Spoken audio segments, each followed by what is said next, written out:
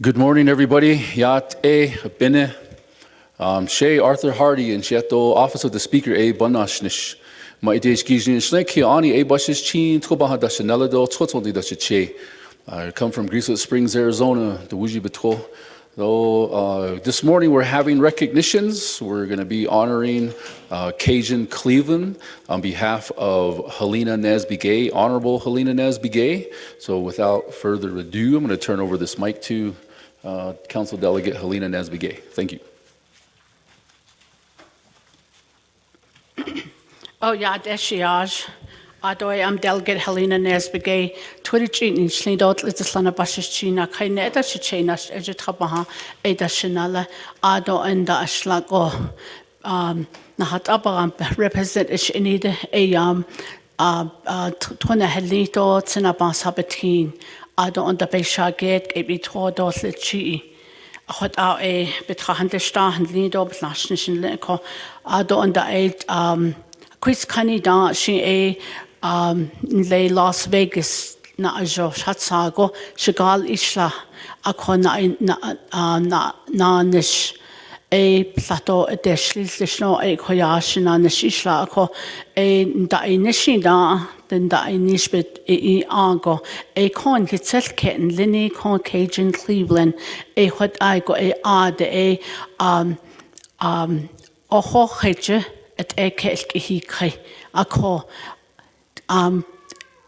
Indian National Finals Rodeo ad a contestant in Lingon hitch a kitten long codona rago na bahobi kayato na rago hot na handi lord and leko de hot h a handlini de big dead that's where she was crowned at the Las Vegas at the All Indian Finals Rodeo. So she represents the whole Native nations across the U.S. and into Canada. So, you know, from a young lady from our nation representing a whole white nation like that, I just wanted to honor her and to let her know that we stand behind her and we support her in whatever she tends to do to represent the Navajo Nation in a great way and to show the great support that we have for her.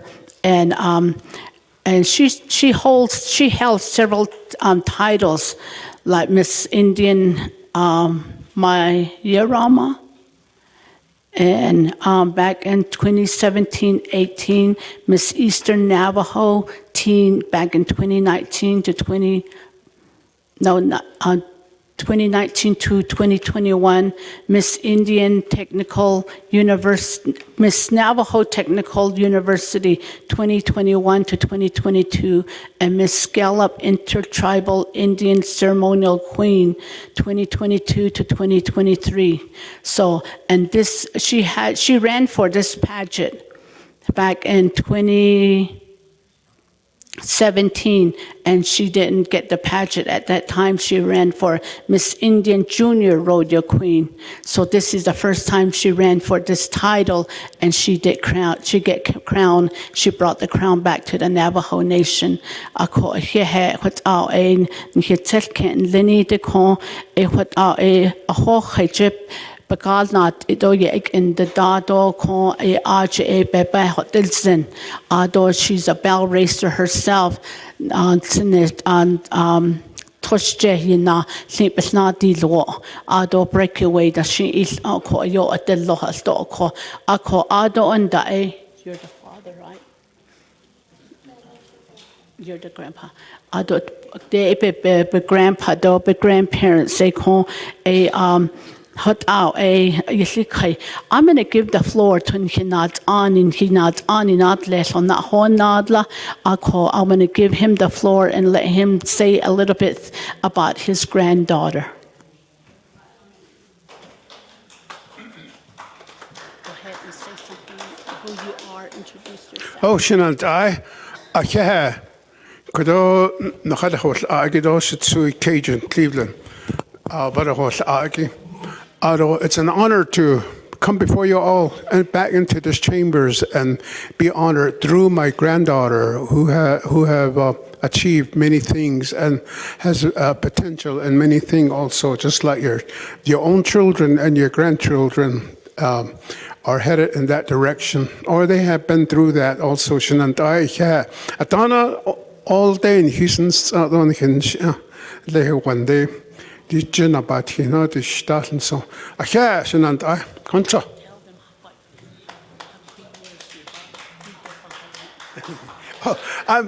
I am sporting my council delegate button, if you will.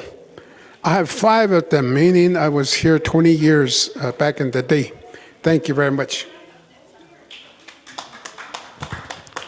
Cajun from the 25th Navajo Nation Council, I want to award you with this certificate of recognition.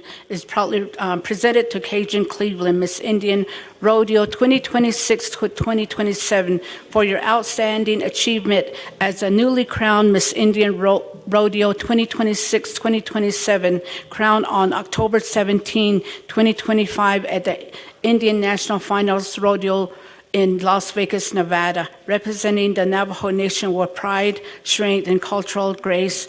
Your commitment to rodeo, your community, and the net values inspires young women throughout Indian country.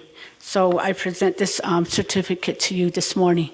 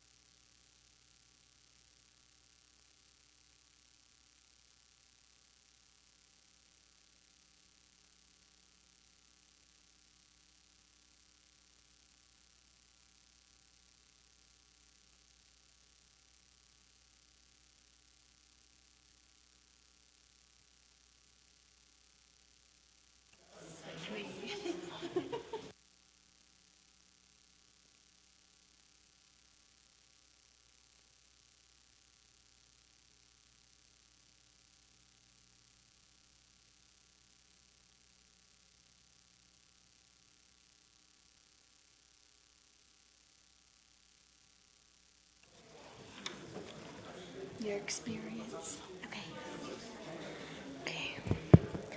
O yat bene shik dosh na na hain so kaigi ya Cajun Cleveland in this ya kia ani nishle dod courage eat ni bushes chin tinanjani dat shiche dod zetgo and in a days chini dat shinelet akut out a nebula ashka in nishle aronele de tkobe wiskana a dat na sha isna kenzi a will ye aro Shemasan A. Ruby Morgan Willia, later that's Zito Shiche A. Lawrence Morgan Willia, Shiche A. Speaker of the Navajo Nation, Don Lean that A. Yahin later that's Zito, Ado Shema A.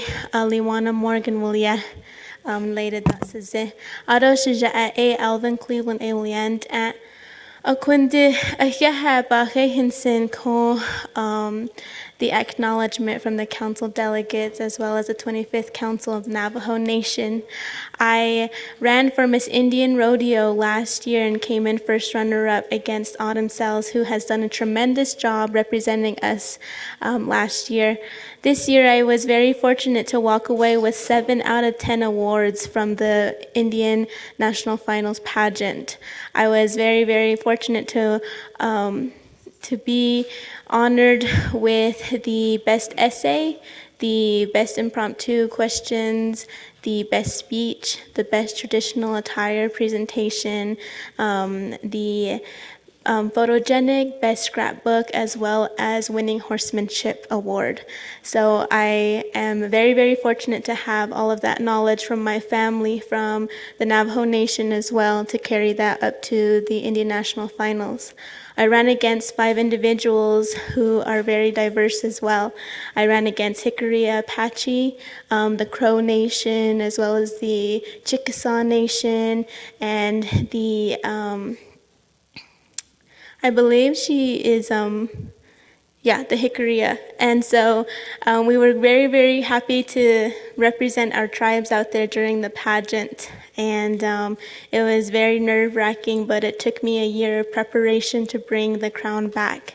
So I'm very fortunate to bring the crown back to the Navajo Nation and to represent all Native American tribes across the U.S., as well as Canada, through the sport of rodeo, the Western way of living. And so moving forward, my platform is to ensure our quality relationships that are made through public and social platforms like rodeo, conferences, clinics, and whatnot, and to also educate our youth through these initiatives to educate them on holistic health, livestock health, agriculture, and science that has always been within our culture, but through modern science today.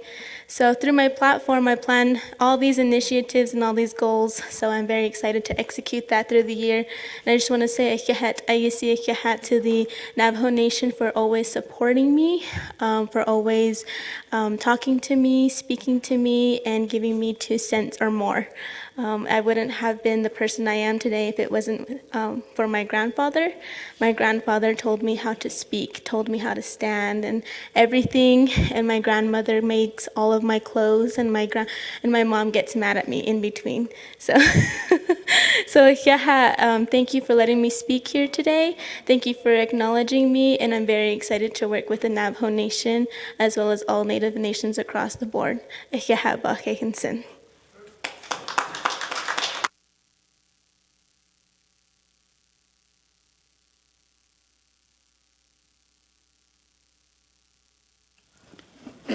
Is this your phone speaker? Whose phone is this?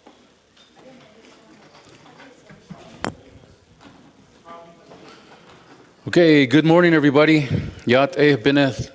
Welcome everyone into the chambers this morning.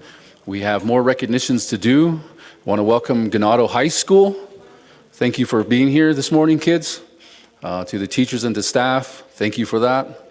And we have the former speaker, Morgan Cleveland. I don't think he introduced himself. I don't think he said his name.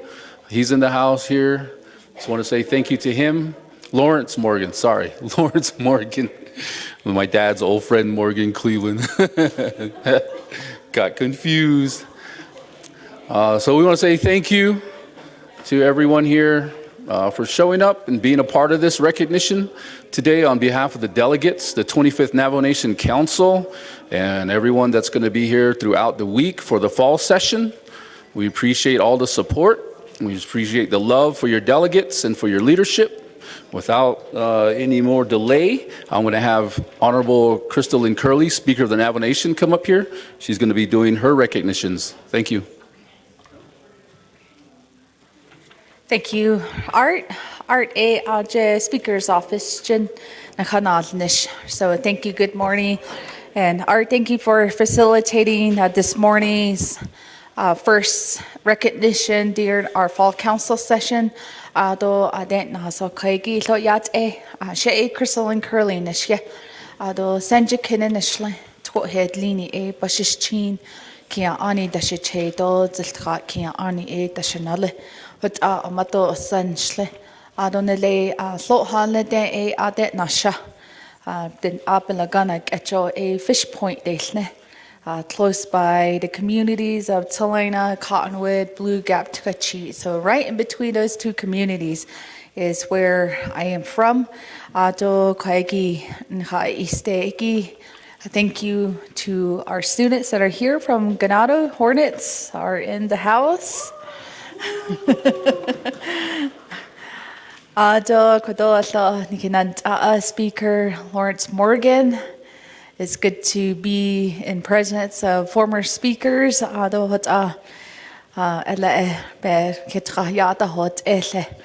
you for being here, Speaker Morgan, and also Shadeja Cajun. She's also a former ceremonial, so a sister of a crown as a former ceremonial queen as well. So it's good to see many of our sisters going to do big and better things. So I do believe in you and support in you. And this morning I do have 2 recognitions. And first of all, one thing that I continue to advocate for is physical activity, wellness, being healthy spiritually, physically, mentally. Physical and mental health is very important.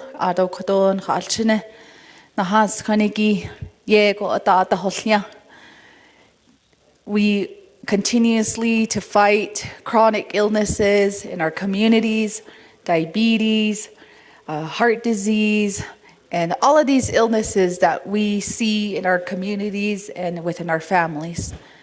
But one thing as young people we can prevent, we can encourage each other to be healthy through sports, through chores, through activities, even by sheep herding back at home after homework, cleaning the yard, or at school through sports. It may be volleyball, basketball, wrestling, softball, any of the sports. Challenge yourself to do that. So this morning, my recognition, I want to welcome down 2 of my recognitions this morning. They're both coaches. If we can have Mr. Brian Kay and also Tana Key join us down here on the floor. We are more than welcome to bring team members, your support onto the floor. You're more than welcome to come on.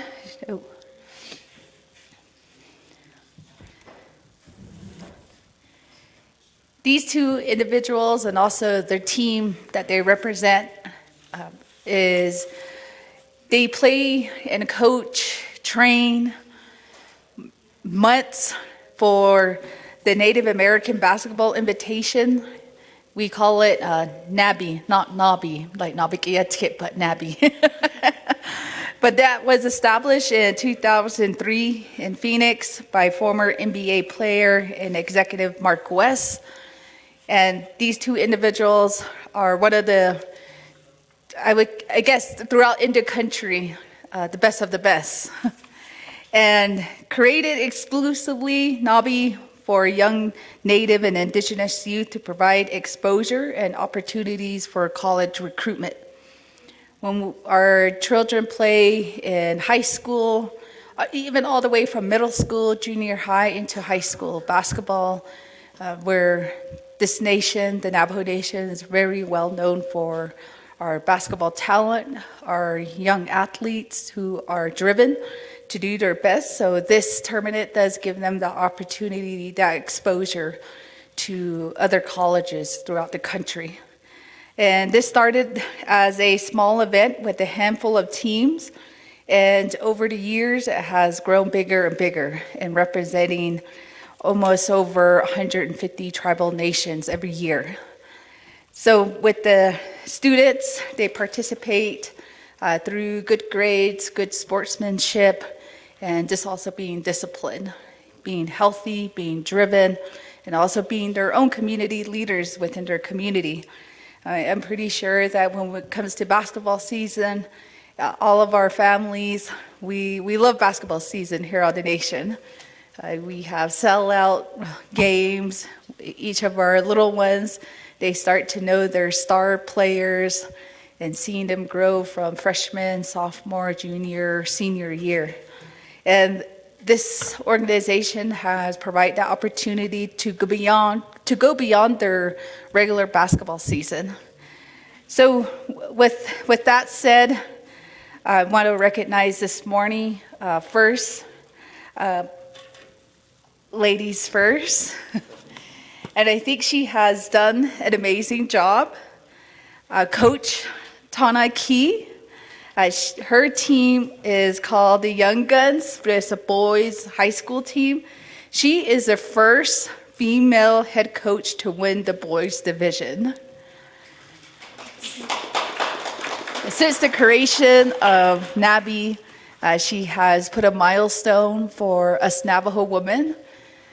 We, as Navajo women, are diverse in different areas, being able to adapt to any environment and being able to coach and to lead, to mentor, to train a male-dominant sport.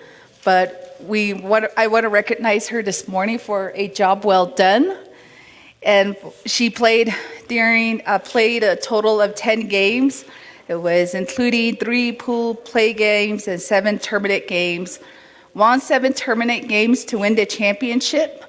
And this all happened at the Footprint Center in Phoenix. So if you don't know what that is, the Phoenix Suns Arena. So our kids had that opportunity to play on the court. So with that said, I think one of the significant things to also highlight is the team members, her players. Out of her team, at least 2 or 3 have been given opportunity to play college basketball.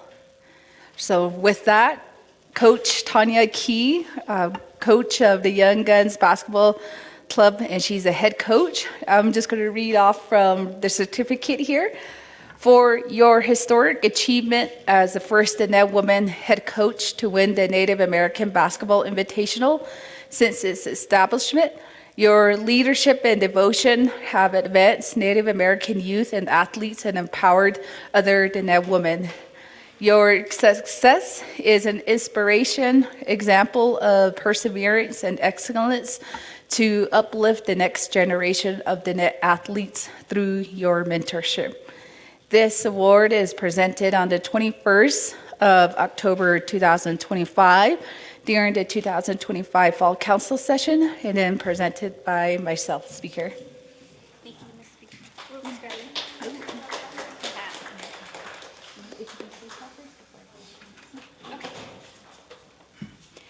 Yad she tanaki and je na kaidene nishle twitch ini bashchin kia ani dashanele sanjikin dashache shemado shija Bernadette do ediki wulye Clayto de nasha. Hi, good morning. My name is Tana Key. Thank you for having me out here, Navajo Nation Council and Speaker Curley. I appreciate the invite and the recognition. And to my Ganado students, hi, I don't know if you know, but I'm an Ganado alumni, so I'm very happy to see you guys here today. And everybody that helped us get to where we are, I want to say thank you to my parents and my family, my sisters, for helping us through the season. We started 5 years ago with just a group of boys that wanted to play basketball. So as a female, as a mom, I was like, well, let's do it. Let's put a team together and let's start something. So getting jerseys, putting teams in is how we started. From then till now, it's a lot of work, a lot of personal time, and a lot of effort. So everyone that helped us along the way, I just want to say thank you. And also to our fans on the Navajo Nation, thank you as well for helping support us. And one of the things that I wanted to recognize with our athletes too, their time and dedication in putting into the team, as far as traveling costs, fundraising to make it happen for these Native athletes to go beyond Arizona. So traveling different states, it was a great opportunity for them to be seen and to be recognized, and also just to give them opportunity to experience off-the-res lifestyle. And don't want to talk too much. I was going to say a lot, but well, along the journey, along the way, I want to say this is our second year at NABI. Our first year, I had a lot of things going on. My youngest daughter, Dayla, was diagnosed with cancer. So being a mom and a coach, I would find time in between to go to the hospital, go to the gym, go to tournaments, and along with that, my family helped me out as well. And one of our team parents, her name is Valerie. She was a lot of help through my journey, and I just want to recognize her as well for all the efforts that she helped me to get the boys where they're at today. And along the way, this is a story that we would joke around. When it came to NABI rosters, we always left 2 spots open. Our 1 spot open last year. We're like, well, maybe this boy will play with us. And the young gentleman I'm talking about is John Madley. I was like, I'm gonna leave a spot open for him. Maybe he'll join us this year. We always kept our hopes up and see if he would, but he's a busy person, very talented, so it was very hard to get him to run with us. But this year, alumni from Winter Rock High School just put in a good word, which is Ephraim Sloan, and I just want to thank him too. And that's where we were able to get John and Grant Madley to play with us this season, and they showed they brought a lot to the game as far as patience, being disciplined, and just the basic style of basketball. And you can definitely see that in the highlights of the game. And I also have another player named Stefan Ironshell, who's now at Park University. He's doing great as well. A lot of seasons are starting up to play. And I just want to recognize the other players. Let's see here, sorry. So we have Jaron Garlarza. He was a senior, and he was attended Mesa High, who graduated this past year in 2025. Stefan Ironshaw, who's a San Carlo Apache, graduated from Valley Prep, class of 2025. Gabriel Childers, who is Navajo, and will be graduating this year, class of 2026, with Arizona Lutheran Academy. Darwin Gambler III, he's a Northern Arapaho, class of 2026, is attending Central High. We got Israel Loring, who's a Salt River Pima tribe, graduated class of 2025 with Mesa High. Grant Madley, Navajo, class of 2028, who is attending Central High School. Christian Tutchin, Navajo Nation, graduated from Rehoboth High School, class of 2025. Kellen Mount, who's a Northern Arapaho, class of 2027, who is attending Central High School.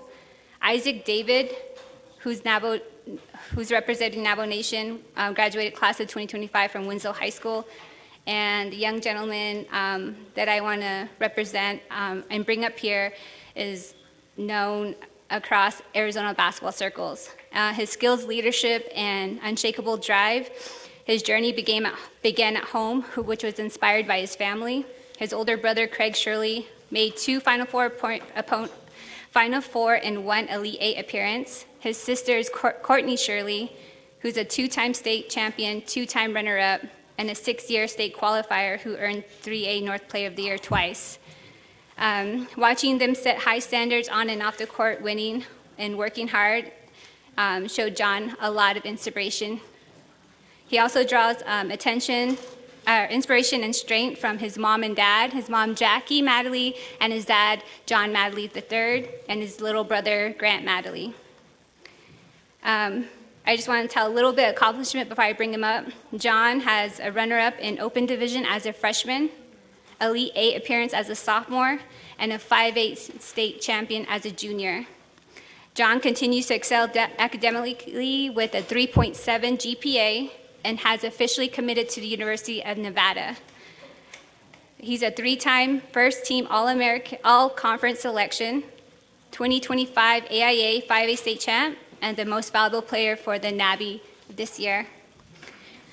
Beyond the titles and stats, I just want to let you know that John, with his humility and respect for the game and his dedication to his team, family, community, and a proud member of the Young Guns program, Monstars program, John represents everything we stand for: resilience, discipline, loyalty, and pride from where he came from. Help me welcome John Madeley.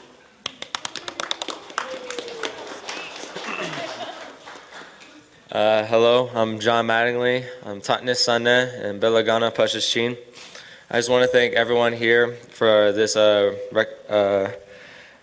recognition, and I just want to thank my family, my mom, and my dad for helping me throughout my life. And I want to thank my older brother and older sister for teaching me the game of basketball and helping me love the game. And I just want to thank my little brother Grant for keeping me inspired to be better so that I can lead the way to set a good example for him for when he gets older. And I'm just super grateful and honored to be recognized by everyone here. And I just want to say that I have committed to the University of Nevada, go Wolfpacks, and we're trying to make another run for 5A state championship at Central High School, so try to come to some games if you can. But thank you, everyone.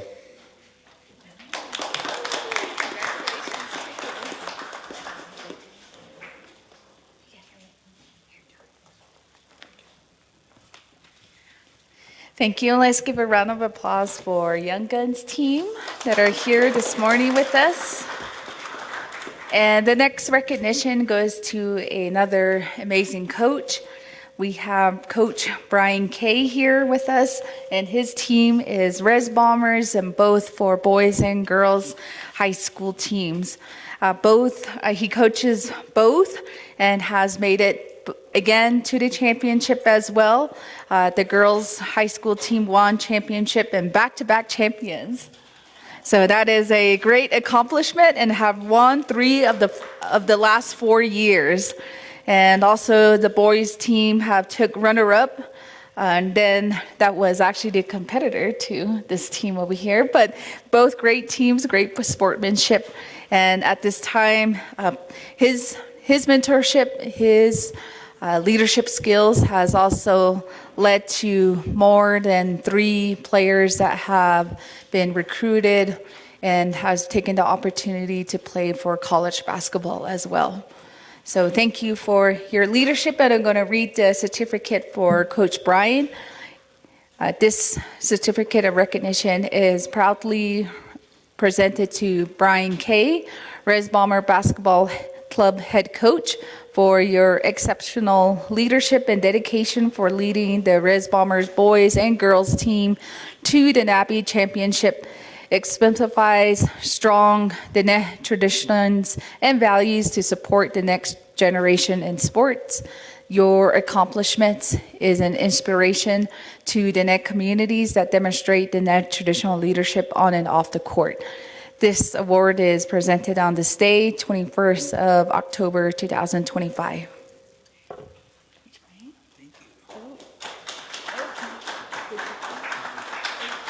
Introduce yourselves. Hey, good morning, everyone. First off, I just want to say thank you to Speaker, Council for inviting us and providing the recognition today. Truly appreciate it. It means a lot.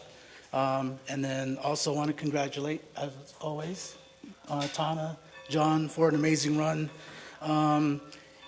We've been We've had our program since 2018. Proud to say that for the girls division, we've been in the Final Four every year. We've won the tournament in 2022, 24, and 25. We've got over 30 kids who have played in our program who've gone on to play college. We have a couple kids who have graduated with their bachelors, working on their masters as well. So we really try to emphasize education first. I know a lot of athletes nowadays are focused on it's sports first, but with us, we really try to focus on education. So for you young adults here, those of you that are playing sports, that want to go on to do something, always focus on your academics. One of the things that we really try to strive for is, you know, a lot of the children come back and they thank us for what we've done, and I'm sure Coach Key will have the same thing. You know, players will always say thank you. I always strive and tell kids, you can thank me by getting your education. You can thank your parents the same by giving your education. Come back and give to your community, and I hope that's something that you guys strive for and work for. I've got unfortunately, Sydney Benali couldn't be here. She was our back-to-back Nabi MVP, so she helped win it in 24. 24 and 25. We've had this program going for quite some time, and then it was our first time having a boys program. We weren't really looking to do a boys program, but we, put one together, and we surprised not only a lot of people but ourselves that we made it to championship. And I can't say enough good things about this young man right here. This man is an absolute great, humble, amazing young man. And then I also want to shout out my son as well, Trajan. He did an amazing job this year. And for the young ladies who have played with me, I mean, the list is long. So for, everyone from Diani Tielu sisters who come out of Farmington, we've got Ali Sosi, we've got Krista Senegeniazi, we've got Riley Whitehair who came out and played. We've got girls that go far as back as my sister. I can't forget about my daughter, Keely. She's been coaching with me since 2022. I don't recall there being a father-daughter or even a father-son head coaches that have won, let alone one of the biggest accomplishments and things I'm most proud of is the fact that I believe we're the first program in Nabi in the 22 years of the Nabi Invitational to have both teams from a program make it to the championship. So if anything, that's something I'm extremely proud of. As much as we would have liked to win it, that's not how it always works out. Just the better team won that day. So I'll always congratulate, Tana, John, and, the rest of the boys for an amazing job. But yeah, I'll just turn it over to my daughter, Keely, real quick. And thank you.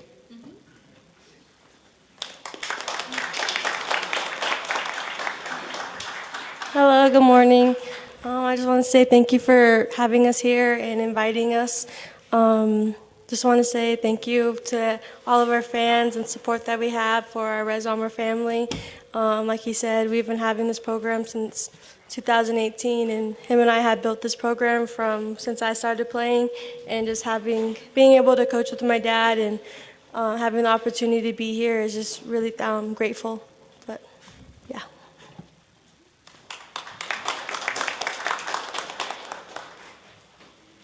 Now let's give another round of applause for our two coaches, and good luck again for the next season. I'm pretty sure they are already training, and also much success and blessing to both of your teams.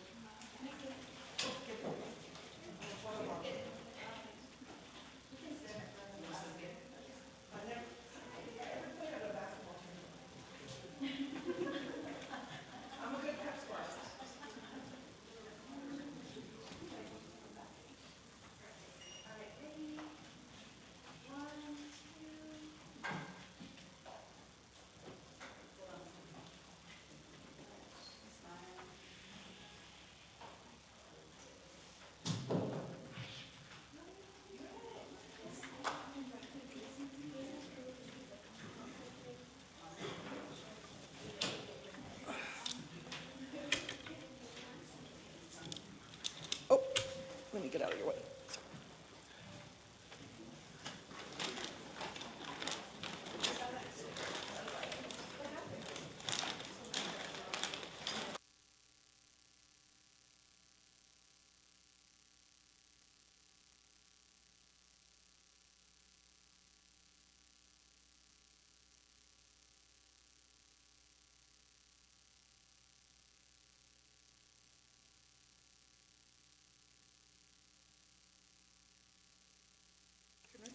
Okay, we're still waiting for 16, so we're good. Do you want to make that announcement? Sorry, colleagues, so they don't give me the side eye. Good morning, colleagues, and also our guests. The bells have been rung at 10.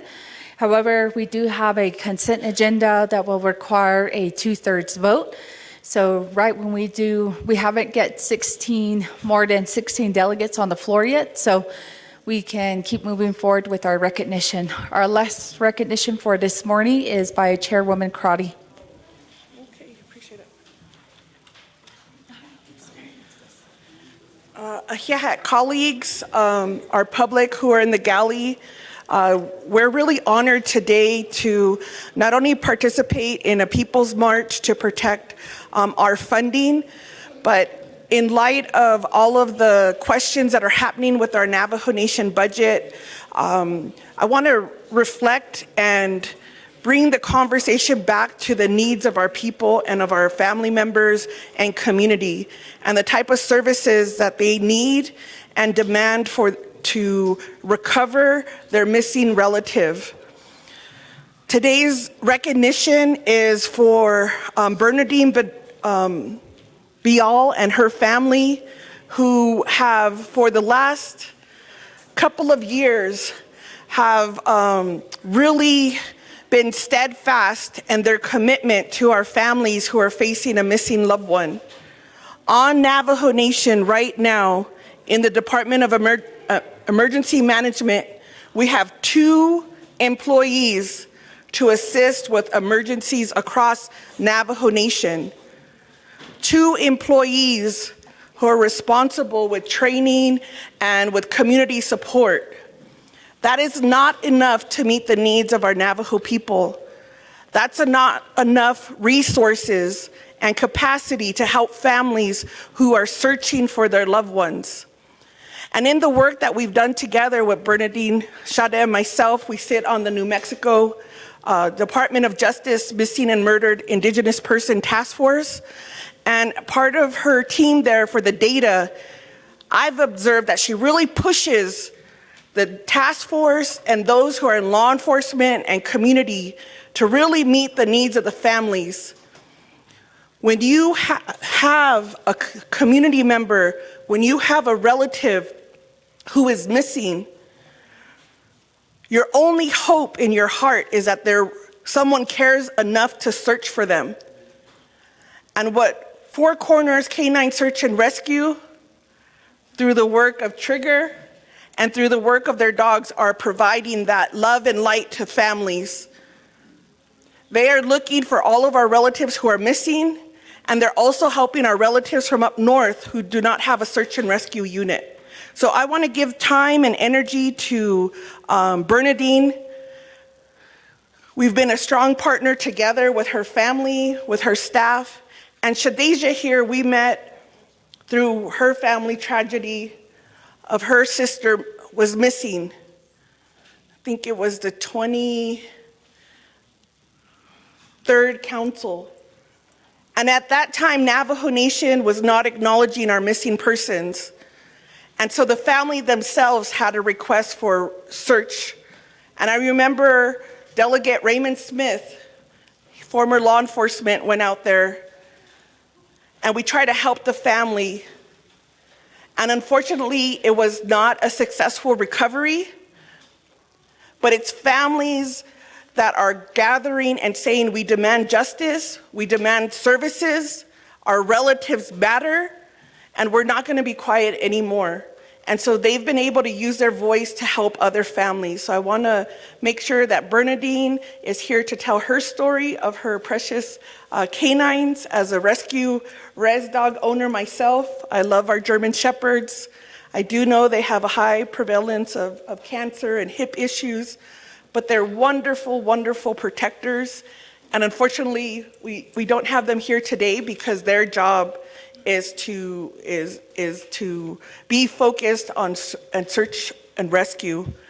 You may have read in social media or heard that 3 weeks ago in the Red Rock community there next to Gallup, there was a Navajo woman who was swept away by the floods. Her family called for help.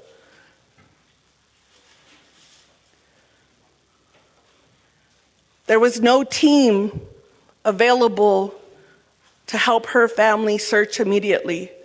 But Shanella, can you join us? This is the K-9 Search and Rescue Team. So we worked here with Shanella Delegate Lester Yazzie on here are the support and the resources that we could help at a community level. And so with their team and their training, they assisted with the incident command, and they deployed out in some torrential conditions. And what they've asked the Navajo Nation is, help us help our families. With 2 people, it's not enough.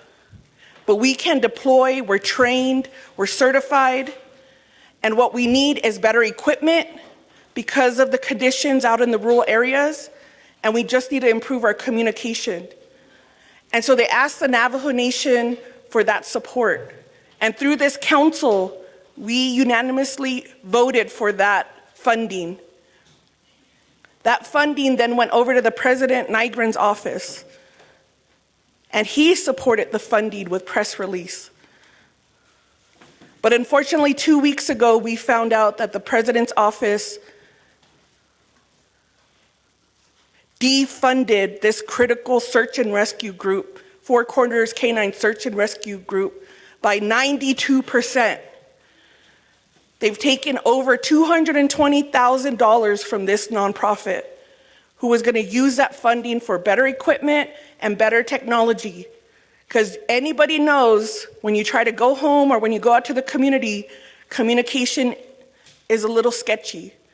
And so what we're asking for today and demanding, I am, the council, our committee, the people, for the office of the president and vice president to return that money. It is not their money. It was not approved for travel. It was not approved for other things. It was approved to help search and rescue nonprofits, to help do our work for our families. So Shade, I know that your name was mentioned yesterday by Vice President, but I wanted to give you time with you and your team, and then Shanella here, on the amazing work that you've done. And this is your time to speak not only to leadership, but to our children who are here, who may know maybe one of their relatives, maybe one of their parents, one of their community members. We now know that juveniles running away, we're seeing a high increase. And so I wanted to recognize the work that you're doing, because we need to work better with nonprofits, and we have amazing talent out there where the government cannot provide services and protection, that there's Navajo-led nonprofits who will help our people. So please come up, Shadeja, introduce yourself, tell your story. You have the time because we don't have quorum yet, so come on. Thank you, Crowdy. Good morning, everyone. My name is Valia Cisco. I am with Four Corners K-9 Search and Rescue. Ki Ani Nishle, Lizathlana Bashashin, the Bethlejana Dashate, Taba Dashanale. I've been with Four Corners K-9 Search and Rescue for 4 years, and my sister's case is what drew me to join Four Corners K-9 Search and Rescue, and as well as families like Sharon Caccini. They give me the strength to keep doing what I do. Seeing their strength and the resiliency in this recent case keeps my motivation up and gives me hope that we are bringing people home, as well as her case received a lot of urgency, and just imagine if all the missing person cases received the same urgency. Imagine how many families would receive closure. So, and that's all I'm going to say. Thank you. Yat A Bernadine Biel Yenishe, Toricini Nishle, Kia Ani Bashichin, Bitatni A Dachiche, Honagatni A Dachinale. Real quick, I just want to recognize team members. We have 9 team members that are certified. All our team members have to get certification through FEMA.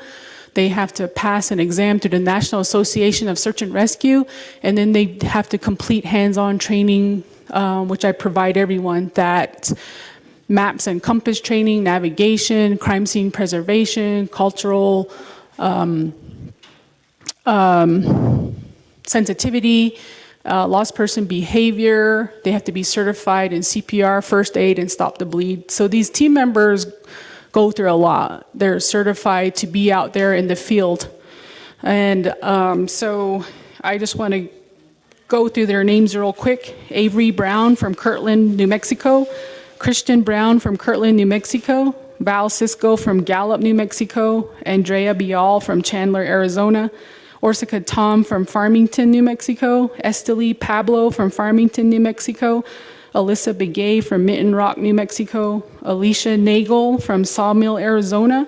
Jared Velarde from Dulce, New Mexico.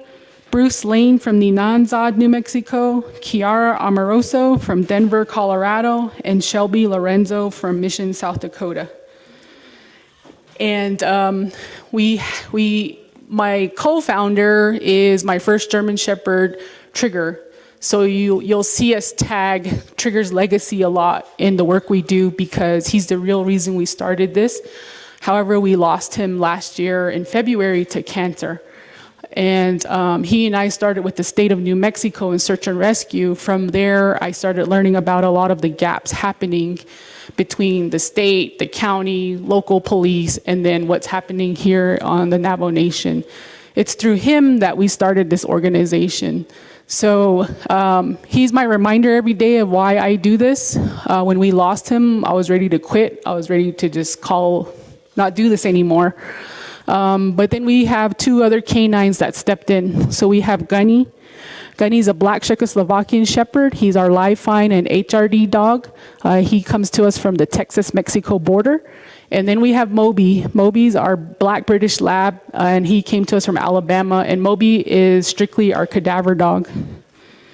So today, I just want to talk to all our honorable leaders and relatives. I want to thank you all for recognizing Four Corners Canine Search and Rescue today. Our team is made up entirely of people from this land. Our grandparents were born and raised here. They didn't just live here, they survived here. They learned how to hunt, how to grow their food, how to use their land to sustain their families.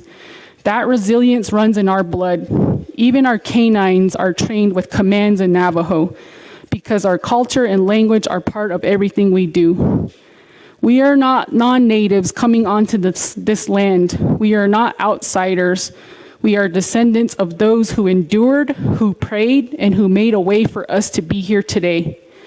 I often hear us all refer to each other as relatives, and we too speak of one another that way.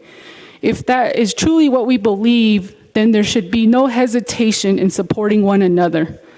Supporting this work is not just about funding a program. It's about standing by our relatives who are doing the work for our people, with our people, on our land. Our focus has always been the families, the mothers, the fathers, grandparents, brothers, and sisters who are living through the pain of not knowing where their loved one is. Every search we do starts with a promise to those families that they will not be forgotten and that they will not have to walk this journey alone. We're here to serve, but also to educate, to teach and expand understanding about what search and rescue truly involves, and especially the vital role that the canines play. Their training, their precision, their discipline, these are not just tools, they are lifelines in bringing our missing relatives home. We also work to educate others outside of our communities about the importance of cultural sensitivity when it comes to missing and murdered Indigenous people. Our ways, our beliefs, our people must be respected in every step of the process. The work we do isn't about titles or recognition, it's about service. When we step in, when families are desperate for help, when there are gaps in resources or response, and when every second matters. We are not here to take over anything. We're here to fill these gaps, to work alongside our nation, and to ensure no family is ever left to search alone.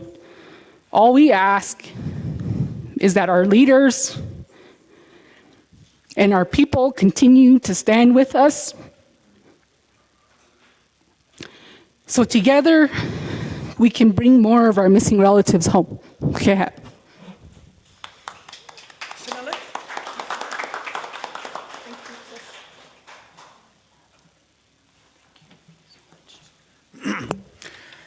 Ja, det binnet Arnold schoshik edos het net o je kwagin khano ja. Do in de shas twish zani silsel shalchin do in de salat soy. Arnold scho at enige de disnil. Do she ja Lester ja ze egin she touchin slot last chi bas chinki ani de chanel do she et de she.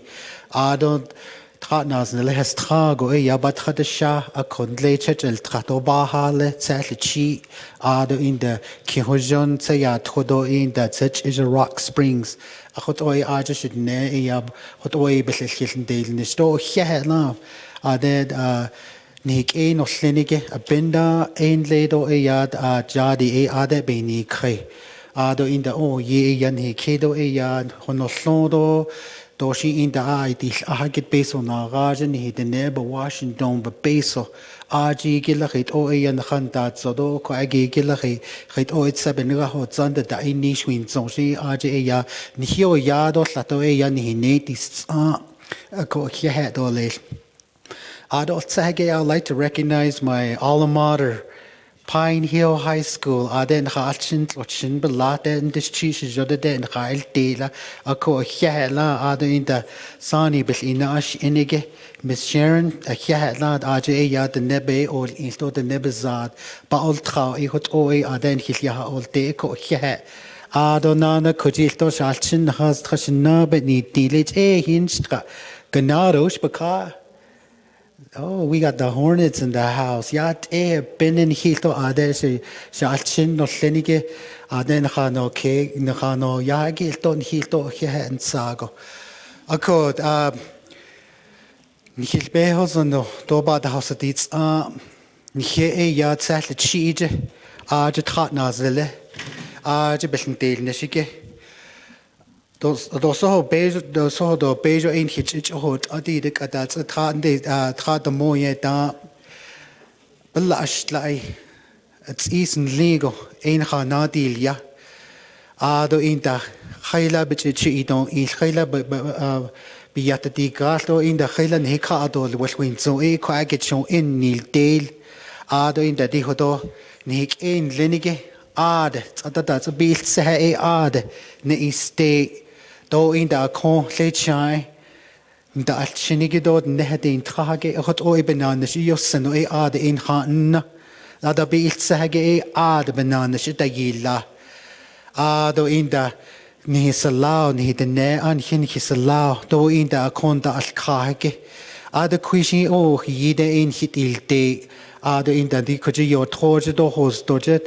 At Kenya, the Kagan, his allow, Ada in the unlady McKinley County Sheriff's Agent Hilhahot Zoge, Ada in the Anan George don't his allow Linige, Ada in the Navajo Nation Emergency Management.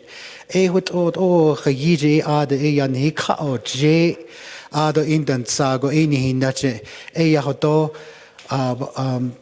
Hainil Nido Anhilcho Ego a whole G's.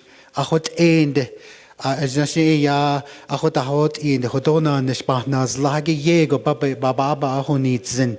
Beninani gets at a bit Sahagi hot on so den delo, Benanishigi Sayil, do add any at Sandakre, a cohot or eight Adan Sago, Eba Hinson, do Hodod Alkai Jege, The in that Shinant I ba Hinandnistil, Miss Ida Nelson, president of the Satlachi chapter. Njeno the Bedanegi Sadigi ye Sahanan Hil Ito, Dan the Shitahoto Nito, Asa Bechon Ego hot oyen hitch Yatko in a hona the hot in the Eya and the she Aji Eya hot a hot ide or Bahis and the hot nil a hot in a consago. Yeah. We extend our heartfelt gratitude to the Four Corners Canine Search and Rescue. They were the first group boots on the ground at Satlachi chapter.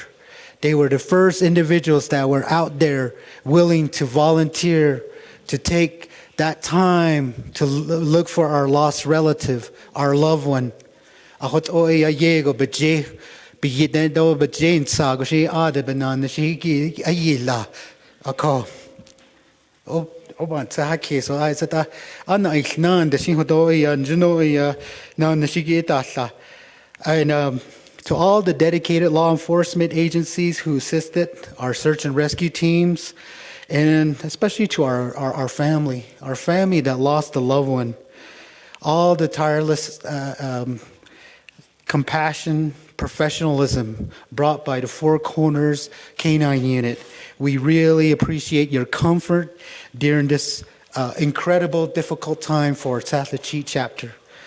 We are deeply thankful for all our Navajo Nation law enforcement, our Navajo Nation emergency management, our search and rescue teams, all the surrounding law enforcement agencies that participated for standing beside us when we needed you guys the most. Di beso ni Ilia. Yan Hachin Aja Banana Dayosanigi, Beso Echito Aja Yachon Idole, Halan Sahoden Dale Hatni, Hot Ohonit Aho, Hach Eta da Cohot, in Helabit it a dish isla, Helabia dish, Hatlat Winzintla, Ada in his law, say Ada Banana, Shitayil, Ada in the Hodon Hachin, Hot Obananas, Adayosanigi, a Hot Oebe, Ka a Cocodo Beso Bait Obaint or Nelto Beach, Ado, Tato. Be adole nchidi yot eto adole be na haidon hegi ekwagi gego eyato do eya hot o e pesona benya ni zota kujin hachin aja bichi do yichi ol ido ada shebebets az stoda chedebet ko in da yi khato adole do tehlin de shita be eya nda yi ne hot o e ben na baba ko ni zi ako thank you Four Corners Rescue. You are an essential service here for the Navajo Nation. Akyahatlam.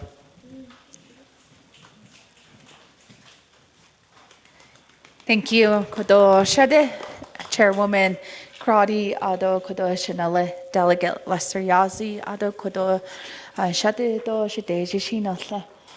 Thank you for being here with us, the leadership, and expressing your frustration.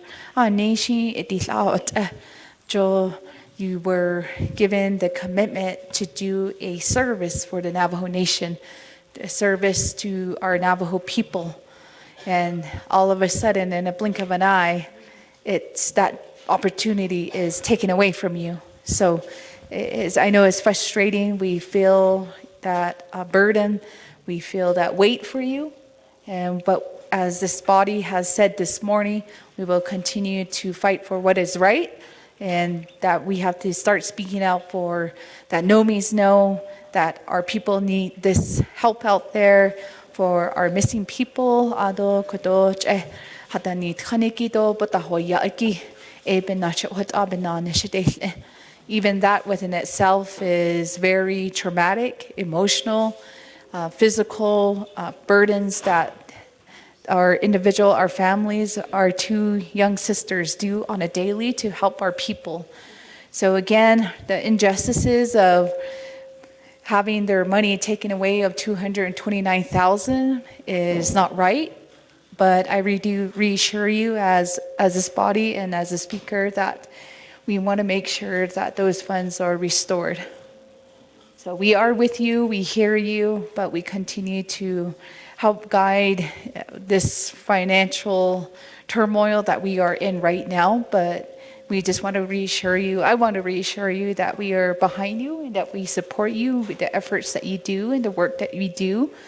And so thank you again for still willing to help our people. Although that this is happening, you still have the heart and the passion, the mind to continue to do the work. So I just want to say, Okay,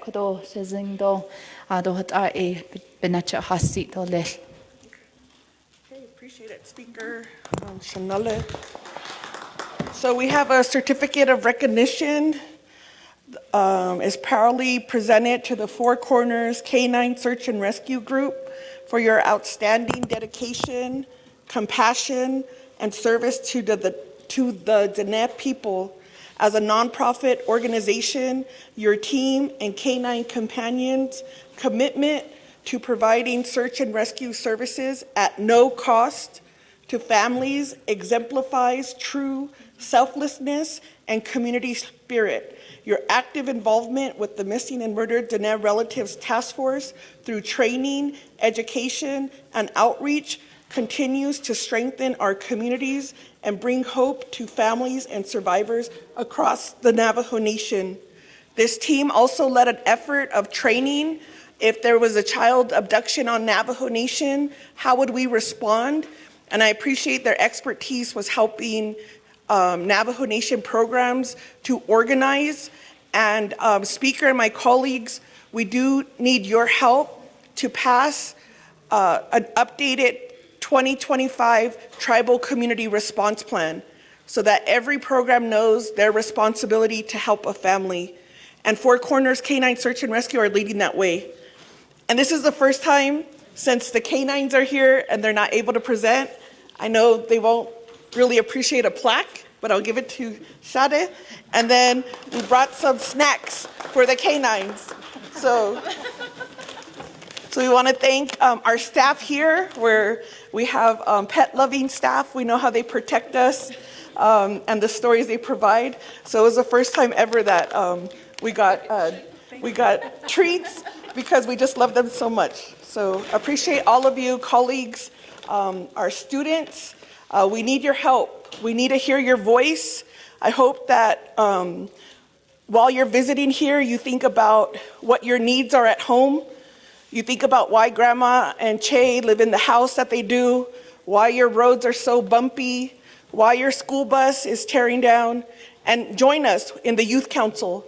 We're going to be creating a Youth Council to hear directly from you and what are the support that you need, whether it's like the basketball tournaments or those who are not into sports. How do we bring more art?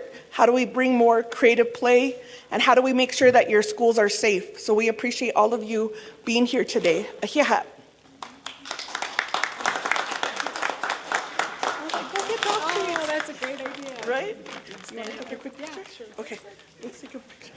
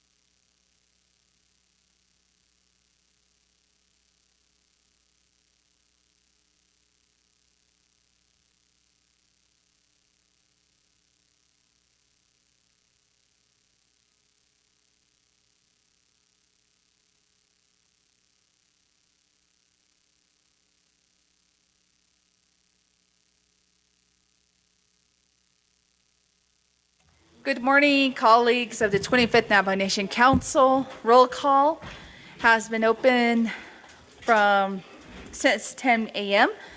So we do have 18 members of the council here. We will reconvene here at 10:35 a.m. And this morning, Council Delegate Lester Yazzie, may you provide us invocation this morning?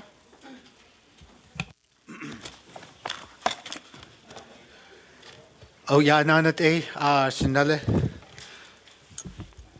Do in the hodo sa bena o ka nlenige. Kadona nisha niliage. A hela anal schoshik edo shit ne. That dohuni John late loje. A koto ya nhano yahake kotoshit alt season de ya. Nakhana o kan lido citizena in and loshi koto ya. Benache ya hodona huitlato le.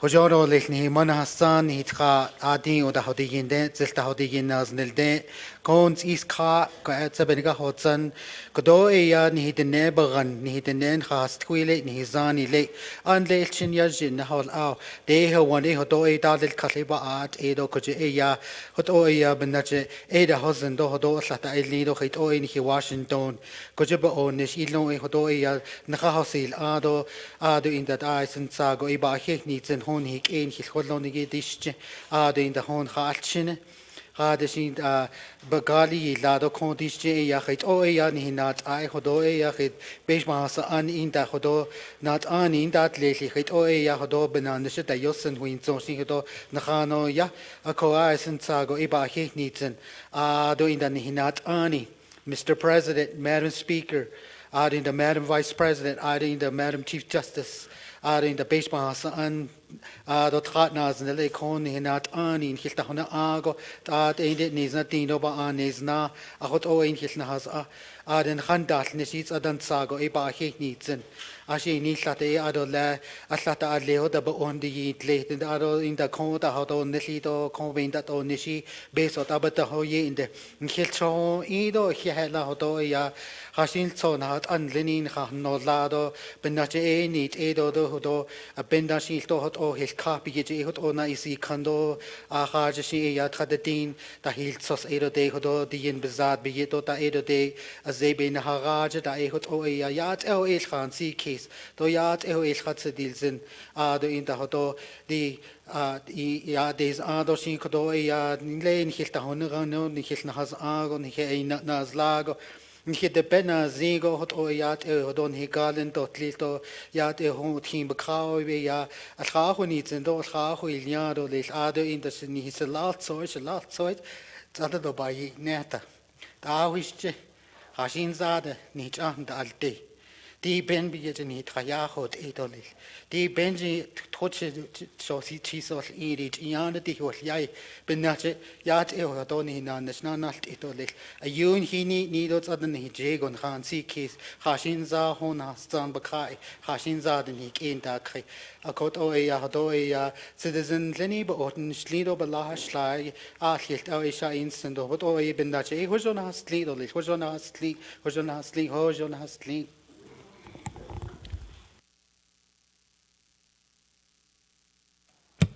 Yeah, Shanella. Thank you, Delegate Lester Yazzie, for doing our invocation this morning on day 2 of our fall council session. And colleagues, a recap from yesterday, we devoted the first day to reports, and then we recessed closed about 9:45 p.m. last night. So with that, we will continue on with our agenda.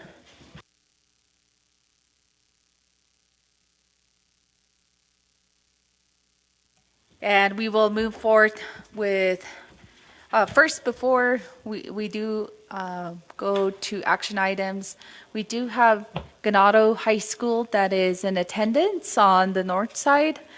So Hornets, wave your hands. So welcome to our council chamber. And we have our newly crowned Miss INFR Queen as well, Miss Cajun Cleveland on the north side as well. And our speaker, Lawrence Morgan, is also here. And to my south side, we do have students from Pine Hill High School. Warriors, right? Yes, Warriors are also in the council chamber, and many of our guests that are here. Also want to recognize my little sister. She hardly visits me here in Winter Rock, but Shadeja from Fish Point, Tanisha. She's sitting way in the back. Jansen, is my. So it's good to recognize her this morning. Also, all of our family and our staff that are here this morning, welcome to our day 2 of our fall council session. And colleagues, we will move on to new business. We do have a consent agenda. So staff, if you could help read the consent agenda into the record. And for the record, it is a 2/3 vote, so it will require 16 votes to carry. Thank you, Madam Speaker. Item A, consent agenda, legislation 0178-25, an action relating to the Resource and Development and Nabakeetik Committees and the Navajo Nation Council, extending the time for a limited waiver of sovereign immunity through September 30, 2029, to allow the Navajo Nation to be sued in federal district court regarding compliance with the National Environmental Policy Act and carrying out United States Department of Housing and Urban Development grants, and authorizing the Navajo Nation president to be the certifying tribal official to execute Form 7015-.15. Prime sponsor is Honorable Brenda Jesus, co-sponsor Honorable Danny Simpson and Honorable Curtis Unito. There are committee reports attached to the legislation. First, from the Resource and Development Committee, dated August 4, 2025, recommended do pass with no amendment. The Nabakeetik Committee, dated August 21, 2025, the legislation passed and was referred to the Navajo Nation Council with no amendment. The legislation is final authority with Navajo Nation Council. Legislation 0232-25, an action relating to the Budget and Finance, Resource and Development Committee, and Nabakeetik Committees to the Navajo Nation Council, amending Council Resolution CJY-35-22, approving CHSN funding to construct a multi-purpose complex in Navajo, New Mexico, removing Exhibits F and G to allow for project changes. Prime sponsor is Honorable Andy Nez. There are committee reports attached to the legislation. From the Resources and Development Committee, dated October 15, 2025, recommended do pass with no amendment. The Budget and Finance Committee, dated October 15, 2025, recommended do pass with no amendment. The Nabakeetik Committee, dated October 16, 2025, legislation was passed and referred to the Navajo Nation Council with no amendments. This legislation is final authority at Navajo Nation Council. Legislation 0211-25, an action relating to the Nabakeetik Committee and the Navajo Nation Council, confirming the appointment of Ms. Loretta Sewing-Yama to the Commission on Government Development for a term of 4 years as the Western Agency Commission member. Prime sponsor is Honorable Herman M. Daniels Jr., co-sponsor is Honorable Eugenia Charles Newton. This legislation has one committee report attached from the Nabakeetik Committee, dated September 25th, 2025. The legislation was passed and referred with no amendment. This legislation is final authority of Navajo Nation Council. Legislation 0217-25, an action relating to the Nabakeetik Committee and the Navajo Nation Council, confirming the appointment of Ms. Andy Lister to the Dene Uranium Remediation Advisory Commission, representing the Southern Abandoned Uranium Mine Region. Prime sponsor is Honorable Sherilyn Yazzie. One committee report attached from the Nabakeetik Committee, dated September 25th, 2025. Legislation was passed and referred to the Navajo Nation Council with no amendments. This legislation is final authority with Navajo Nation Council. Legislation 0228-25, an action relating to the Nabakeetik Committee,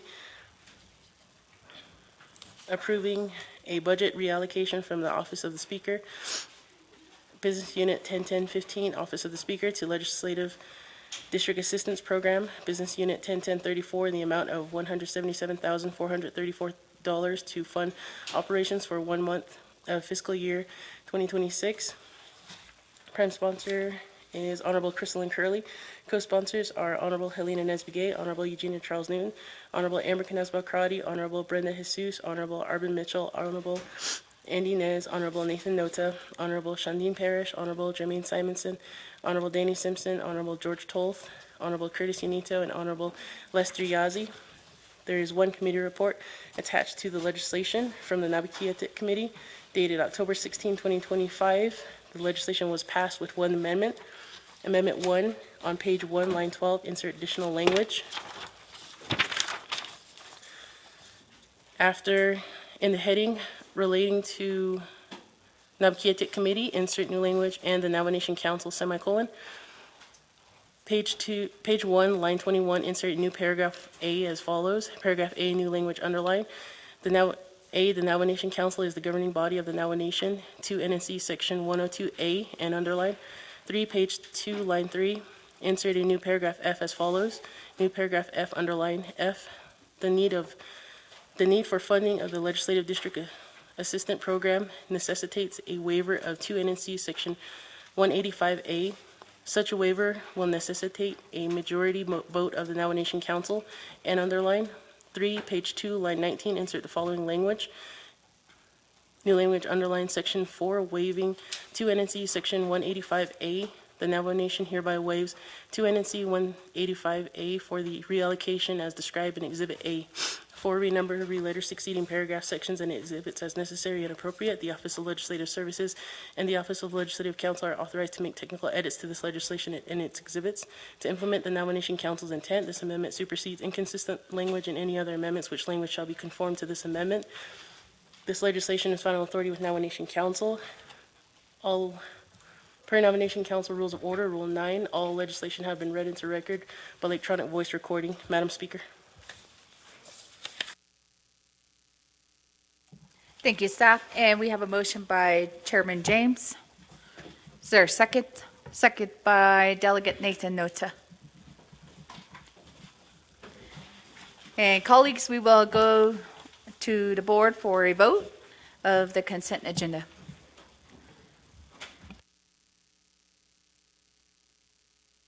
And it will be a 2/3 vote of the council.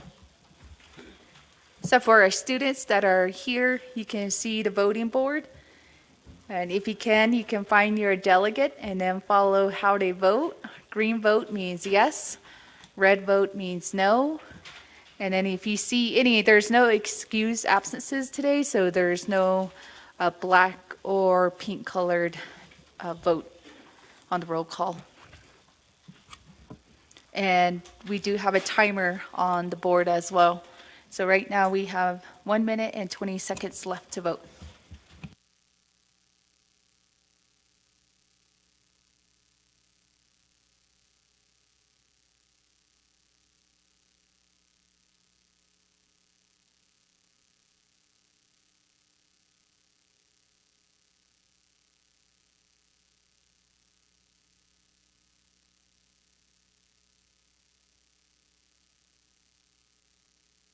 And we're also joined by Madam Vice President. Shema, it's good to see you here in the chamber as well.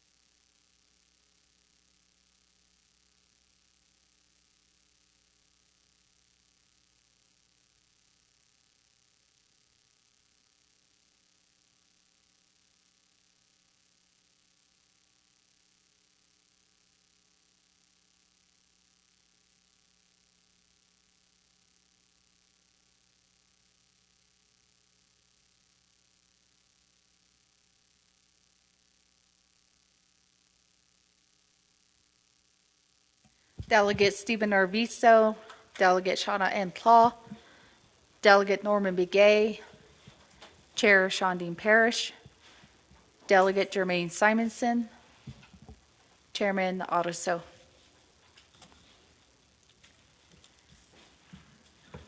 With that, we do have a total vote of 17 in favor, 0 opposed, with the speaker not voting, and the main motion carries. Congratulations, colleagues.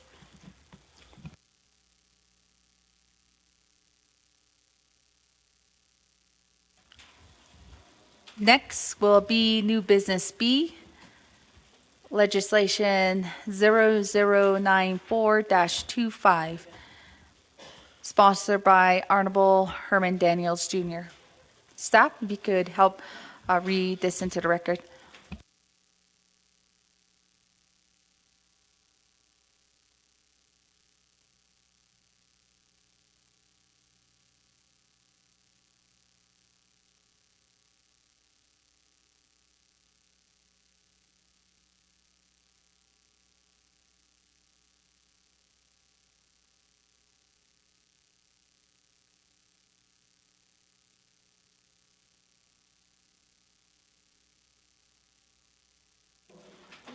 proceed?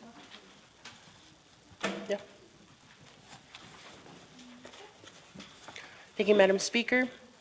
Item B, legislation 0094-25, an action relating to the Resources and Development, Budget and Finance, and Nabakiatik Committees and the Nomination Council, allocating $408,230 from the Nomination Citizen Fund for the Tutadine Tour Turnoff Improvement Project, approving and adopting the Tutadine Tour Turnoff Improvement Project Expenditure Plan pursuant to 12 NNC Sections 2501 through 2508. Prime sponsor is Honorable Herman M. Daniels Jr. Co-sponsor is Honorable Otto So. There are committee reports attached to the legislation. From the Resource and Development Committee dated June 9, 2025, recommended do pass with no amendment. The Budget and Finance Committee dated October 8, 2025, recommended do pass with one amendment. Amendment 1, page 3, line 20, insert new paragraph F as follows. New paragraph underline F, a resolution from Lichi Chapter, Resolution LC 07072025, A, dated July 14, 2025, attached as Exhibit B, supports the project. Additionally, a letter from the Navajo Nation Department of Parks and Recreation and Lake Powell Navajo Tribal Parks dated July 15, 2025, attached as Exhibit C is support of this project, is attached as Exhibit C and underlined. Renumber related succeeding paragraph sections and exhibits as necessary and appropriate. The Office of Legislative Services and the Office of Legislative Counsel are authorized to make technical edits to this legislation and its exhibits and to implement the Navajo Nation Council's intent. This amendment supersedes inconsistent language and any other amendments, which language shall be conformed to this amendment. There's a committee report from the Nabakiatik Committee dated October 9, 2025. The legislation was passed and referred with no amendment. This legislation is final authority with Navajo Nation Council. Per Navajo Nation Council Rules of Order, Rule 9, legislation has been read into record by electronic voice recording. Madam Speaker.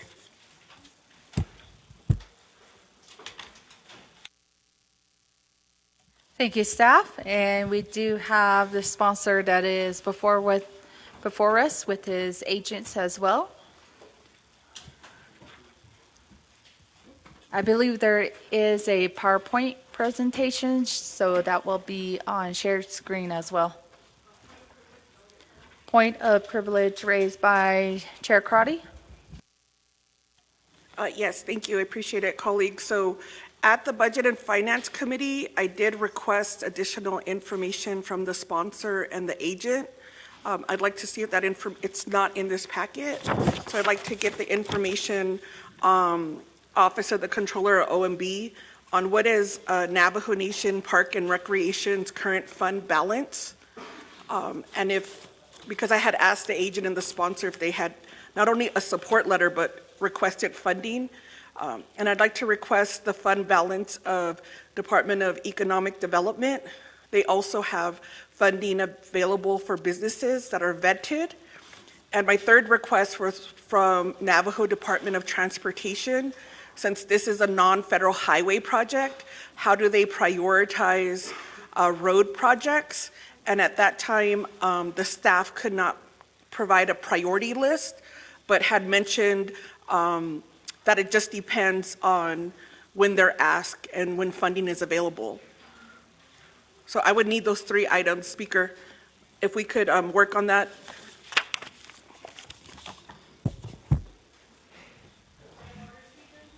Point of order raised by Chair Gina Charles Newton. Thank you, Speaker. I think you should have recognized a motion and a second first before you recognize Delegate Crotty's point of order on the legislation. So if we can get a motion and a second on the legislation, Speaker. Thank you. Thank you, Chair Eugenia Charles Newton. So that was a point of privilege raised by Chair Crotty for additional documentation. We have not done a motion and a second.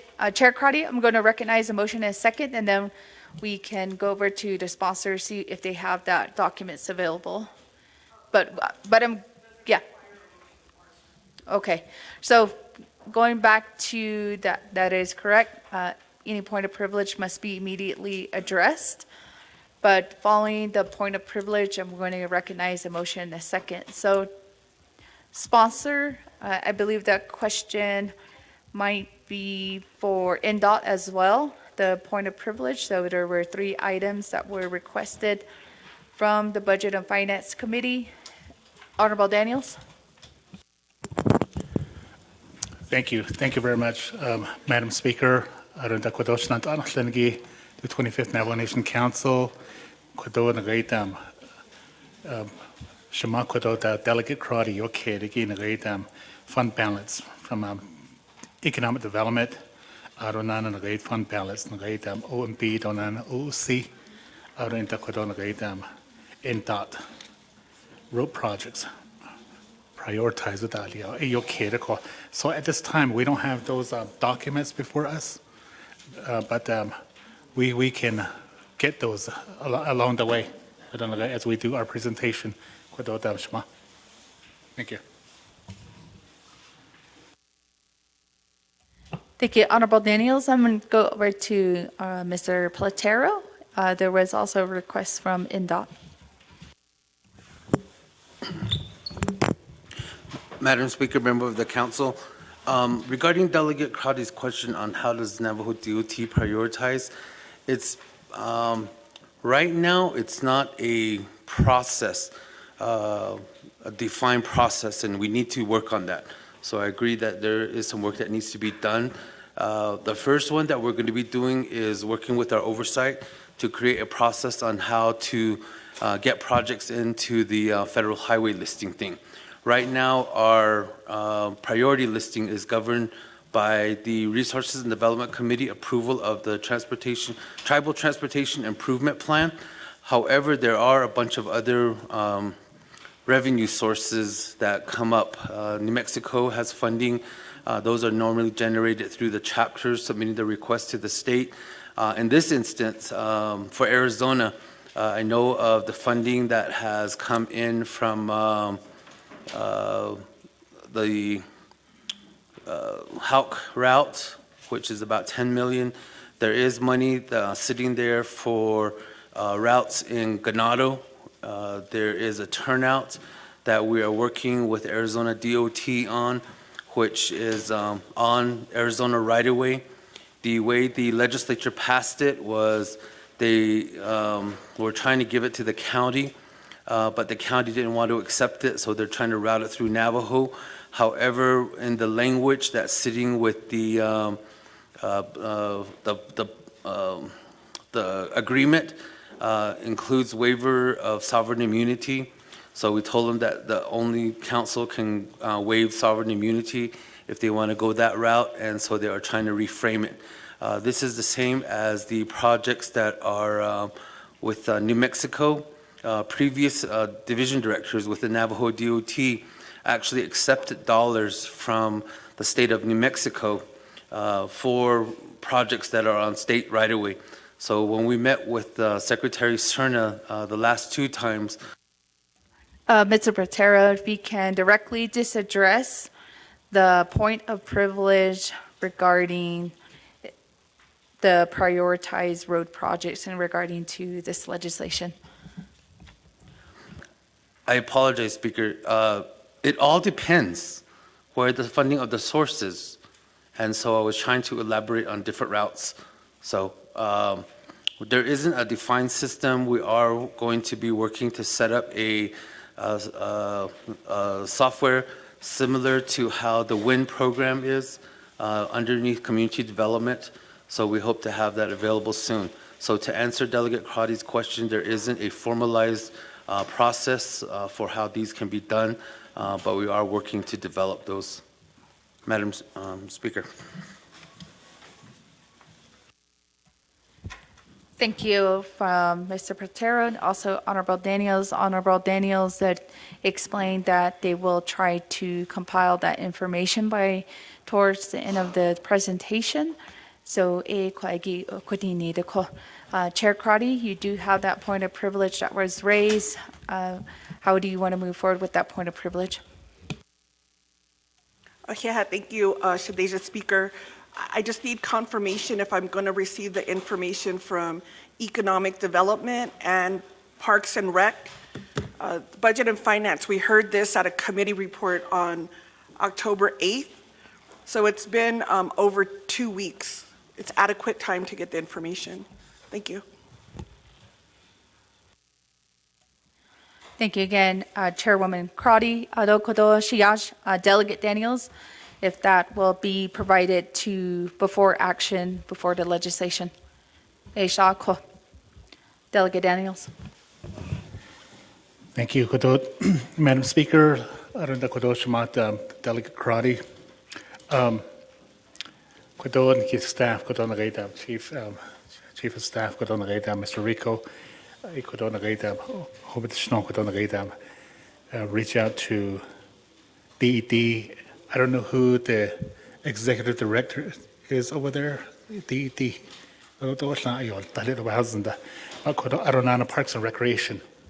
Yeah, the ADBB kid, Madam Speaker.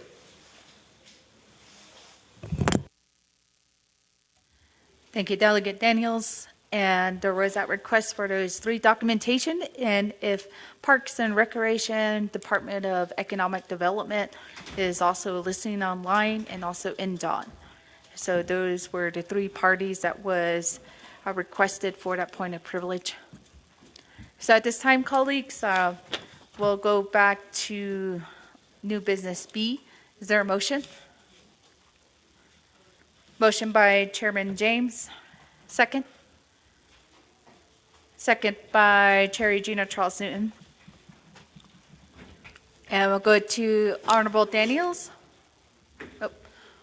Point of order raised by Delegate Simpson.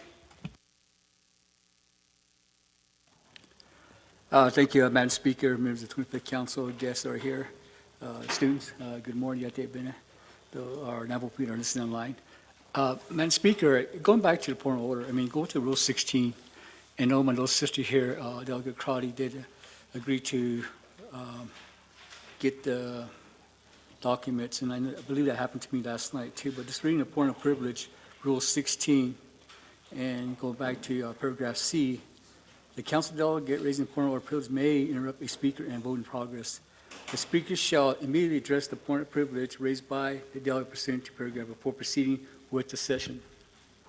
So we're kind of stuck in a limbo here. The documents that have been requested, I know my little sister said she'll go ahead and wait for the documents. But in Rule 16C, we can't proceed until we receive those documents. So I'm not sure how we can address that, even though last night I agreed to it too, to where we can get the documents that I request for in control until Wednesday. But just looking at this, we can't proceed with this session until we get those documents. I guess we have to follow the rules, Madam Speaker, members of the 25th Council. So I think we have to get those documents first, unless we waive this section here in Rule 16. I think we need some legal advice from the, let's say, council. Madam Speaker, members of the 25th Council, yeah.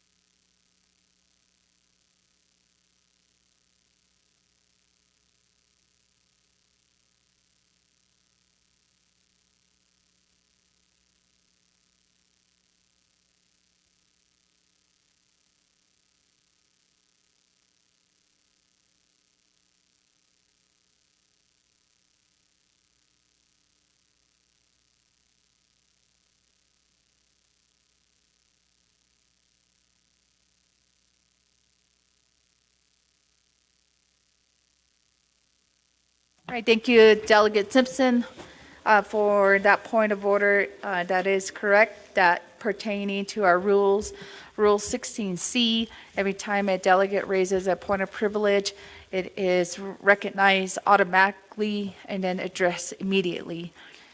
So since we do have a point of privilege that was raised on executive programs, which we do try to request documents from, but again, due to the time, they're always not readily available. I don't see the division directors here, to only an exception for Mr. Protero. We did hurry up and check with staff, but I'll go over to Chief Legislative Counsel too. But just with our recent communication with Parks and Rec, no response or no representation in here. For DED, they just got back with staff and they said they are busy with the meeting. And then we only have Mr. Protero here for NDOT, for the NDOT questions. So Chief Legislative Counsel. Thank you, Speaker. Thank you, members of the Navajo Nation Council. And in regards to the point of privilege, the request that's being made should be honored immediately. And so if there are documents that are being requested and that are needed to be considered for this legislation, I would recommend a recess in order for the documents to be obtained. Thank you. Thank you, Chief Legislative Counsel, with that guidance. Again, there were 3 areas of documentations that were needed to consider this legislation, and Delegate Simpson going to honor that request, but can't guarantee we will get a response from any of the executive departments. So colleagues, I'm call for a recess for these point of order raised by Chairman James. Again, thank you very much, Speaker, members of the council. I raise this point of order on Rule 25 of our Navajo Nation Council Rules of Order. My point of order is that I wanted to ask to see if legal counsel or yourself would make that recommendation to see if we can suspend the 4 rules and move this legislation to the end of our agenda. If that's another recommendation, that would be good. I believe that this request was made 2 weeks ago, so the division should have been readily available and to provide those documents today, but it's not happening. So again, that's my point of order, to see if we can suspend the 4 rules to move this legislation to the end of the agenda. Thank you, Speaker, members of the council.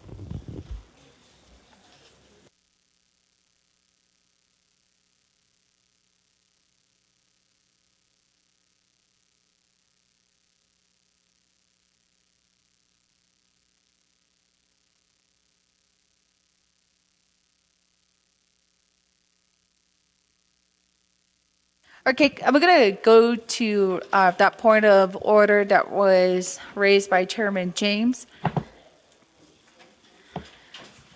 So we do have a current main motion and a second on the floor. We can't do suspension of floor rules once we did recognize that motion and second already on the legislation. However, another option is motion to table and reconsider during the time span of the session.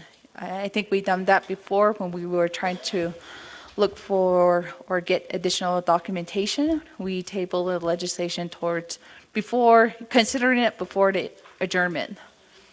So there's also that option to do so.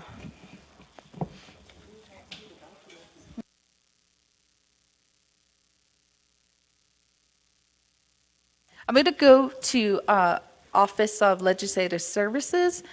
They have been in communication with Parks and Rec, DED, and NDOT. So they do have some of the documents that were sent over. So, Ms. Johnson?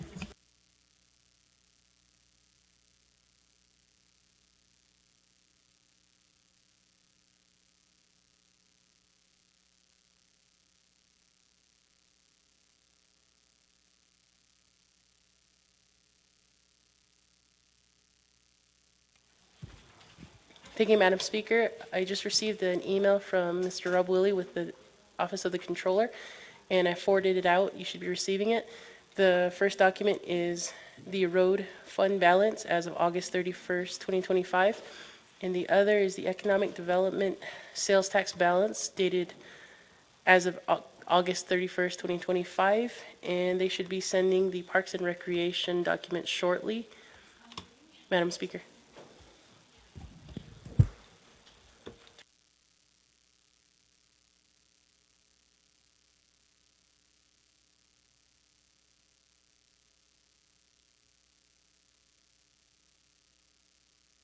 All right, thank you, staff. And looks like we did get the information from NDOT and also DED. And now we're just trying to see how much time would be needed for our Parks and Rec. So again, there were multiple point of privilege and also point of orders. So at this, okay, so they did say 10 minutes. So colleagues, there's 2 requests on the floor for documentation. So I think it is best that we do receive those documents before we move forward. So I'm going to call for a recess for 10 minutes. Point of privilege raised by Chairman James. Again, thank you, Speaker, members of the 25th Navajo Nation Council, and I raise this point of privilege on our Council Rules of Order, Rule 16. Point of privilege is that I would like to know that Shamasana Honorable Crowdy asked several divisions and departments requesting these documents. Are all of those divisions and departments that were requested to submit documents, are all of those going to be submitted to us in 10 minutes? That is my point of privilege. Thank you. My question.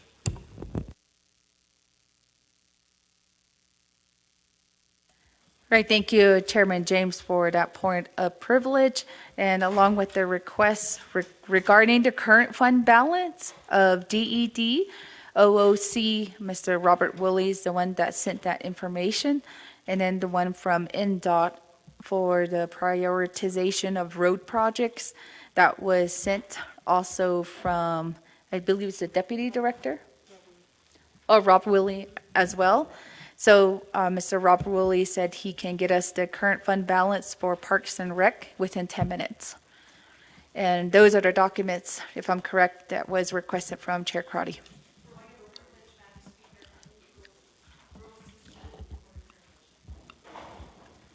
Chairwoman Jesus. Thank you, Madam Speaker. The reason why I pose this point of privilege under Rule 16 is, so as Chair of Resources and Development Committee, we have been patiently working with Division of Economic Development to get their 5-year sales tax dollars and projects in place. And this has been an effort with this 25th Resources and Development Committee.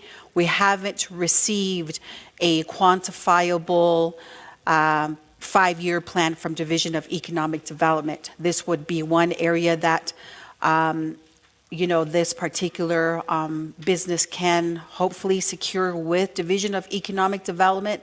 And not only that, but there's the Navajo SBCI now as well.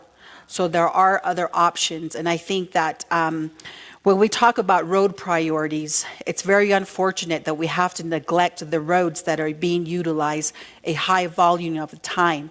And they're the least priority on our priority listing with Navajo Department of Transportation when we talk about safety for all age categories across that Navajo Nation that utilize these roads that are utilize a high volume. So with that, I just wanted to provide the information, and I did send out an email to Director Charlene Begay-Platero and also Department Manager Ms. Arviso, but I haven't gotten a response. So that is where we're at. So we're still in the process of getting a finalized project listing from Division of Economic Development, Madam Speaker. So I just wanted to share that information, not more so a question. Thank you.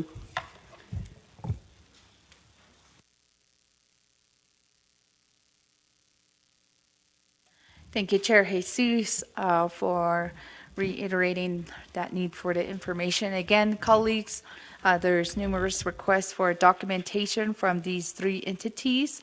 So at this time, I think the easiest route to take is to do a recess and to contact those departments before we move forward with the debate. So colleagues, I'm going to call for a recess for 15 minutes.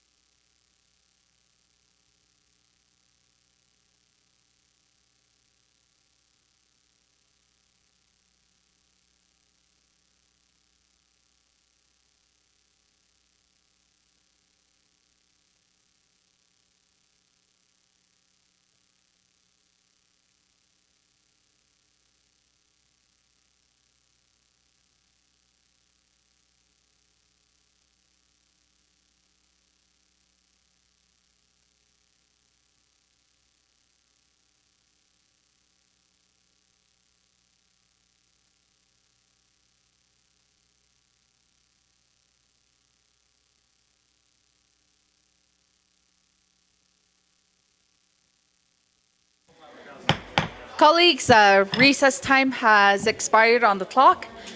We will do a roll call. Roll call, colleagues.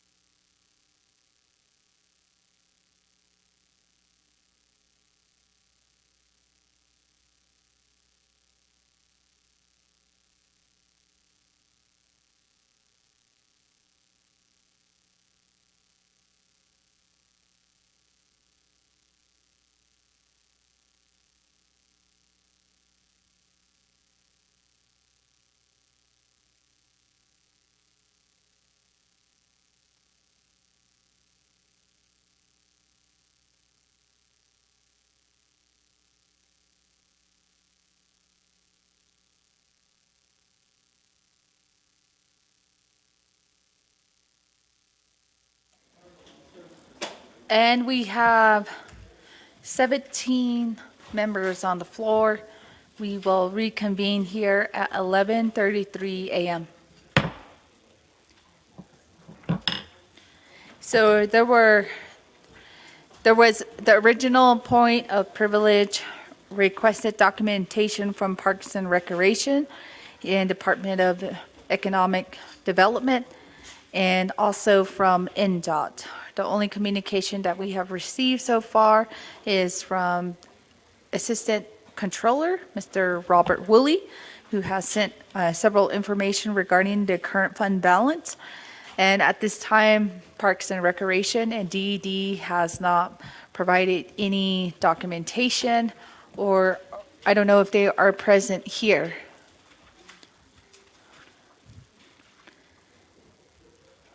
And Chair Crotty?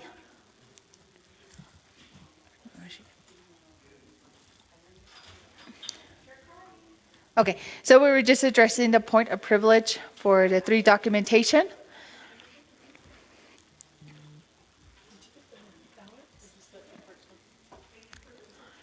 Oh,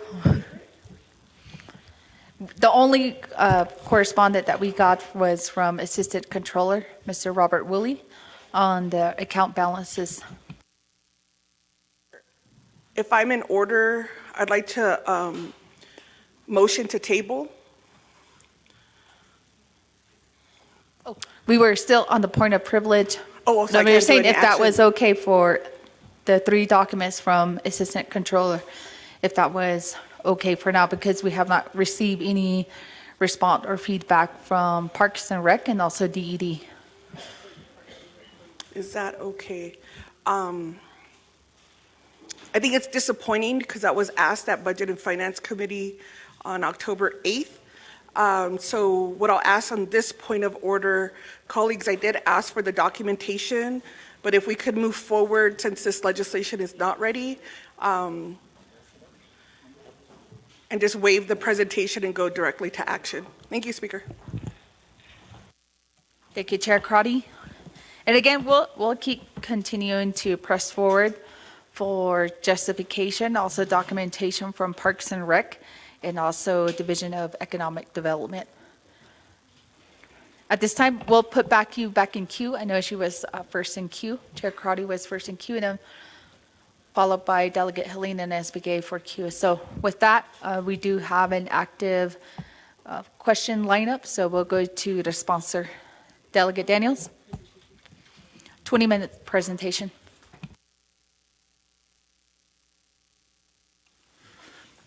Thank you. Madam Speaker, Arunda Kodo Shanant Anotlinigi, 25th Navajo Nation Council, Arunda Kodo Sheltra Hasin, Kodo Hisoltagi, Jed Hindo Hall, Ado Honij, and Hall, Ado Jed, or Need only Jed Hitch and Hall, Shahoyo Lelo, Ken Hitini Dole, Herman Daniels Jr., Adona Enschlinibit Ani, Lizalanda Suje, Toy Hitlini that should she, Skatsoy that should Naleho. Again, Hidini Dole, Nana Kodo, Adonana Kodo, before you, you have legislation 0094-25, A Kodo Nagaidam, Beso Kedo Kodo Timbe, Stehodo Nish, Nagaida, that is Lenotsa, Doste, Traza, that's a Satra, Nagaidam Highway 98, ba. A Quagit Nagaida, a Tingi Hajo, so it's a Tin or Dol Nish. So isipin ye khat ko hodo arona na kodo na gaida ato kha da na gaida nal sosla okay de ko da okay de ko hodo the Division of Economic Development arona na gaida Navajo Nation Parks and Recreation do nal sospo okay de ko de ko da do state de ko so kodo na gaida da oshin kodo Baking the Hasil net, Cotton Gate during the recess of Baking the Hasil net. We're okay with them tabling the legislation, Cotton Gate, Cotton Shanant, Anoslenigi, Adonana, Cotoshi, Abenil Nestoles, Cotton, my agents, Cotton, Cheskegi, Cotton, Mr. Senagini, and also Mr. Platero, the Gate, Navajo Division of Transportation. Adonana, Cotton, Setselke. Ni ka another go do nanish beledel o do nalsos again nas ni yako koje is it such can't go on a Marcus Sales leaders at that cost a die yaja go here go on a yala to so it did oh here in it all let's go arona go anas hol just see abenel stole go just at all nil just at all nil there's other funding so I could have vehicle and hasil ishin ajo shim bejeti khat or so we're okay with tabling the legislation could aro shin guy with withdraw the shlilo in the could I'll work closely with them Mr. Platero and others could on the Navajo Nation Parks and Recreation, Economic Development, Asian could have been that deal, and could have my agent, could have Mr. Senagini Dosha. So, Idiota has said, could Madam Speaker, I don't know, also a presentation. Thank you.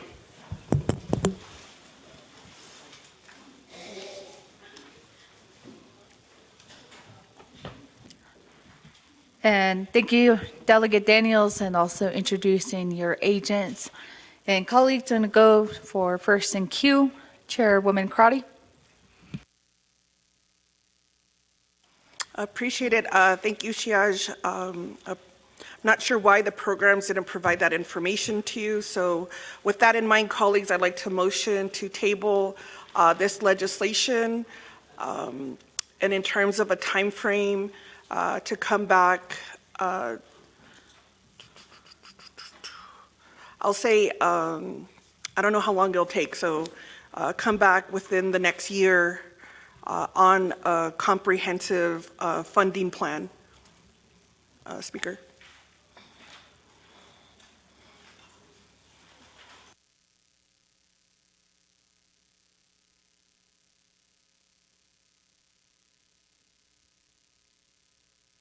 And thank you, Chairwoman Crotty. And we will put that motion on the board. It is motion to table.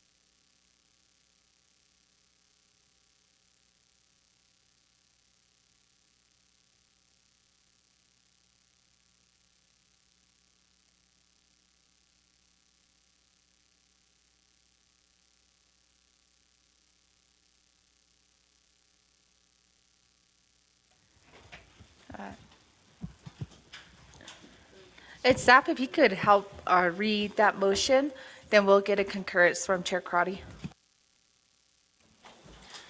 Thank you, Madam Speaker. The motion reads, motion to table legislation 0094-25 and bring back within 1 year with a comprehensive funding plan. Madam Speaker.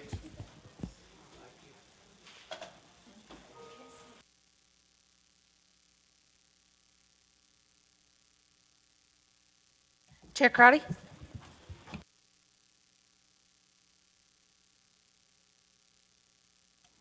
Appreciate it, Speaker. So it's not, if we could get it on the board staff, that would be great.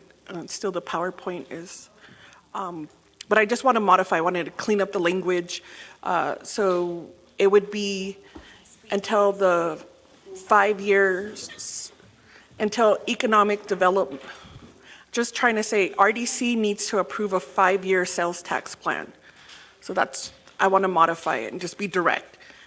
Until Resource and Development Committee approves a 5-year sales tax plan. Biga? It's on the executive programs. The ball is in their court. We keep waiting for all these plans to fund.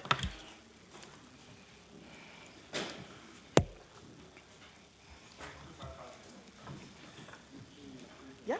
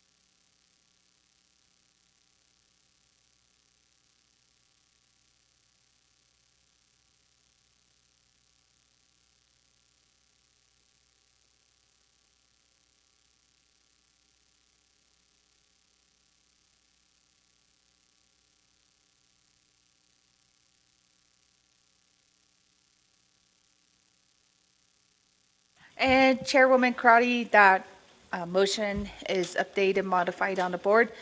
It does read to table the legislation and bring back until the Resources and Development Committee approves a 5-year sales tax plan. Sounds good. Yeah, that was what we need. Thank you. Is there a second? Second by Delegate Helena Nesbegay.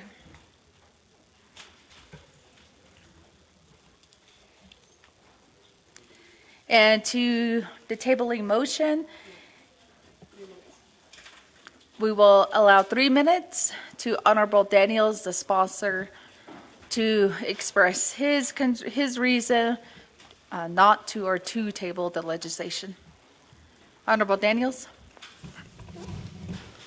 Madam Speaker, Arunda Kodosh Nant Arnolingi, 25th Navajo Nation Council, Arunda Kodo Shelkahasin Kodo, Aro Kodon Reda, Belke Eats Kodo, On Indol Sos Aja, AIC, Ekelto Aja, Kodo Abeni Kesas Nelto Kodo, Kodo On Not Sosegi, Aronana Kodon Reda, Lajashin Adahazdi Lokodo, Lajashin Pesola.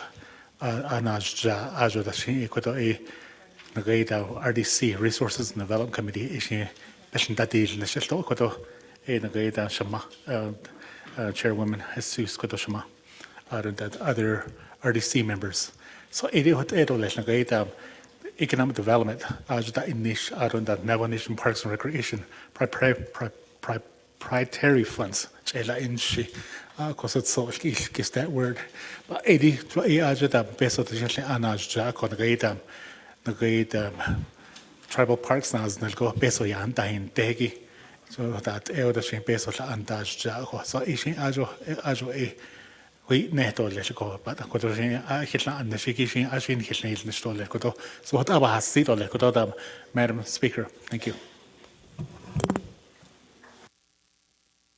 Thank you, Honorable Daniels. And a motion to table at the council level is not subject to debate. So we will call for a 2-minute vote for the tabling motion. And it will carry by a majority vote of the delegates casting the vote.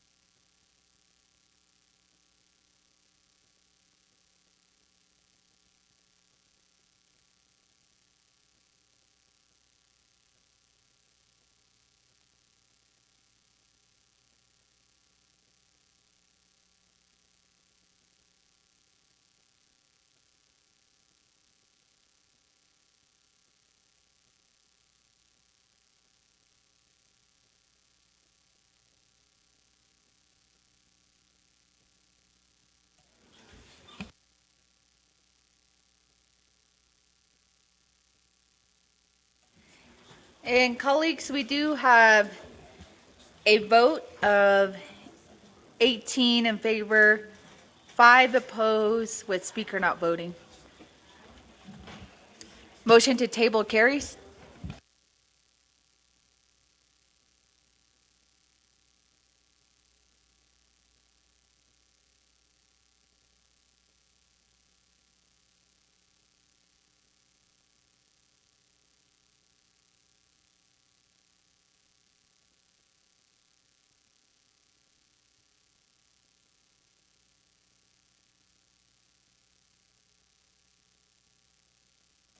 And going on to our next item of our agenda, we do have legislation 0227-25, sponsor Honorable Crotty. And staff, if we could read this into the record.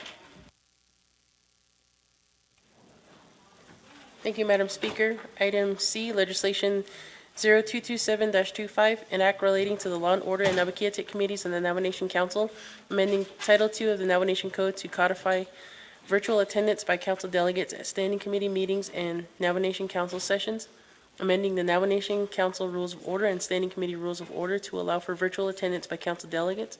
Prime sponsor is Honorable Amber Canesba Crotty, co-sponsor Honorable Crystal and Curley. There are committee reports attached to the legislation. The first is from the Law and Order Committee, dated October 9, 2025, recommended do not pass and was referred to the Nabakeetic Committee with no amendments. The Nabakeetic Committee report dated October 16, 2025 was passed and referred to the Navajo Nation Council with no amendment. This legislation is final authority at Navajo Nation Council. Per Navajo Nation Council Rules of Order, Rule 9, legislation has been read into record by electronic voice recording. Madam Speaker. Thank you, staff and colleagues. Motion. Motion by Chair James, second by Chair Parrish. And we will have questions, so we will go over to Chair Crotty.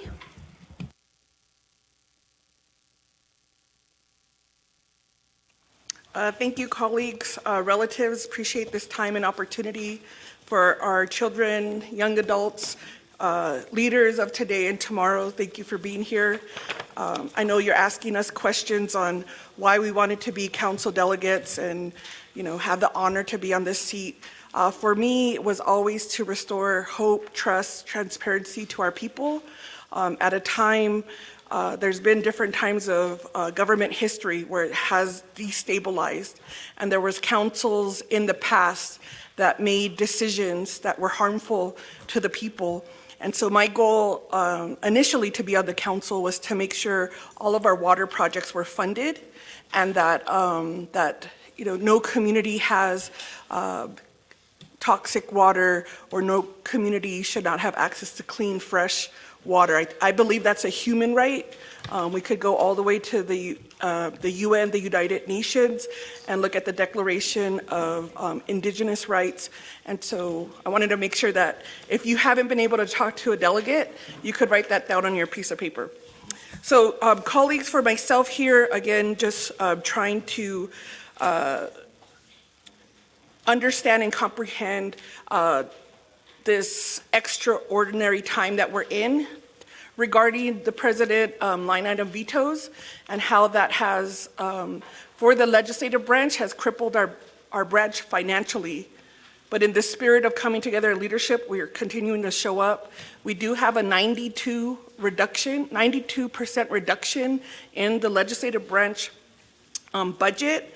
It's not clear in terms of the future of the line item vetoes and their impact, in terms of how that hinders the separation of powers.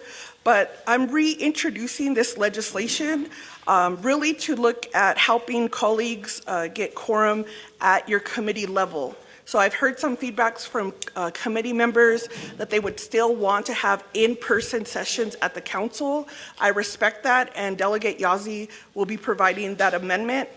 In terms of the virtual session, it would give you an opportunity as a delegate to make the best decision whether if you could attend the committee meeting. By law, each of our standing committees have a date and time that they meet.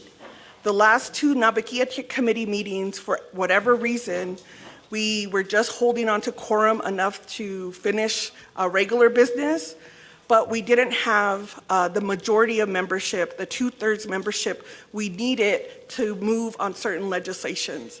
And so having the ability at the standing committee level to call in would have been beneficial. For whatever reason, my colleagues at the time, that you're not able to attend the committee. I just want to say, as being on the delegate when COVID, harmed our nation and how we had to pivot, I understand the public and their desire to have you here in person. And so I'm not taking away that opportunity for your own decision-making on how you want to represent your communities and what they expect. But what I'm asking is to give other colleagues an opportunity, if virtual is their best option, especially if it comes to travel or it comes to weather, that the work of the council continues. So that is the legislation that we have. We're going to entertain an amendment, but I want to preface this is also an ability that as legislative, we need to continue to upgrade our equipment. I know that some committees have been challenged with cyber attacks, and so that was mentioned yesterday by the controller. So this also gives us an opportunity to develop a system, a sustainable system, that no matter what in the future, that our public will always have access to our open meetings, and it's leading the way, the tone at the top for transparency. We're really the only body that continuously meets in a public setting, and so I appreciate all of your time and consideration, and so I will yield the rest of my time to move forward on the amendment and answer any clarifying questions or recommendations. Thank you, Speaker Shadeja. Thank you, Chairwoman Crotty, for that presentation. And colleagues, we do have a motion and a second in place. So go to questions. Delegate Sharon Yazzie.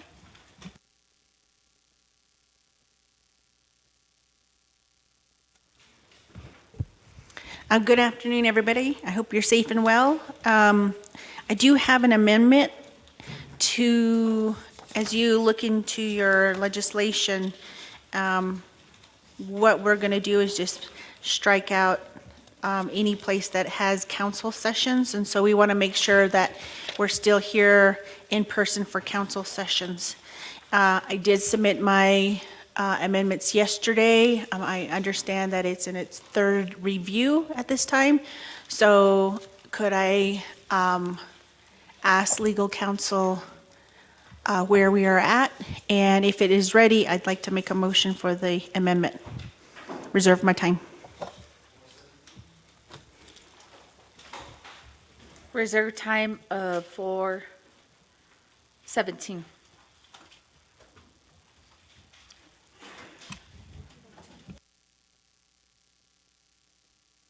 Good. It is currently being finalized, so it should be sent over to our support staff. So just give us about 2 minutes.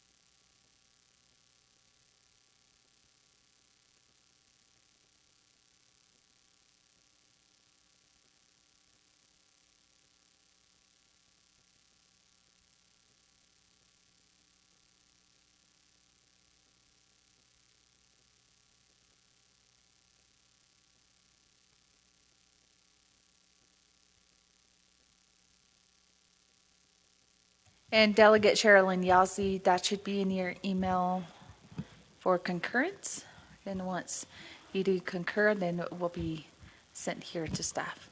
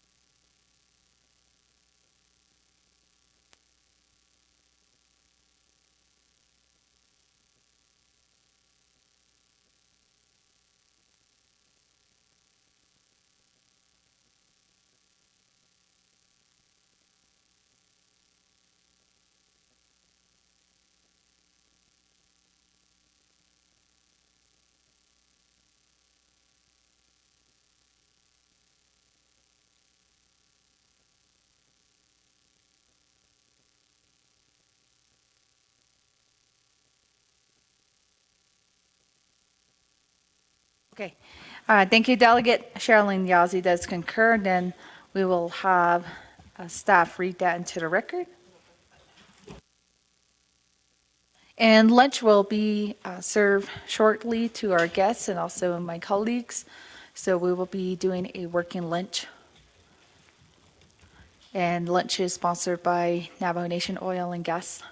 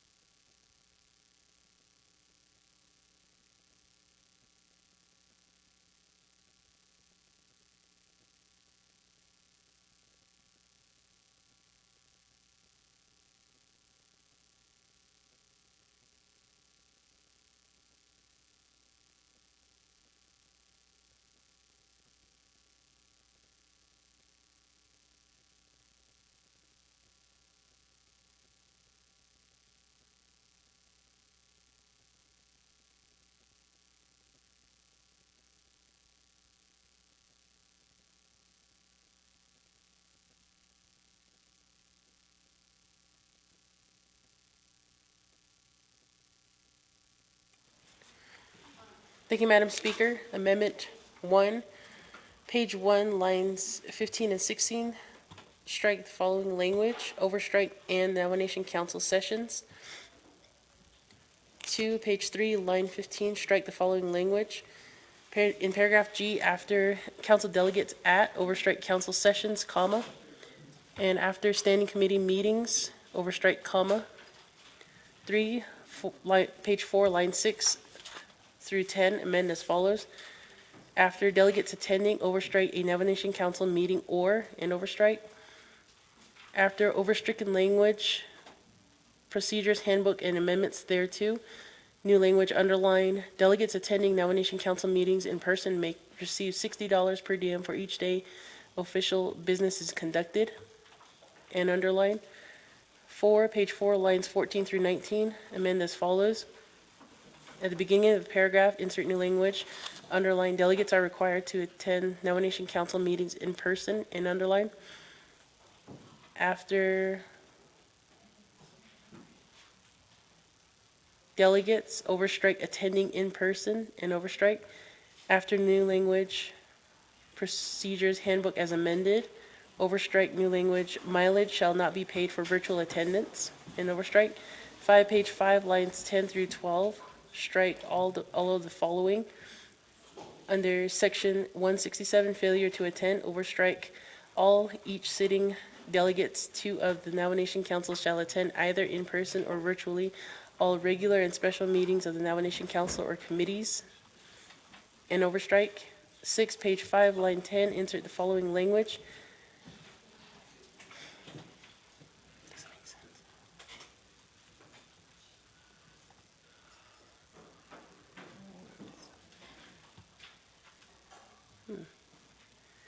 overstrike, insert each sitting.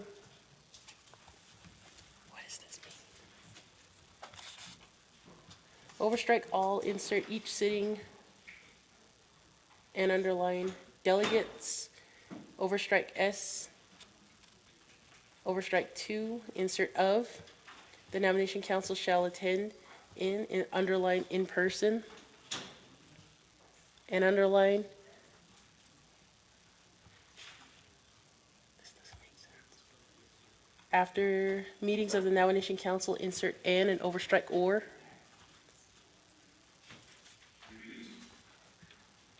After virtually all committees, overstrike S, and insert meetings, comma. 8, page 6, line 2, add language as follows. After committee members or commissioners, new language underline attending in person only. 9, page 5, line 8, add language as shown. New paragraph AA, attendance shall be verified by sign sheet and/or answering roll call, and overstrike, and underline, my apologies. 10, renumber, reletter succeeding paragraph sections and exhibits as necessary and appropriate. The Office of Legislative Services and the Office of Legislative Counsel are authorized to make technical edits to this legislation and its exhibits to implement nomination council's intent. This amendment supersedes inconsistent language in any other amendments which language shall be conformed to this amendment. Madam Speaker.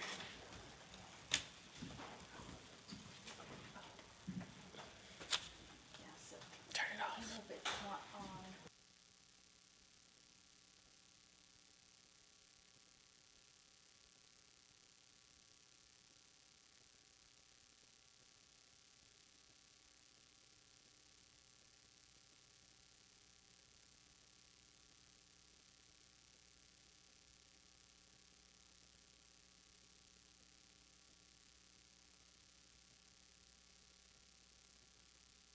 Thank you, staff, for reading amendment number 1 into the record. We're having trouble here with the dashboard.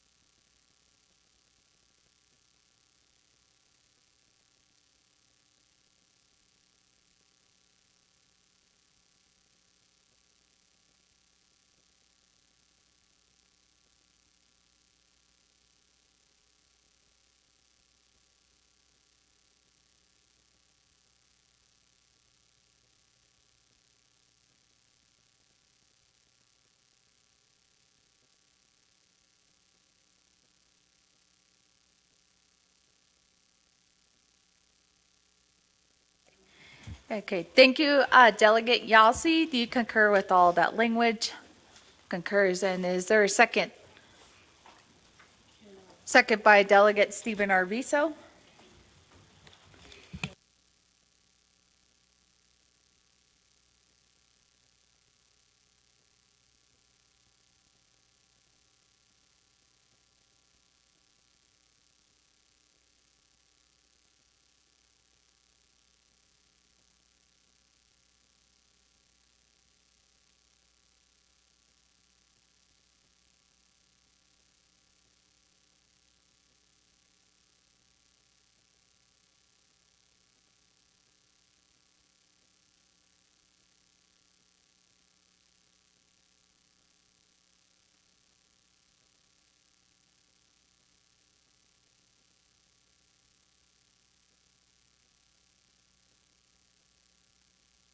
Okay, colleagues, we do have amendment number 1 posted here on the board.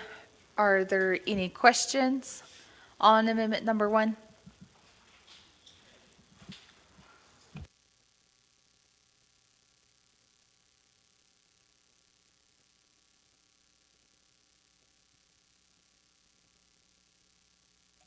Delegate Simpson?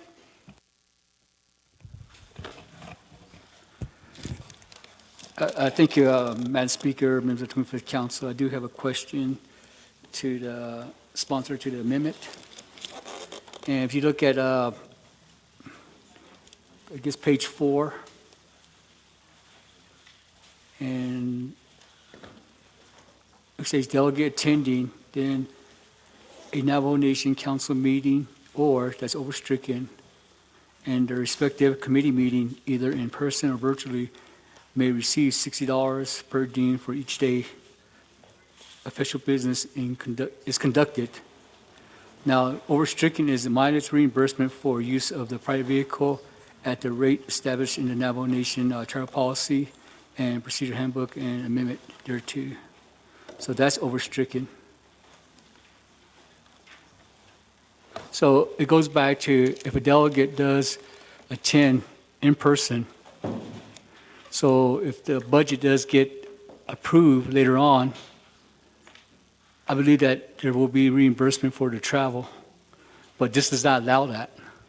So if we do attend, if this amendment does pass and main motion does pass, so once the budget is passed, we're still not entitled to be reimbursed for our mileage when we do attend in person for our committee meetings. So because it's overstricken now. So maybe I'd like to ask, I know this question is supposed to be going to the motion part and amendment number 1, but I'd like to ask Legislative Council to clarify that for us. Thank you, Madam Speaker, and member of the 25th Council. Yeah.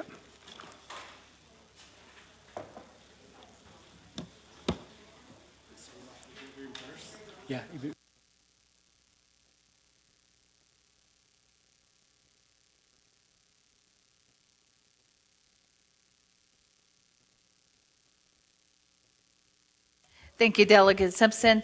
And that is for number 3 on the amendment, page 4, line 6 through 10. So go back to Delegate Sherilyn Yazzie, and then I'll go over to Ms. Espino. Delegate Sherilyn Yazzie, your amendment. Thank you for your question, Delegate Simpson. The strikeouts are only going to be for virtual attendance? Is that what you're asking about? Or are you asking about the budget? Just kind of need a little bit more clarification, because for now, all I want to do is just clean up the, making sure that that we will be allowed to attend virtual for our committee meetings. But then what I've done here is for the legislation, making sure that we have to attend in person for council sessions. I don't believe the only place we're addressing any budgets or per diem or travel, that language looks like, according to the amendment, I didn't touch any of that piece in here. It's not added in, or there's not any strikeovers, but I'll go ahead and have our legal counsel also clarify that. Thank you.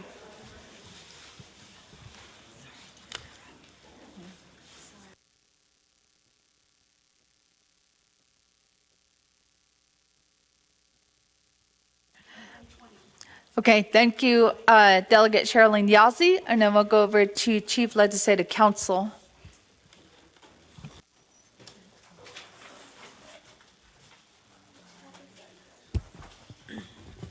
I may need clarification on Delegate Simpson's question.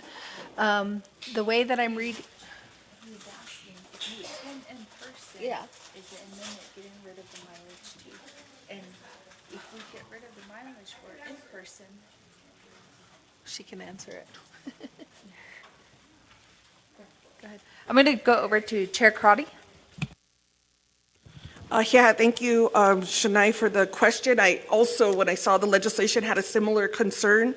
But colleagues, if you look at line 20, so page 4 of 8, that's where it states, for each complete committee meeting, comma, delegates of the Navajo Nation Council, comma, and insert who attend the meeting in person, comma, shall be paid mileage equal to 1 round trip to Window Rock from their residence, and then striking out and return according to the official mileage chart of the controller, and inserting at the rate established by the Navajo Nation Travel Policy and Procedure Handbook. As amended, mileage shall not be paid for virtual attendance. So Shania, I hope that clarifies where they were just cleaning up the language.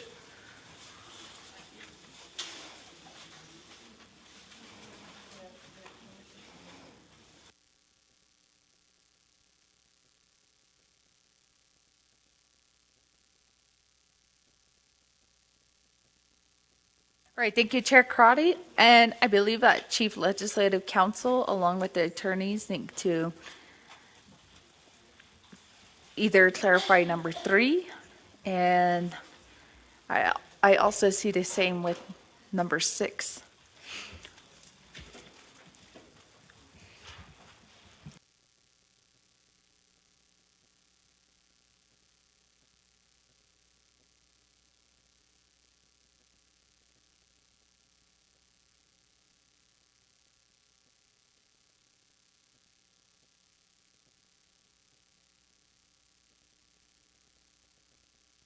So Delegate Sherilyn Yazzie for Chief Legislative Council, the intent was not to, it was just only for virtual attendant is not, well, shall not be given mileage reimbursement. I guess that's the intent, not those that are attending in person.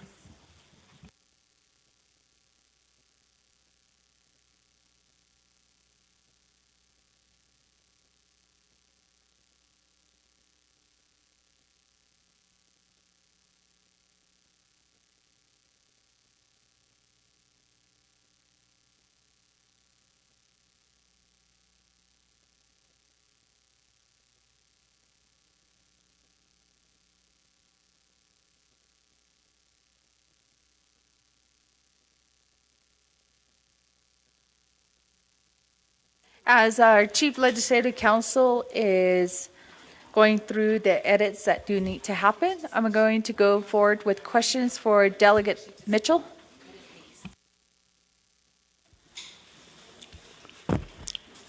Thank you, Madam Speaker. The 25th Navajo Nation Council, the sponsor, the Kagan Hano Yagi, the Inolsnagi, the with this amendment. I do support this amendment. The anleden had get ago, yeah, just like in Linde, Navajo Nation Council, virtual, no. So kadeya oyonya dot is get on the main motion again. Binina nigi on the committee meetings. A lot of times, sometimes we only have 1 or 2 items on the agenda. Dot nan in lanes that was not it's not ask it. It comes from Utah, which is like 4 to 5 hours away. So the amendment, I do support this amendment. Thank you.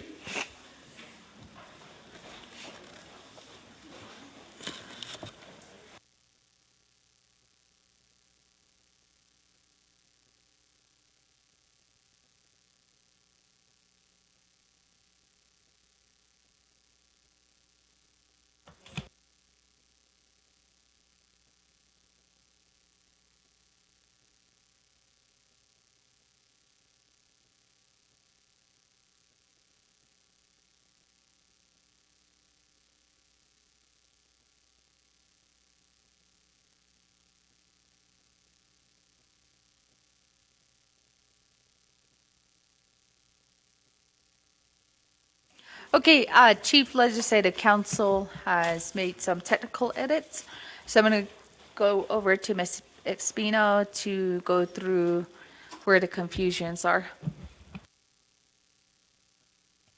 Thank you, Speaker. Thank you, members of the Navajo Nation Council. It appears that in the drafting of the amendment, there was an error made. And so the number 5 that was up on the board, that section actually should be taken out of the amendment, as well as numbers 6 and 7 combined. So now it would be number 5 would be page 5, line 10, insert the following language, section 167, failure to attend. And then the amendments are made there. It would be all is stricken, and each sitting is underlined, delegates, and then stricken is to, underlined is of. The Navajo Nation Council shall attend, comma, in person underlined, comma, and then all regular and special meetings capitalized of the Navajo Nation Council and underlined shall attend in person or virtually all committee meetings. And I believe Mariana was working with Jalissa to get that corrected. So it should be on the board here in a second if it's not up there now. So I apologize for, okay. And then following all committee meetings, comma, underlined, it would be the unless the delegate's participation is excused by the speaker or committee chairperson, comma, respectively. That's all that's underlined. And then if any delegate is absent from 60% or more, underline, of the meetings, of the council sessions, or what's stricken as meeting days. So underline is council sessions and/or standing committee meetings within a one-year period. The Navajo Nation Council may consider a motion to censure said delegate if his or her absent continues, and then underline after such censure. The Navajo Nation Council shall have the authority to declare the delegate's seat forfeited and vacant. So that hopefully is on the board now. Thank you, Madam Speaker. Okay, thank you. Our Chief Legislative Counsel, there were corrections, technical edits made on that amendment. But first, I'm going to go back to Honorable Sherilyn Yazzie if she's okay with those corrections. Thank you for that. Do you know how much time we would need to clean up the language? If we need need more time, I could withdraw the amendment at this time. I just want to make sure that in the legislation, I know if we also look on that page 4 of the legislation in B, that language there is focusing on the $60 for attending the meeting. And then when you go further down again on the same page, go down to D, that will focus on mileage. And so the mileage would be only if you're attending in person for your meeting. And so we're not paying for if you're attending virtually. So some of that stuff we did try to clean up in the amendment yesterday, and so I just want to make sure we have the correct wording. And so if, like I said, if we need more time, I'm willing to withdraw the amendment for now, but I want to be able to bring it back at a later point. I don't know if, there's more discussion that we need to have on the legislation just in general as well. But I'll go ahead and I'd like to have legal counsel possibly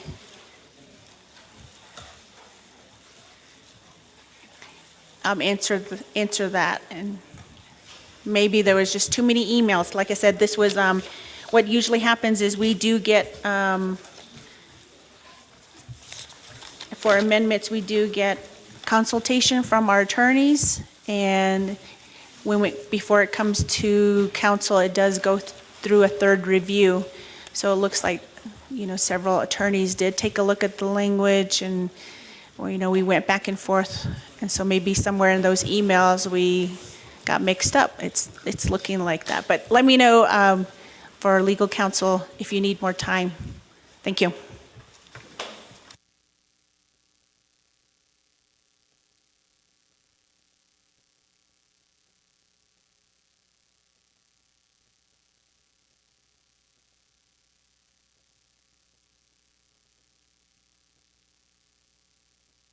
All right, thank you, Delegate Sherilyn Yazzie. It is currently fixed right now, so what is on the board has been reviewed by Chief Legislative Counsel. So colleagues, again, the virtual attendance is not tied to any mileage reimbursement, is basically what was the clarification that was needed here on the board.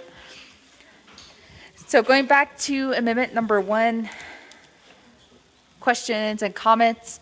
Next, we do have Chairman James. Yeah, thank you. Speaker, other members of the 25th Navajo Nation Council, show dida kodo amendment iliagi oyo bats ansle dod oyo the chicho dish atlinson. I'd like to vote red on this amendment 1.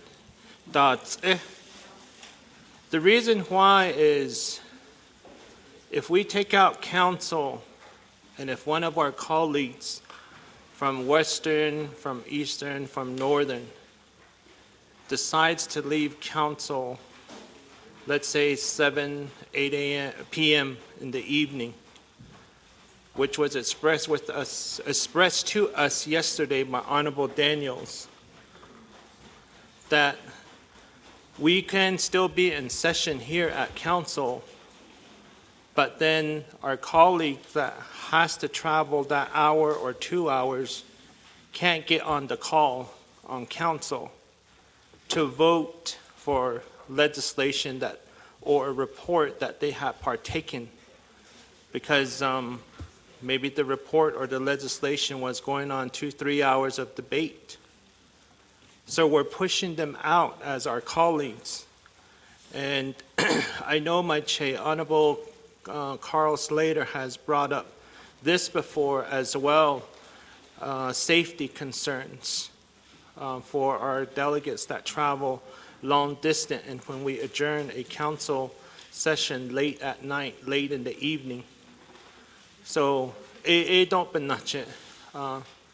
In this case, and on the 24th Navajo Nation Council, we used to respect each other that way, to recess early, to give time for our colleagues that travel a long distance, and for safety reasons, for them to not be out in the middle of the night because of previous issues of concerns with previous delegates getting into accidents in the middle of the night after a council session. So if we exclude and delete this council meeting, that means we're asking our colleagues that travel quite a ways to stay here late in the hours again, to vote on a legislation or to vote on a report, or they might want to ask questions on behalf of their constituents. So they won't be able to do that if we take out counsel from them.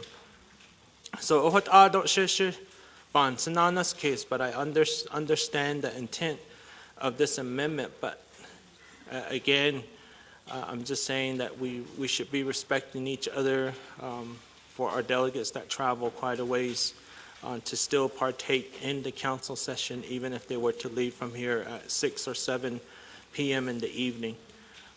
So, reserve my time. Thank you. 131. And going back to the sponsor, Honorable Sherilyn Yazzie.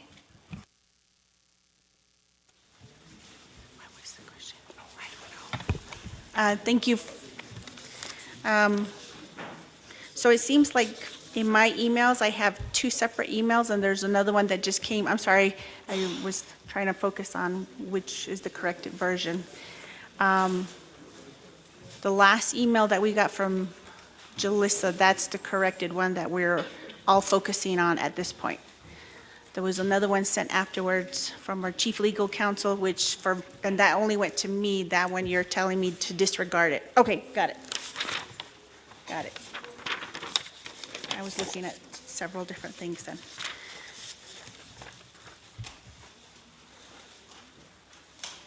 Thank you for now.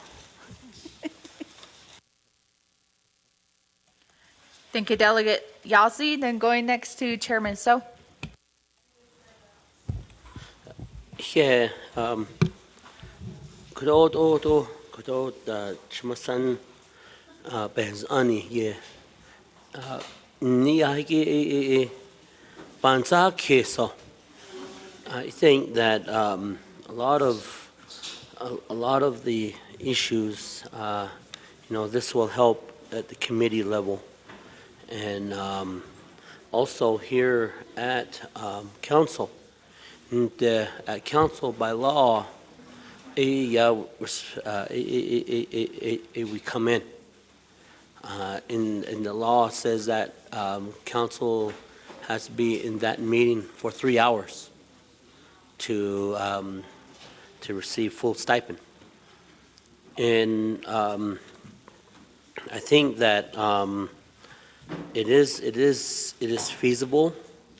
As an example, we're in a budget crisis at this time, and by law, we're supposed to be here. One way in and one way out by the end of the council session. But, we're in that issue of where by statute, we're supposed to be here, meaning that our mileage and our hotel stay is supposed to be covered. And but again, that portion is line item vetoed. So, ako oyo ananka akonde. I think that if we just leave out the Navajo Nation Council, it's fine, and go ahead and leave this at the standing committee level. And I do support this. At times too, in case of an emergency that happens, if a delegate leaves early, just as an example, I come from Tuba City. I got up at 3:15 this morning, and I added 4 at got at 7, had some vehicle issues and took care of those matters and came in. But the delegate safety is important. It was a Western delegate that actually hit a person heading back to his room, adjourning at about 11:30 at night. And the delegate safety is something that has to be considered. Not only here, as an example, former delegate Leonard Pete, he would leave early because of his vision, here on the 23rd Council. And he would go back, and he actually hit 2 animals, a cow and a horse, headed back up to Chinle. Former Delegate Walter Phelps, came into that same situation.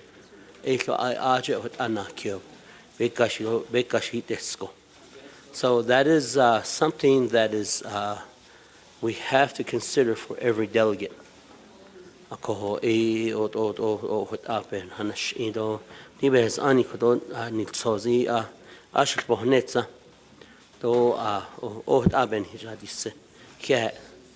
Reserve my time. Reserve time of 52 seconds. Next, we do have Chair Eugenia Charles Newton. Thank you, Speaker. So I'm on the fence with this legislation. I keep kind of going back and forth on whether I want to vote green or, whether I want to vote red. I just feel like with the per diem, if you just do a simple Google search to ask, what is per diem? Per diem is daily allowance for expenses like lodging, meals, and incidentals that are incurred by employees while traveling for business. So I think that if we are going to do teleconference, there shouldn't be no per diem offered, because how are you incurring costs when you're at home? I think that we've had this same debate when we found out that we have employees who are working from home. So in terms of the per diem, I think it should just be that if you're going to teleconference and attend meetings from home, that you should not have any per diem, because you shouldn't be incurring any mileage. There's nothing for food. There's nothing for lodging. But, that's why I'm going back and forth on this. Per diem, as I understand it in the original legislation, was intended when that travel is happening. And we understand that the travel begins from your home to your workplace. And in that travel, you have gas that you have, that you incur, as well as, other maybe incidentals. You sometimes, have lunch that you might incur. I bring my own lunch, my own snacks. So I think that the per diem shouldn't be offered at all if you're going to be sitting in the comfort of your own home, where you should already have food, where you're not incurring expenses for gas. So if we're going to do teleconference, let's just be clear, no per diem at all. I reserve my time.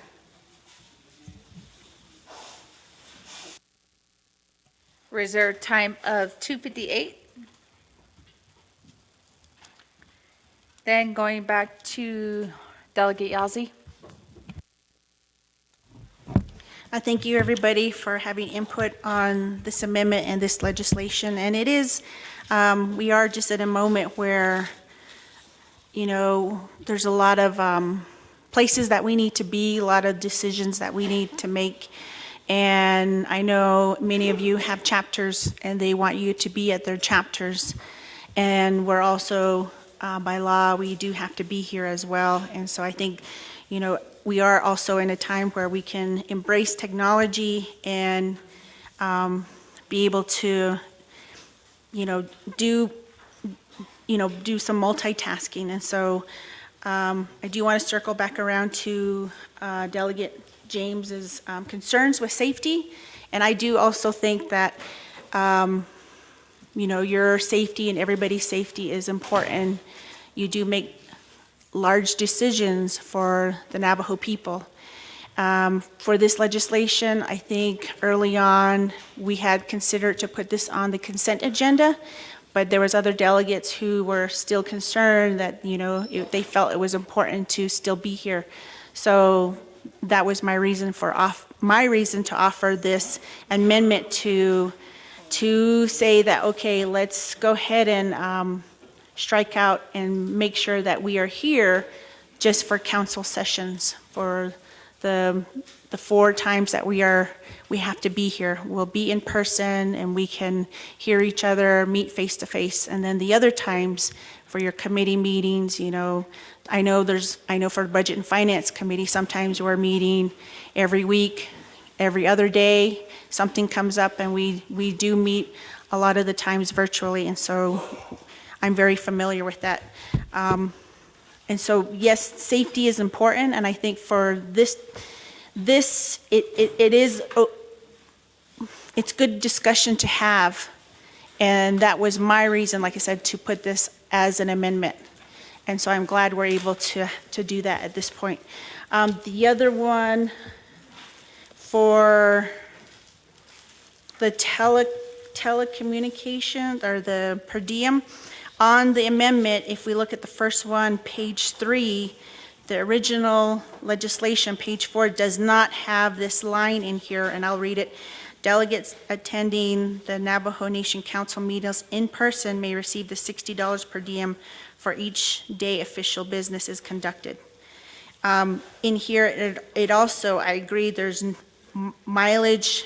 When we go down to number 4, on the bottom, it says mileage shall not be paid for virtual attendance. So we are only paying for the meeting stipend. That's my understanding. That would be considered the per diem. But mileage is not covered for virtual attendance. So it seems to me that we've combined the word per diem as also a meeting stipend together. If I look at this correctly, if I'm looking at that correctly. Thank you.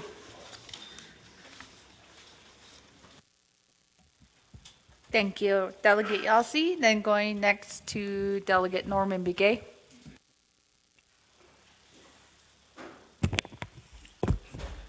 Thank you, Speaker. Aro staff to 25th Council. I see Tando and the audience. I think we're going to have a long debate on this virtual meeting again. Seems like we're carrying on the 24th Council thing. I think we need to go back and look at the Title II. It's time that I think we go to a salary base. Salary across the board. I think that would resolve all this issue. Then we can go virtual or whatever you want to with all these meetings that we're chasing around. So if we go virtual, I think we go on a salary basis. I think they'll justify a lot of these stipend, mileage, and all that stuff. Just need to do a study on. Somebody needs to do a study on that and give us an answer on how we can change Title II. Thank you. I wait my time.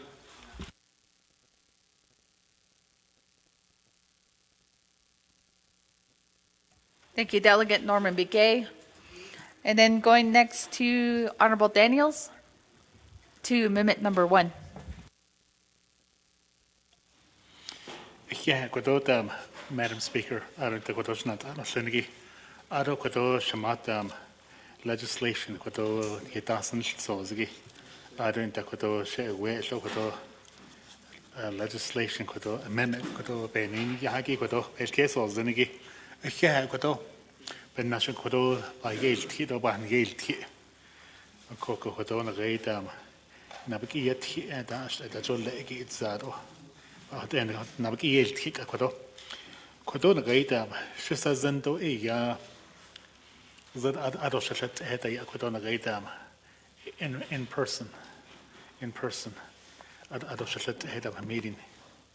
Attend a show.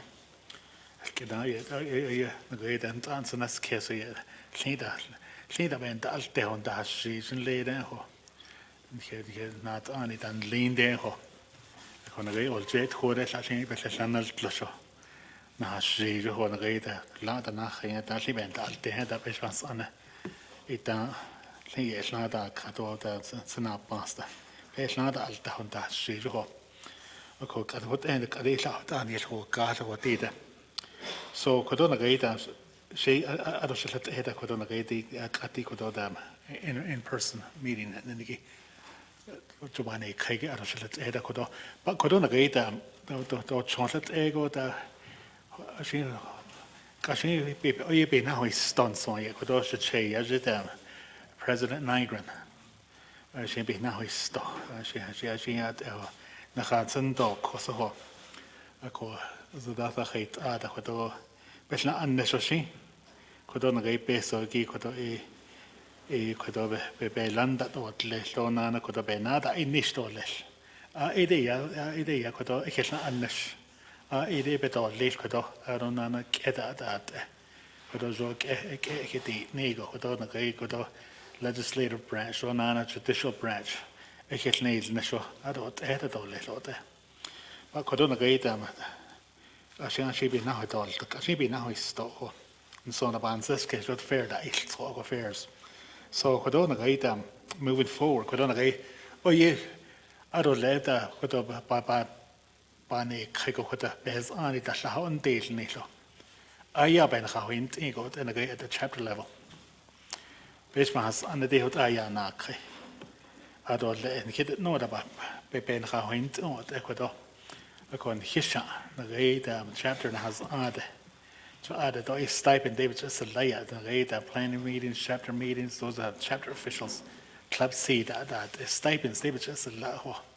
I don't know, and per diem, Eba had that, then stipends they Edabans, this case of Satadida.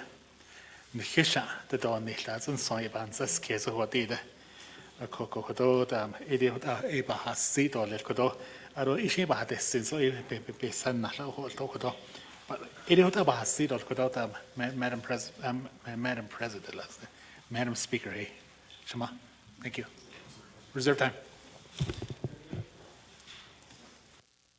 Reserve time of 1:38. Kodoshiyash. Going to Delegate Shauna Entlaw, 5 minutes to amendment number 1. Thank you, Speaker. So I do want to speak to this amendment. I think that number 1 is clearly outlined that the per diem is indeed outdated language. The $60 should reference a stipend. But however, we as Title II committee, we have been trying to meet. We have not received a quorum yet, so that would be some of the changes that would be made. Instead of it saying per diem, it should read stipend. And then in here, it states that council would be required to be attended in person. And when you do attend in person, then you would receive your mileage for the round trip along with meals and other incidentals that are incurred. Now for the committee, that would include NABI and all of the regular committee meetings, and those could be attended virtually or in person. But if you attend virtually, then there would be only the stipend that would be received, but not mileage or incidental costs. So just want to be clear about that. And what this amendment states is that you will have the opportunity to attend in person to your committee meetings, and if you do, you are allowed the mileage reimbursement and incidentals. But if you choose to participate virtually, then that would only be the stipend only. And then as far as chapters attending virtually, there's no mention of delegates going to their chapter meetings. Again, that would be based on your own discretion as a council delegate if you want to attend your chapter meetings in person. This amendment does not address that, so you still have the opportunity to attend in person. This is only speaking to Title II responsibilities, which are your committee responsibilities as well as the council responsibilities. I also want to let everyone know that there was a legislation that was passed, and that allows for chapter to also include a hybrid attendance for their voters. But you do have to have a mechanism of how you're recording your attendance for those voters, as well as establishing rules of how those meetings will be conducted. So with that, Speaker, I'll reserve the rest of my time. Thank you. Reserve time of 2:27. Then going back to Delegate Yazzie. Thank you again, everybody, for weighing in. And also, it is really just an option. It's giving you an option. We're not taking anything away. All it's saying is you have a choice to attend in person or virtually for your committee meetings. And then it's saying that to make sure we're accountable to each other during council, that we be here in person. I do agree that we do need to look at a lot of our policies. So Title II, I just want to make sure that I let the chairperson for the Title II subcommittee, Delegate Toth, there was a recommendation that there needs to be some type of study to look at changing and updating the salary. So I want to make sure that you're aware there's a recommendation on the floor for that. Thank you, Delegate Daniels, for your information. And again, it goes back to, it would be just a choice for you on how you want to show up at the meeting. We're just giving an option. At this point, I feel like the council has done as much as they could to work with President Nygren. And again, personally, I feel as we move forward, there will continue to be line item vetoes, and this is one way for us to still continue to do our work. And we're just trying to come up with solutions to help us continue to pass legislation, continue to work in our committees and stay updated, especially during this time with the federal government and the shutdowns. My understanding, just by reading some emails and, watching some of the news, this shutdown could go into Thanksgiving. And so we are being asked from different, our communities, what's going to happen. One of the topics that we didn't get to hear a report on was from the Washington office. I heard at the beginning of our meeting that we were really concerned about our SNAP, supplemental nutrition assistance, formerly known as food stamps.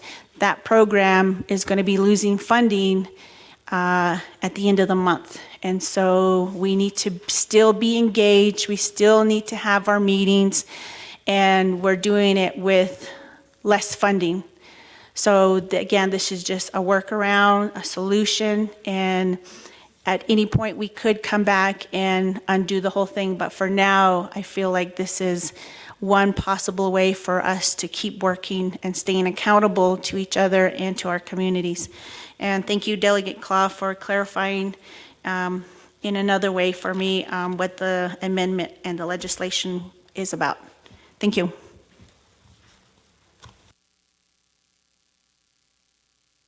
Thank you, Delegate Yazzie, for your responses to Amendment Number 1. So I'm going to go back to reserved time. We do have Chair James with 1 minute and 31 seconds. Yeah, Donna, thank you for that. Ado, Nana, thanks for the response. Those of you delegates that travel quite a ways, kodod e nihil ishan na da ho las leko. Ado nihil a ko shin tot a ko to ko. Shade kodo e on khan sendo naha e nas khan sis case ko. So if you're okay with it, then I guess I'll be okay with it ko. My intention was that you leave early in the morning and then you leave late from here. You're working beyond 12 hours each day. And that's the kind of respect I had for you guys. But if you guys make it known that you're okay with it to not to line out council and for you to be here, and then for you to leave early from home, that's on you. So, but thanks for the response and hearing that information. She'in Khansa's case that you're able to leave probably late, not at 3 a.m. in the morning or 4 a.m. from your home, and then at least join the council, and then take your time to get here. In Khansa's case, and vice versa, going home. But you gave me an answer. Thank you.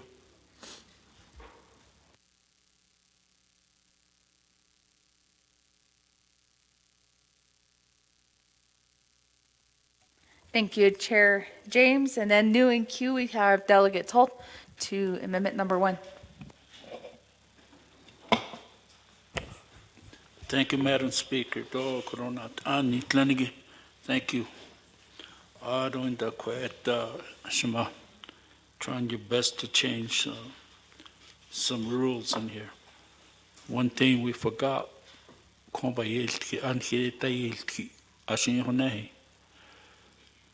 one thing of my concern is the staff.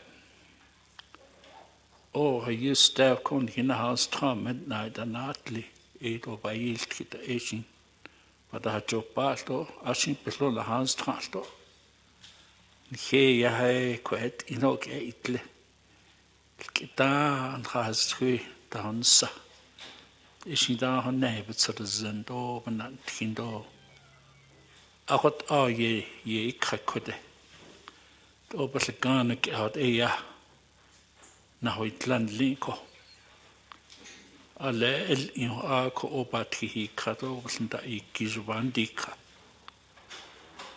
Ot itos edo li join a bukiet kibin ya. The bukiet in so in this case. Has an end of before it comes to the council, it obey lana itli. Got it the 3 hours ilia just for one amendment. I could on here eat 10 o'clock, the law says, because the law says you have to be here. When you walk into this chamber, you only see the staff. The rest of you will come in late. I know you have other duties, but your job is up here. You always come here on time. So, ako, penil nito, anil ko staff to, nito. Ako, hidi ni le betlate. Siya yo, ni nakanda de shol. Kweta, nzade ishte, ado di ni dato. Did ahot abasta anishiko. We tried to change back in 2019 though, increase of the mileage da. Ado stipend do ape Washington and he ajat khanda dil khalo ano naste yada. So we're going to make another attempt. So it in khabanasni. Akhait ashint abahazeniko to ebiketa shin lenko. Adon lead when virtual no, sometimes our phone is not working. Or with some councilmen don't have internet at home. So you have to drive around to get, get a good connection. Sometimes it happens to me because Frontier, I see you, the internet, it's get. So I had to drive around, and sometimes I had to park at the chapter house in order to receive a good signal from the nation. Nin khas ataha no tsinto khalchen hololto khajo shi dilgin bekendi khatat join hin holni ako jo benel shoshi khayat eto ako edeya aro asana dedeshkil Madam Speaker, for my time is up, legal counsel. Just in case the president resigned and there's no president, I guess vice president, all this veto budget, what happens? As in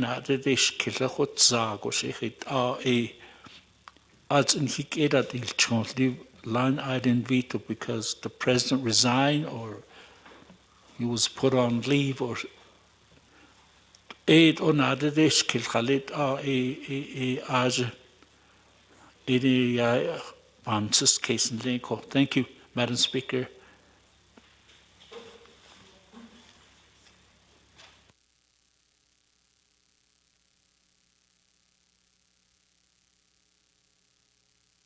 Yeah, thank you, Delegate Told, for those comments. Although we are on amendment number 1, Chiche, regarding the amendment that's on the floor. I think that is a different separate conversation that we can have with our Chief Legislative Counsel on the line item veto authority and also what happens in an instant if the Vice President does take over the office. So I know we're just sticking to amendment number 1. So I'm going to go back to Delegate Yazzie to see if she does have any reflection on the other questions that he had on amendment number 1. Thank you again. And I do appreciate Delegate James, that you're thinking for the safety of our colleagues. Thank you for doing that. And also just, being mindful that, we're trying to be flexible with everybody and accommodating the best way we can with the funding we have and the time frame that we are working with. Appreciate that. As for Delegate Toth, I hear you on the staff concerns, and I think that could be possibly just a way in the future that we're communicating with one another. Just like what happens before council, there's some things that delegates are okay to put as a consent agenda, and those are times where, if it needs to be either a caucus or, we have an understanding that, we have a hard stop at this time, or we're thinking about whether it's just a conversation or an email or a text message that, we could circulate to each other, and that could help just start those conversations with each other to see what we're able to work with each other. So I think it would be important to really, again, have some more conversations on the staff concerns, and maybe even asking the staff, what, from their perspective, what is, their challenges, and if they see some solutions, I would be open to hearing from them. The other thing is, I do appreciate that you'll make another attempt on the recommendation for possibly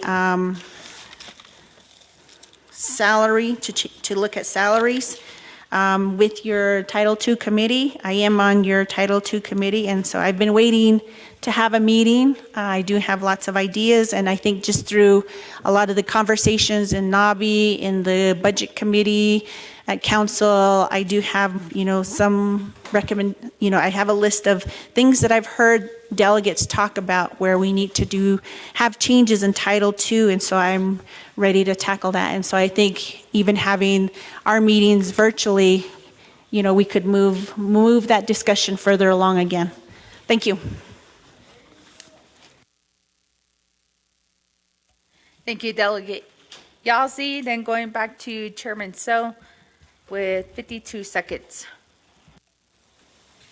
I waive the rest of my time. Waives the rest of his time. Chairwoman Eugenia Charles Newton with 2 minutes and 58 seconds. So I appreciate all of the comments that are being made, and I'm still really on the fence about this legislation. I know that we always talk about when we were campaigning, we knew what the job was, and I understand, the process here that we're trying to change that. And right now, I was just now looking to see if there were any comments that were provided regarding this issue, and there is no comments on supporting or opposing. But we are, concerned, and I know that there was issues brought up about chapters and the attendance of chapters. I feel like the people have elected chapter officials. And when people run for these offices, they're running under the name like president of the chapter, vice president of the chapter, secretary treasurer of the chapter. We ran as council delegates. And so I always say, that my job is here in Window Rock, thinking for all the people. And I think it's very interesting in the press release today by Boo that he said that we are elected by a small group of people within our communities with the chapters that we represent, and he was represented by all of the people, or he was elected by all of the people. I just feel like in this case, we should be here. We should be paying like close attention to the legislations that come across our desk. We should be having these debates, and we should be able to have these debates on the record with, with being able to see each other. And so I think at this point, I'm going to vote red for this legislation. I don't remember campaigning saying that I want to stay at home and do my work there. Our work is here at council. Our work is here for the people. And so it would be great, if one of the recommendations that I made at one point was, it would be nice if our chapters allowed us to have offices in the chapter houses so that people knew where we were at, and that we had an office that we could go back to, and we could post, office hours to let the people know when we were going to be in. But right now, a lot of these amendments right now are being proposed to change Title II. And I think that, although I see the point in this, I don't see a clause in here saying that if the argument is we're doing this because we don't have funding because of Boo's line item veto, what I don't see in this legislation is what happens when the budget passes. Will we go back to actual in-person attendance as opposed to virtual? So I'm going to vote red for this legislation. I appreciate. Thank you, Chair, for those comments. And going next to Delegate Daniels with 1 minute and 38 seconds. I'm going to waive the rest of my time. Thank you. Thank you, Delegate Daniels. Then to Delegate Shauna Ann Claw with 2 minutes and 27 seconds. Thank you again. And I want to thank Shanella Amber Crotty for bringing this legislation forward, as well as the amendment that is being proposed by Honorable Yazzie. And I have taken this into consideration, and we are now in uncharted waters with what we are dealing with the budget. However, we are also in a time where technology has become prevalent in every household. Our students are able to engage and do asynchronous learning, and therefore, I think this council also needs to move into that direction. Being able to use your capability to make decisions virtually allows you to be more flexible in your time management. It also allows you to be more productive. And so for myself, I will be voting green for this. As I have stated, we have allowed for those chapters the opportunity to conduct their meetings hybrid. And again, it is up to the delegates' discretion. If they know that they were put into this position to represent their communities, then by all means, I think everyone will be here either in person or virtually. And this is just now the time to pivot because of what we are facing with our budget. And it will be up to a delegate if they do want to drop legislation to, again, make amendments when the budget is passed.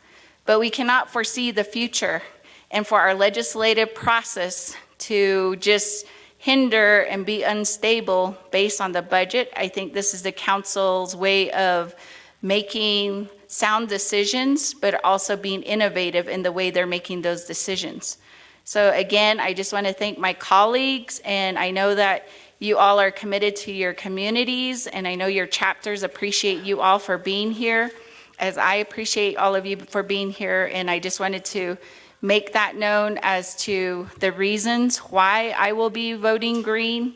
And I believe that with our chapter, they do know that we are being transparent. We do use social media to broadcast all our meetings. And I wish that our chapters would also use the virtual option. So with that, Speaker, I will waive the rest of my time. Thank you. Thank you, Delegate Claw. Then going back to Delegate Yazzie.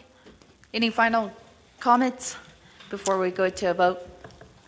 Thank you to my colleagues and everyone here for weighing in on this discussion. I do appreciate and have an understanding of where you're coming from. I think, again, it is just within, your capacity and what you're able to work with. It's your decision on, the virtual attendance. That option is still there. And what we're asking, though, is, for council sessions that we would be here in person. I do look forward to, I do my best to be at all of our meetings. The only time I don't attend is if there's a nail in my tire and I'm on the side of the road fixing it, or if I have a doctor's appointment. Those are the only times, that I miss meetings, and I always try to be in person because I do know, there's a lot of discussions that can be had, but I also do realize that we are in a place where there's just a lot of different things that we need to consider, and it will split our time. And I think, we're trying our best with the last year to do a bunch of stuff, and I'm hoping that we are able to do that. Thank you.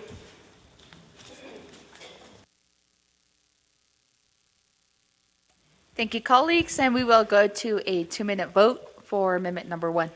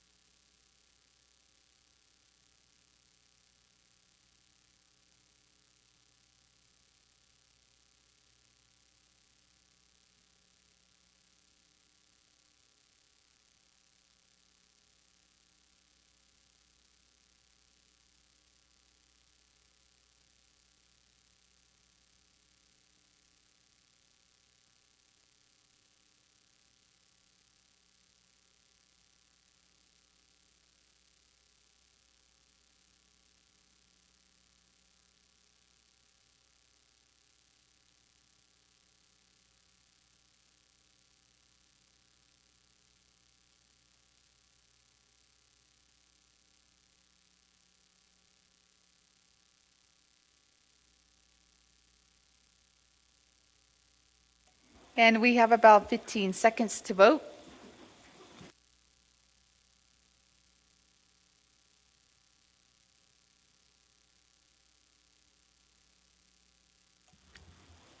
Delegate Johnson. Vote green.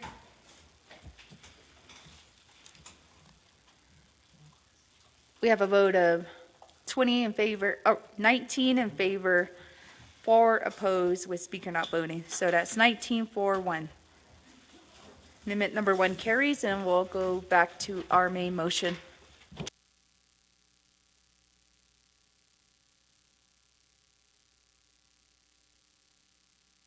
Delegate Slater.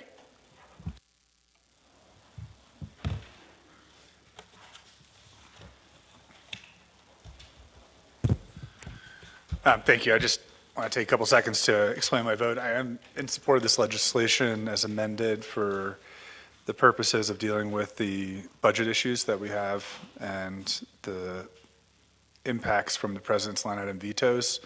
It's expensive to drive into Window from pretty far out, and I'm definitely not the farthest. So without the ability to help cover gas, the maintenance on our vehicles, and all the wear and tear that we personally invest into our jobs, I think it's reasonable to accommodate. And I hope that in the future we'll address some of these larger items through government reform. So I'll yield my time, Speaker. Thank you.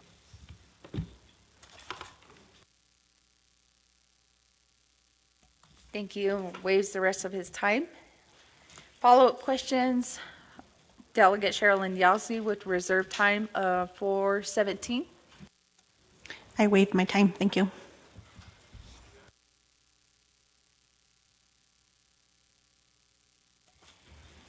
Any closing comments? Oh, by Chairwoman Crotty? I don't see anyone in queue or reserve time. Chairwoman Crotty? Okay, Chairwoman Crotty is ready for a vote. So we'll do our second reading, and then we will go for a main motion vote.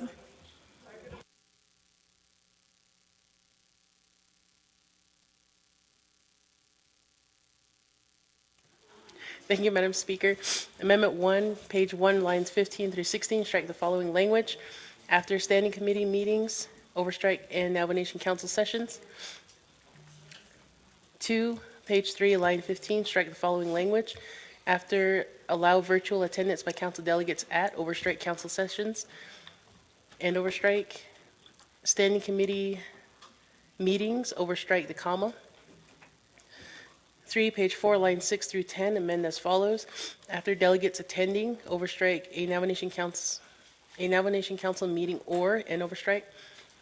After overstricken language handbook and the amendments thereto, add new language, underline, delegates attending nomination council meetings in person may receive $60 per diem for each day official business is conducted, and underline. 4, page 4, lines 14 through 19, amend as follows. Before the paragraph, insert new sentence. Underline, delegates are required to attend nomination council meetings in person, and underline. After and per day for any special session, delegates overstrike attending in person and overstrike. At the end of the paragraph, after as amended, overstrike mileage shall not be paid for virtual attendance. 5, page 5, lines 10 through 12, overstrike the following language.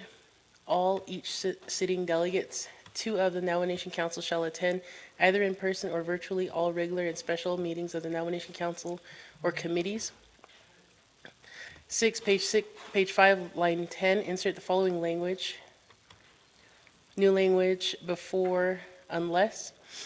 Each sitting delegate of the nomination council shall attend in person all regular and special meetings of the nomination council and shall attend in person or virtually all committee meetings, comma, and underline. 7, page 6, line 2, add language as shown. After members or commissioners, new language underline attending in person only, and underline. 8, page 5, line 8, add language as shown. New paragraph AA, underline, attendance shall be verified by sign-in sheet and/or answering roll call, and underline. 9, renumber, re-letter succeeding paragraphs, sections, and exhibits as necessary and appropriate. The Office of Legislative Services and the Office of the Legislative Council are authorized to make technical edits to this legislation and its exhibits to implement the nomination council's intent. This amendment supersedes inconsistent language and any other amendments, which language shall be conformed to this amendment. Madam Speaker. Thank you, Ms. Johnson. And colleagues, so I'll call for a vote. 2 minutes on the board. And this is for the main motion, and it is a 2/3 legislation.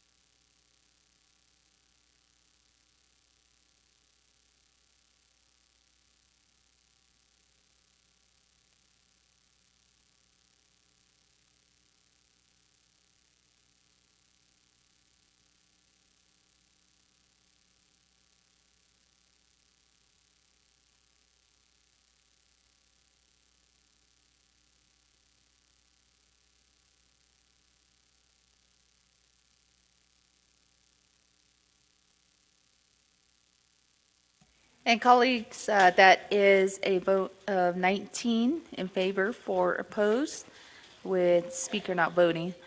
Main motion carries. It did get over 2/3 vote. Congratulations, Chairwoman Crotty.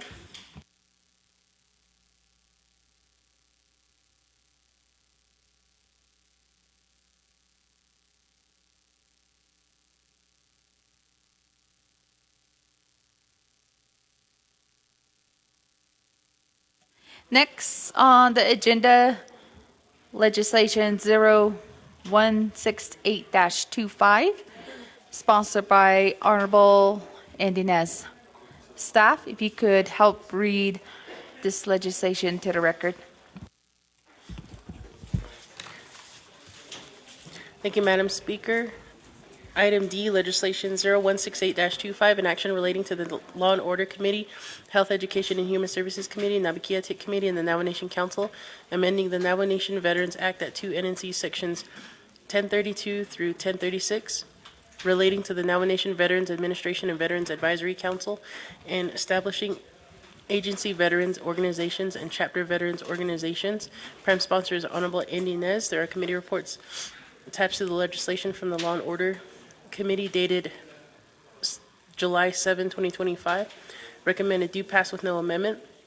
Committee report from the Health, Education, Human Services Committee dated July 14, 2025. This legislation was tabled and referred with no amendment. Committee report from the Nabakeatik Committee dated August 28, 2025. The legislation was passed and referred with no amendment. This legislation is final authority at Navajo Nation Council. Per Navajo Nation Council Rules of Order, Rule 9, legislation has been read into record by electronic voice recording. Madam Speaker.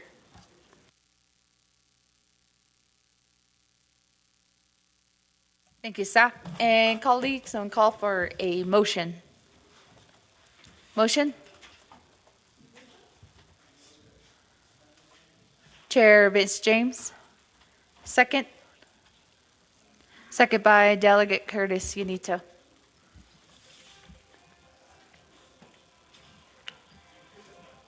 And remember to silence your phones, audience, and also delegates. We are still in middle of business. Colleagues, any questions or comments? There will be, and so we will give Delegate Ness 20 minutes for presentation. Hakaji, ahia do yat elten anto bikje ade shnat adono thinigi. Aro ade ni hisalatso danotlen alto yat e. Good afternoon to many of our veterans who I see and recognize. Kadoshama from Oak Springs, Director Baldwin, Aro Kajo, former commander of our Fort Defiance Agency, Commander Smith, our current commander, First Sergeant out of the Marine Corps as well, First Sergeant Lewis, and one of our commanders as well for Sawmill Chapter Veterans, Ms. Dez, thank you for being here. And for many of you who are joining us on the floor as well, and those that are online, Diriki Eya Legislation 0168-25, Diriki Eya, it is amending the Navajo Nation Veterans Act 2 NNC subsections 1032 to 1036. Ako dirigi e ni hisalat so khala e yang kodo ni hijan da so baldo ni hijan e kwa egi banal nisht andashin la atal ondo la e ya, they've retired. But also want to recognize our surviving spouses and our Gold Star families. Ako dirigi e ya, it is adopting and recognizing chapter veteran organizations as well as agency veteran organizations. Ako disjinde joek adiki do ko nihit nepa hepa has ani igi tiza haiki kwa igi do bakata halait akodo di ante zero la aden na ziniki nihislato alkineka don da ko our surviving spouse and our Gold Star families, ako e ande zero alhine kaho e benachet na hot ato hashil toko e benan nishet on aro benachet athot the Veterans Trust Fund athot e ajo bahas ato e ajo yikan natjatle ako ta nde zero na kaho e every 3 months, joy quarters that they clinic joy ajo as agency veteran organizations e ajo athot we have a lot of our commanders who are leading at the CVO level. When I say CVO, it's Chapter Veteran Organizations. Auto AVO, Agency Veterans Organization. Akodi, we have 26 tribal codes that we operate on and function. And nowhere in any of our 26 codes does it recognize our veteran organizations. And during the work session, there was a directive,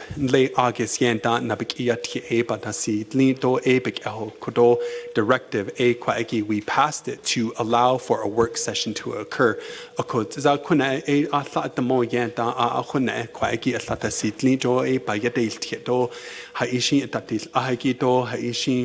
Your comments, recommendations, we furnish that into a proposed amendment that is hopefully will accompany this legislation. During that time, it was asked, why Title II? Currently, we have a lot of our veteran organizations that are not respected by their chapters. E do jo kon hislat ho dan liniki yitn deil nishta.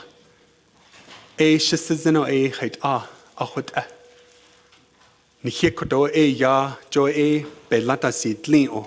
Bekedo janshi e hut they'll have more elevation on their advocacy, on their terms, their roles and responsibilities at the CVO and the agency veteran level. Some chapters don't allow our CVOs to utilize paper. They request for insurance to use on their facilities. Those types of unfortunate circumstances occur within a lot of our chapter veterans. And so I felt that then through Title II, we would be able to elevate that on behalf of our CVOs and AVOs.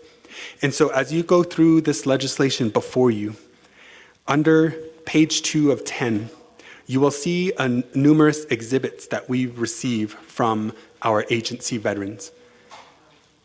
Eastern Agency Veterans Organization passed a supporting resolution back in June. Northern Agency also passed a resolution. Central passed a resolution. Western passed a resolution. And Fort Defiance passed a resolution. And so when this became before the Law and Order Committee, it passed. It went before the Health, Education, and Human Services Committee, and it was tabled.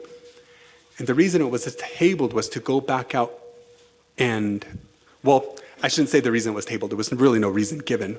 But what I interpreted from that time was to go out to our veterans again. So for a second time, I went back out to the agency, and we still got supporting resolutions from Northern, from Fort Defiance, from Central, and from Western. Yes, there are concerns from our Eastern relatives on this legislation. I've attempted numerous times to present it. Either it was not voted to be included or that they chose to hear it during the work session. We didn't get a second resolution, but the current resolution is attached to this legislation. Under page 4 of 10, page 3 of 10, responsibility and authority.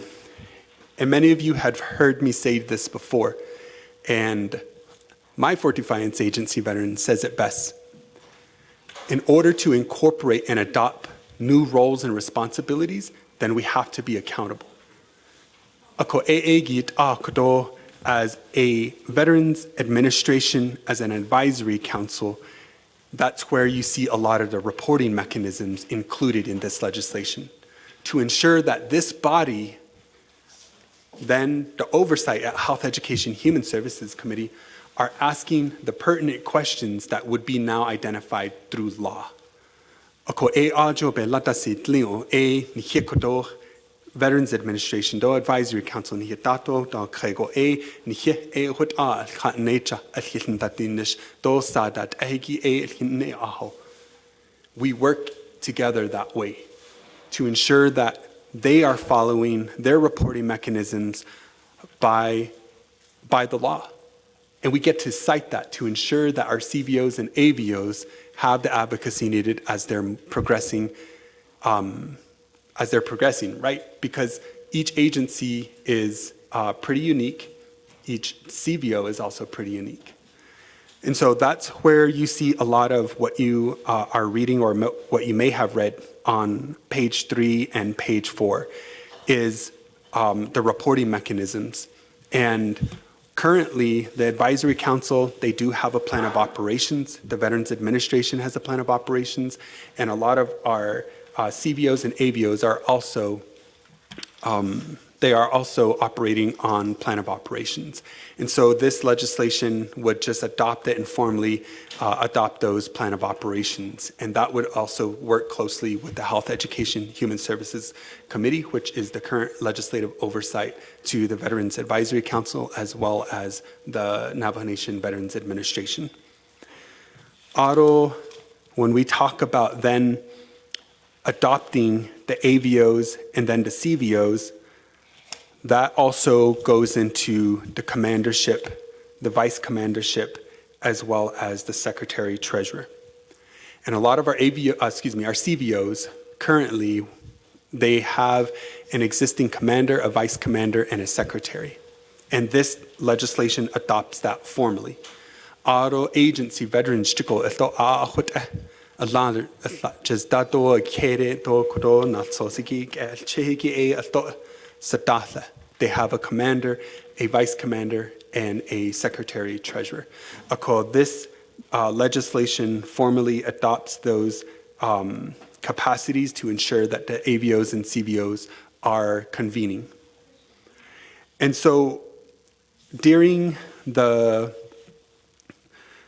work session, the information came up regarding the stipends as well. And the proposed amendment will keep that within the Navajo Nation Veterans Navajo Nation Veterans Administration. That's through the Veterans Trust Fund that are allocated. And again, those keeping the connection between the AVOs to the CVOs onto the Advisory Council and then onto the Veterans Administration. And so the officership, currently what exists now is what we're hoping to adopt by law. And when we start to look at the reporting mechanisms, again, going back to the page 9 of 10, then that talks about like the inclusivity, the comprehensive reporting that then comes before the body.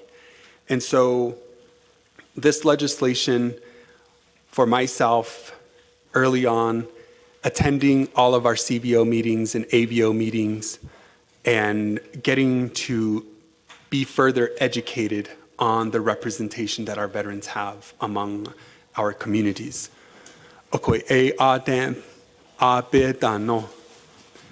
We need to be recognized. They only acknowledge us as an interest group. We're only an ad hoc group. And this legislation, if enacted, would help to solidify that representation needed. It would allow for technical assistance and support, not only from the legislative body, but also through the NNVA, through the OPVP.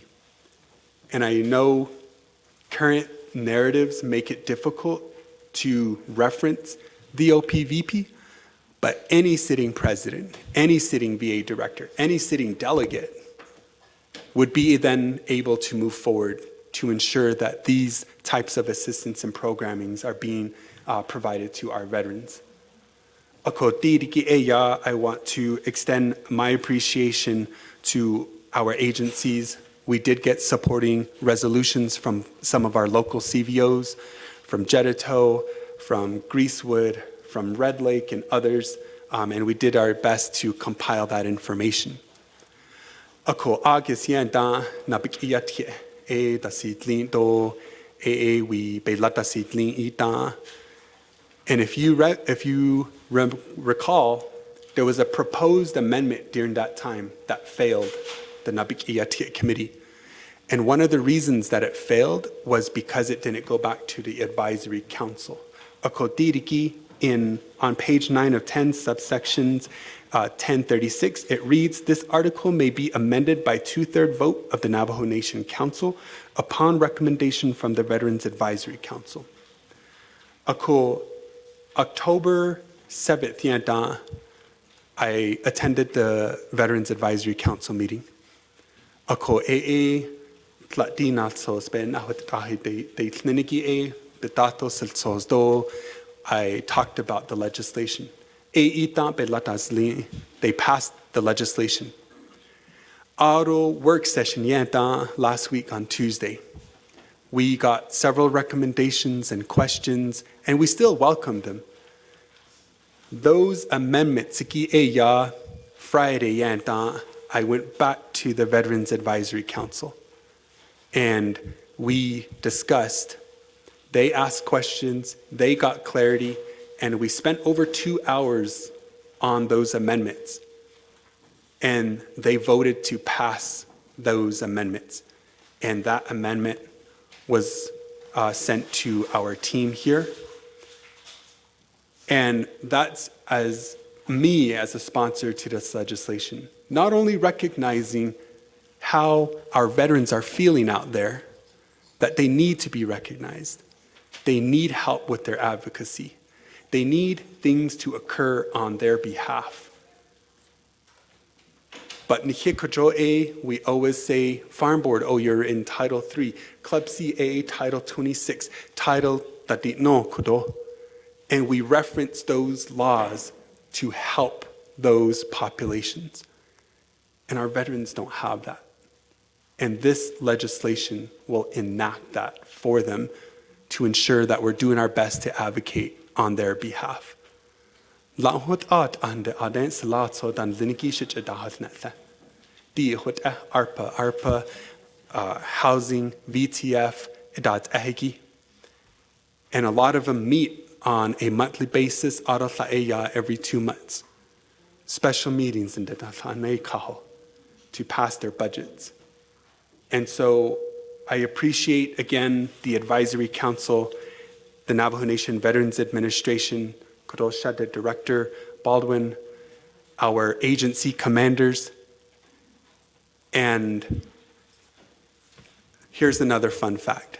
The former Advisory Council supported this legislation. I don't know how many of you know, but agency veteran organizations selected new officers. Your agency, CVO, AVO commanders, some of them probably were reelected, but they also got new officials. I know we did for Fort Defiance Agency. That new advisory council also supported this legislation and supported the amendments that'll probably come through your emails here shortly, if not already. So I'm very happy about the work that I've committed to supporting our veterans in the best way that I can. And I thank you all as well for supporting your veterans. Many of you were at the agency veterans meetings that I attended to provide this resolution. So colleagues, I thank you for your time and attention and considering this legislation before you. About 85% of what is indicated currently is functioning at this time, and we adopt that into law, and we move forward to support our veterans in the best way that we can. Ako janshin di kodo di tra jinje ande atzi hinte asian o hot edo le to a hya anol so ade aro ni hisalat so na a hya ni hidini do le aro to our Vietnam veterans as well. Welcome home. Aro amma jaet anol thiniki ato. I always never forget to thank families because I had 2 older brothers, and both older brothers are Marines. Both of them have also done several tours in Iraq. And so oftentimes it's not just to the spouse, it's not just to the mothers or the fathers, but it's also to us as relatives, as brothers, as nephews. And so I always extend an appreciation to our families as well. And thank you for allowing your warriors to protect us. And we just look forward to a healthy conversation here. And any questions, comments, recommendations that I will be here to address any of those the best I can. Speaker Curley, colleagues, thank you again. Yeah, thank you, Delegate Dr. Andy Nez, for your presentation on legislation 16825, members of the 25th Navajo Nation Council. We do have a motion and a second established on the legislation, and I'm going to go to the board to recognize delegates who have questions. First, we have Chairwoman Eugenia Charles Newman. Thank you, Ado Ikat, Chitsila Delegate Naz, for sponsoring this legislation. I appreciate the work that you were doing and then going out to the different agencies to provide information to them. My question primarily is on page 9 of 10, the reports. So it does say that AVO shall provide written reports and verbal summary of the activities undertaken by the AVO during the previous quarter. I just want to know, right now we do receive reports. If you look at our council agenda, we do have oral reports and then we have written reports. So is the advisory council going to be included in this agenda to provide reports to the council, or are these reports specifically for the oversight? My next question is, I know that this body at Nabikiatskit, we have requested, we had answers from Ms. Baldwin, and she was not here during that time to provide answers to the questions that we've had. And I know she's here today. And I do have questions regarding veterans. So since this is technically to provide that, I guess to recognize them within Title II, I think that in terms of the reports, we're not getting proper reports right now from Bobby Baldwin. So how is this legislation going to ensure that we do receive the reports that are needed so that we can take that information back to the veterans and let them know what is actually going on. I reserve my time. Thank you, Chairwoman Eugenia Charles Newton. We have 3 minutes and 14 seconds in reserve time. Next, we are going to Honorable Delegate George Tolf.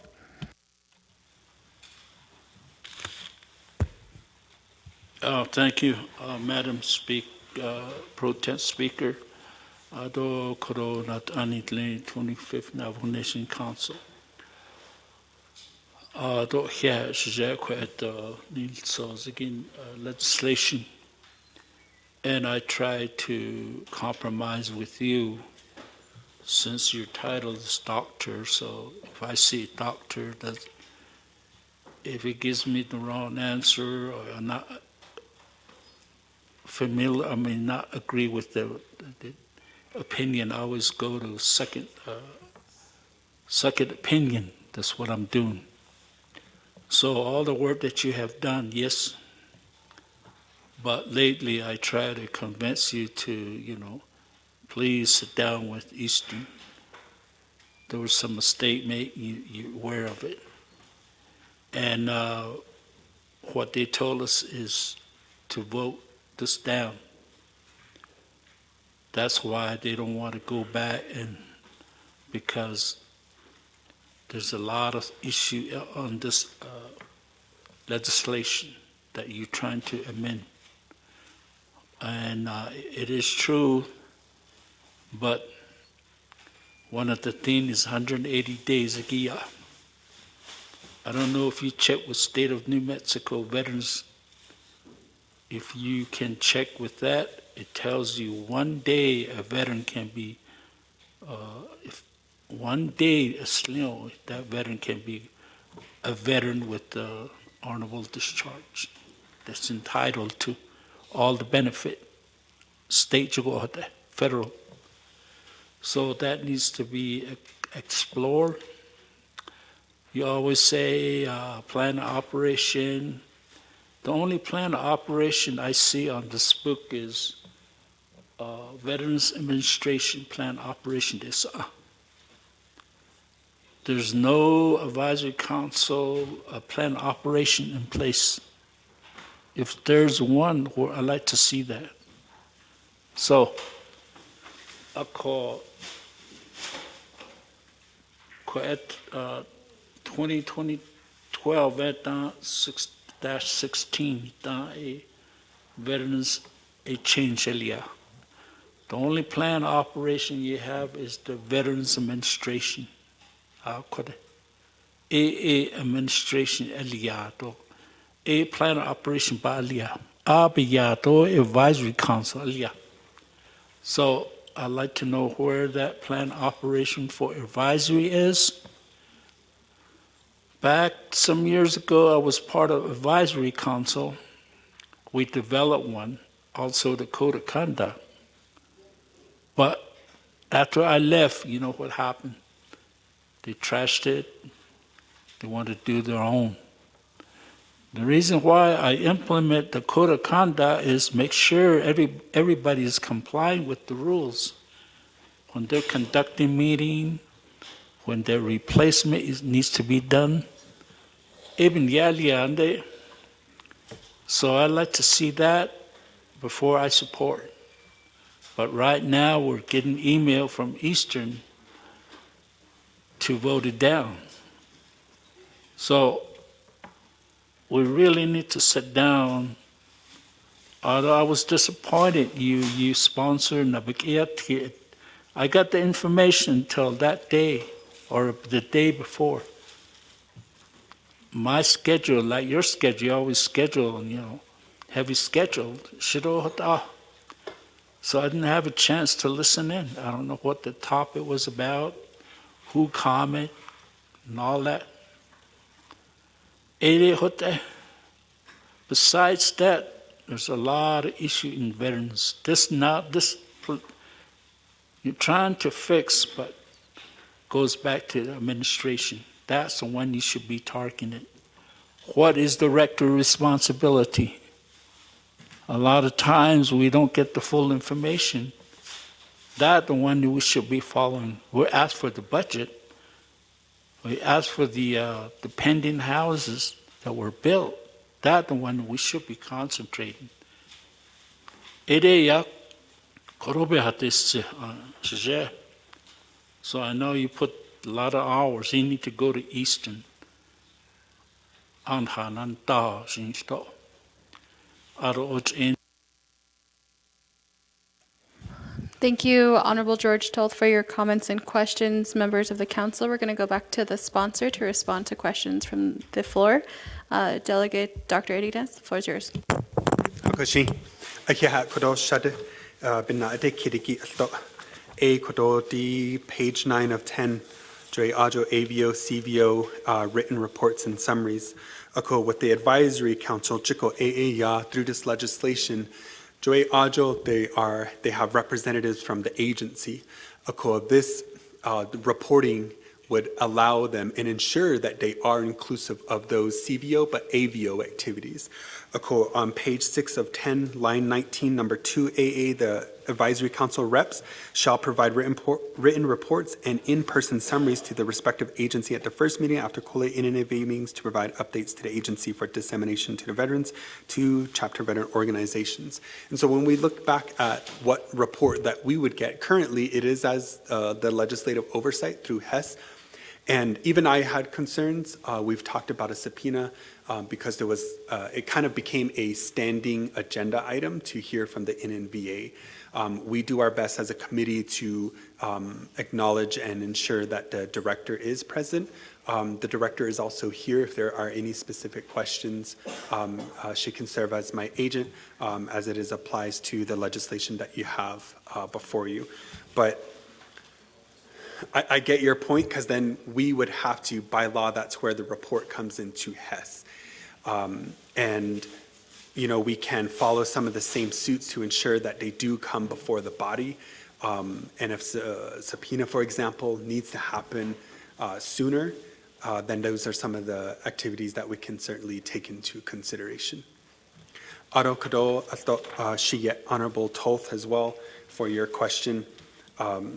And colleagues, I did acknowledge this during the Nabik committee that HESC JY-4-16 is the plan of operations for the Navajo Nation Veterans Advisory Council.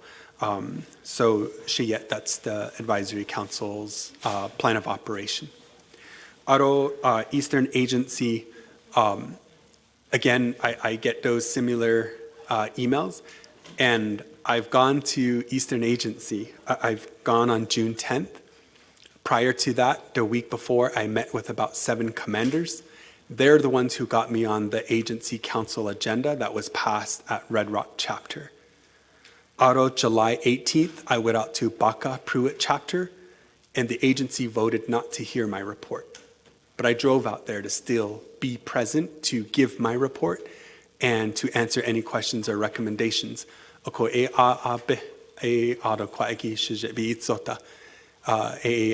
unsure of, but that was my additional attempt.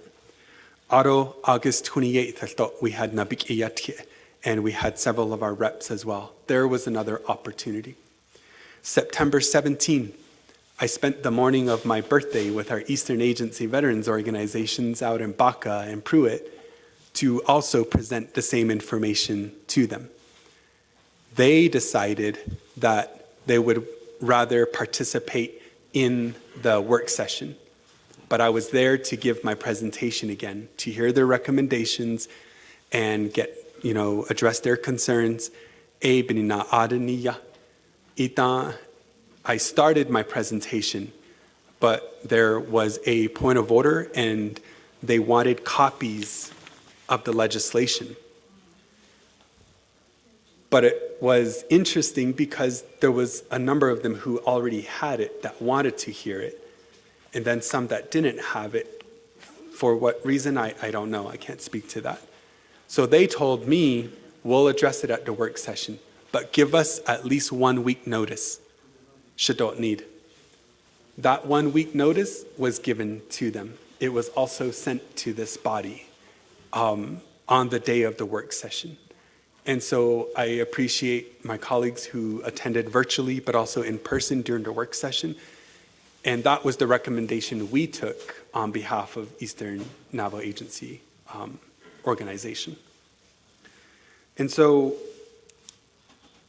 through the plan of operations, through the Navajo Nation Veterans Advisory Council, we got the support from both commanders from Eastern Navajo Agency. One officially and one who got on the call after because she had lost service, but she indicated she supported. That's not recognized in the resolution, but through that conversation supported the resolution. So we did get the support from the two commanders currently under Eastern Agency Veterans Organization who sit on the advisory council. I hope that addresses some of the questions and clarifications here. Thank you, Speaker, to make sure who's sitting behind me. Thank you. Thank you, Delegate Nez. And first, before we go back to questions, I do have several recognitions. Former Delegate Raymond Smith Jr. on the south side, Yat Eshananta. And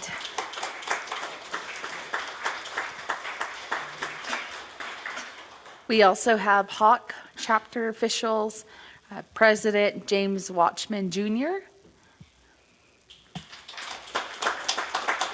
and also Virginia Baker, Secretary Treasurer.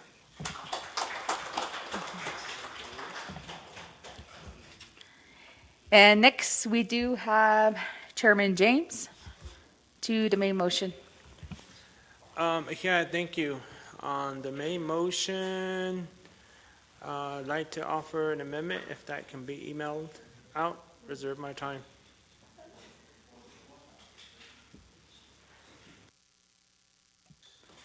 Reserve time of 4:51.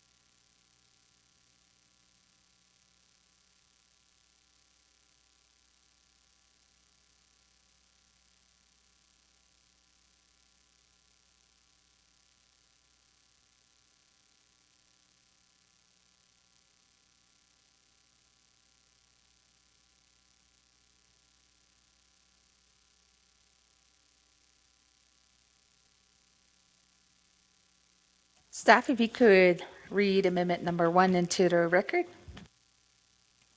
Thank you, Madam Speaker. Amendment 1, page 2, line 27, add new paragraph I as follows. I, new language underlying, the 25th Navajo Agency Veterans Organization was provided a resolution attached as Exhibit G in support of these amendments to the Navajo Veterans Act and underline. 2, page 4, line 14, add the following language. After to the add underline President of the Navajo Nation and the and underline. 3, page 4, line 22, make the changes as indicated below. After Veterans Advisory Council shall insert develop and overstrike have. 4, page 5, lines 11 through 13, make the changes as indicated below. After the representatives, overstrike may not, and insert shall. After be from, insert the pool of, and underline, agency veterans, new language underline, officers and chapters, veterans officers, overstrike, but shall be selected from the population of veterans within each respective agency, and overstrike. Page 5, lines 19 through 20, make the changes as indicated below.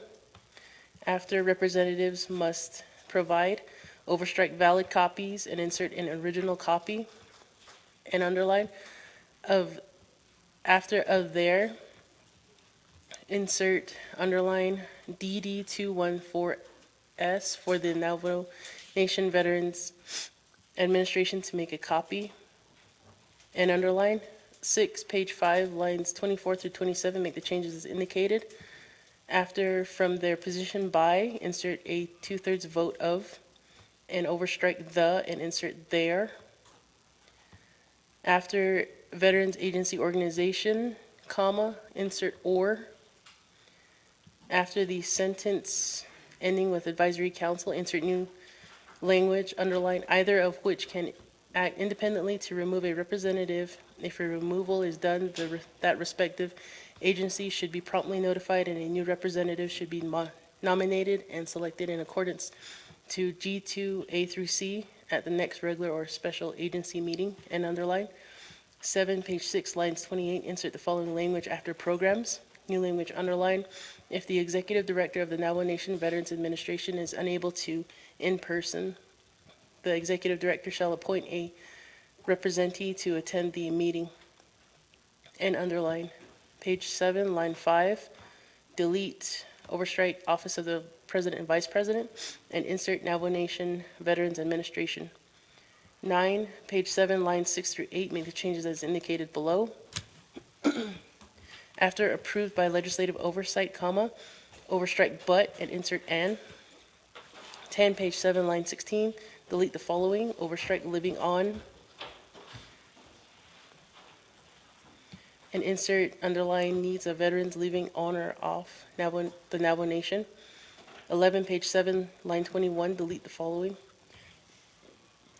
Delete and overstrike and approved by legislative oversight and overstrike, insert underline to the Navajo Nation Veterans Administration and be acknowledged in its plan of operation, and underline. 12, page 9, line 10, make the changes as indicated below.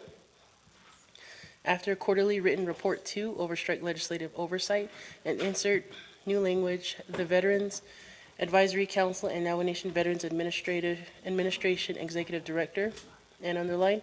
13, page 9, line 1, make the changes as indicated below.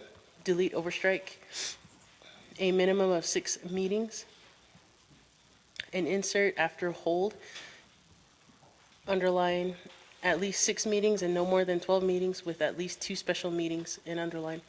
14, page 5, line 30, make the changes as indicated below. After elected at the beginning of, insert a and overstrike each. After fiscal year, comma, and overstrike language, the term of service, and overstrike. After shall serve a, insert 3 and overstrike 4B2 and delete the S in years and insert term. 15, page 8, line 2. At the end of the sentence, insert language as follows. New language, underline, all plans of operation shall contain reasonable provisions and conform to Navajo Nation standards, and underline. 16, renumber, relater succeeding paragraphs, sections, and exhibits as necessary and appropriate. The Office of Legislative Services and the Office of Legislative Counsel are authorized to make technical edits to this legislation and its exhibits to implement the Navajo Nation Council's intent. This amendment supersedes inconsistent language and any other amendments which language shall be conformed to this amendment. Also attached to the email is the Navajo Nation Veterans Advisory Council resolution and the Fort Defiance Agency Veterans Organization resolution. Madam Speaker. Thank you, staff. And with that, is there a second? Second by Delegate Shauna Entlaw.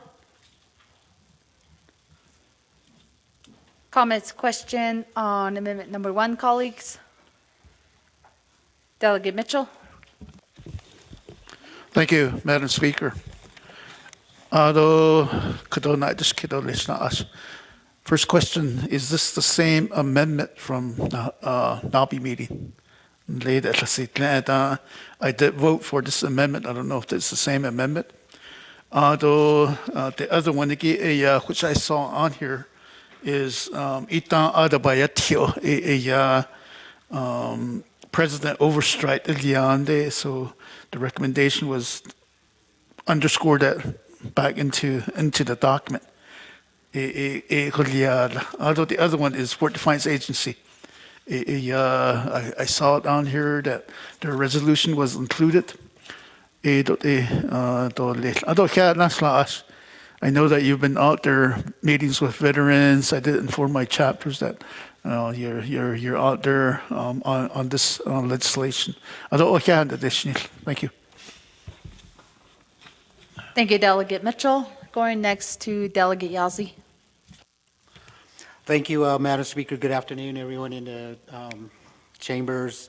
Kado besh pasa ani tlani ado in the hado da chilias hehat la hado nal sosni dato nil sos.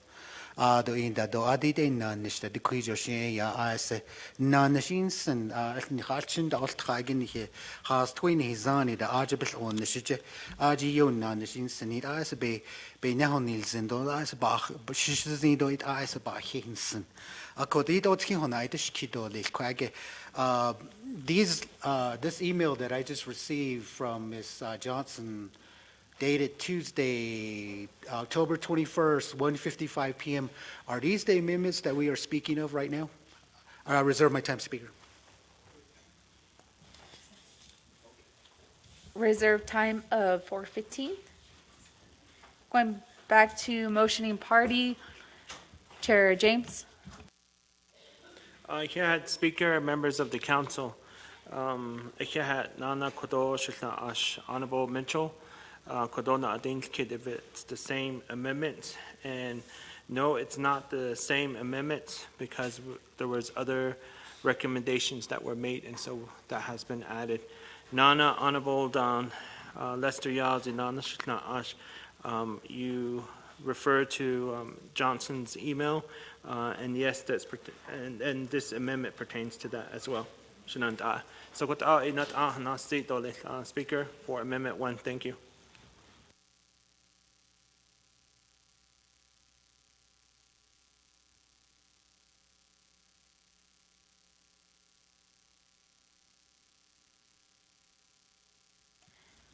Thank you, Chair James, and then going to Delegate Nez.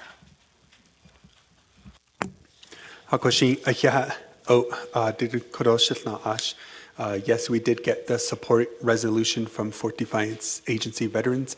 We got one back in July, we got another one just this past October 3rd, we have two supporting resolutions. The 155 from Julissa, and there are variations. We waited to propose any new amendments until after the work session. And again, we incorporated some of those additional items because we did get further recommendations on it. Speaker, back to you. Thank you, Delegate Nez. And then going back to reserve time, Delegate Lester Yazzie with 4 minutes and 15 seconds. Madam Speaker, this is the main reason I feel like a delegate from Eastern Agency that we are not in consensus. We are not fully supporting this legislation. That's the reason being is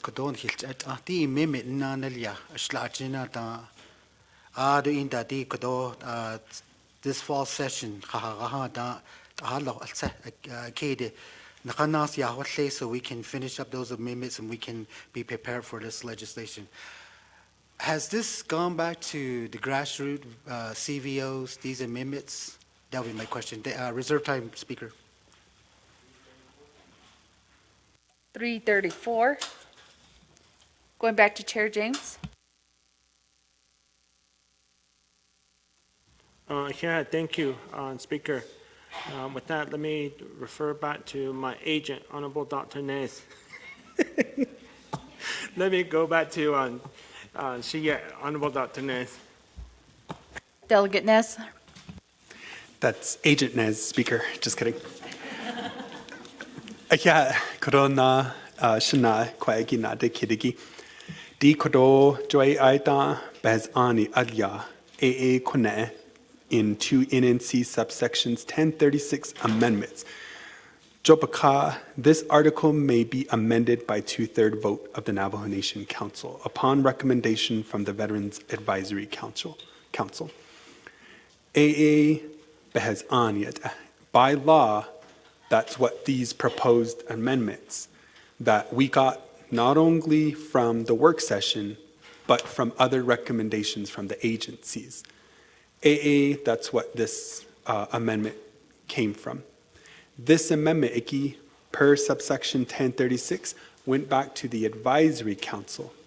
They made minor changes and they passed it with a supporting resolution. And in that 155 email that you received, you'll see their supporting resolution for these amendments in Exhibit A. It did not go back to the grassroots level at the CVO level. And I understand that, which is why I've made numerous attempts to be among our Eastern Agency to give the report. We've had some CVOs who pass local resolutions, and I've mentioned Jettato, Red Lake, Greasewood Springs, and others. We also take that back. Information, reports, that's Egi, we take it back to the chapters and we engage. And that's something that some of our CVO commanders did to go back. And I got questions, I got calls from a lot of different CVOs to say, we have this resolution, can you just clarify this point? So those types of initiatives is also at their purview to be able to do. And again, I understand where you're coming from. I understand the Ian AVAC is coming from, AVO is coming from, but we've been available, and that's why I've been very flexible with all agencies. And when this legislation went into the queue in July, that was a little over 3 months ago. So, thank you, Speaker.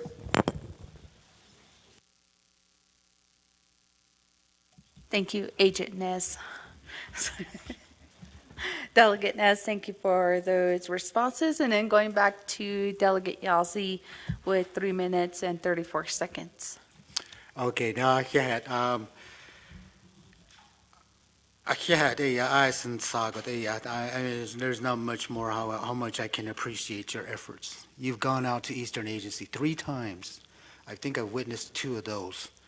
And all your efforts in presenting this legislation.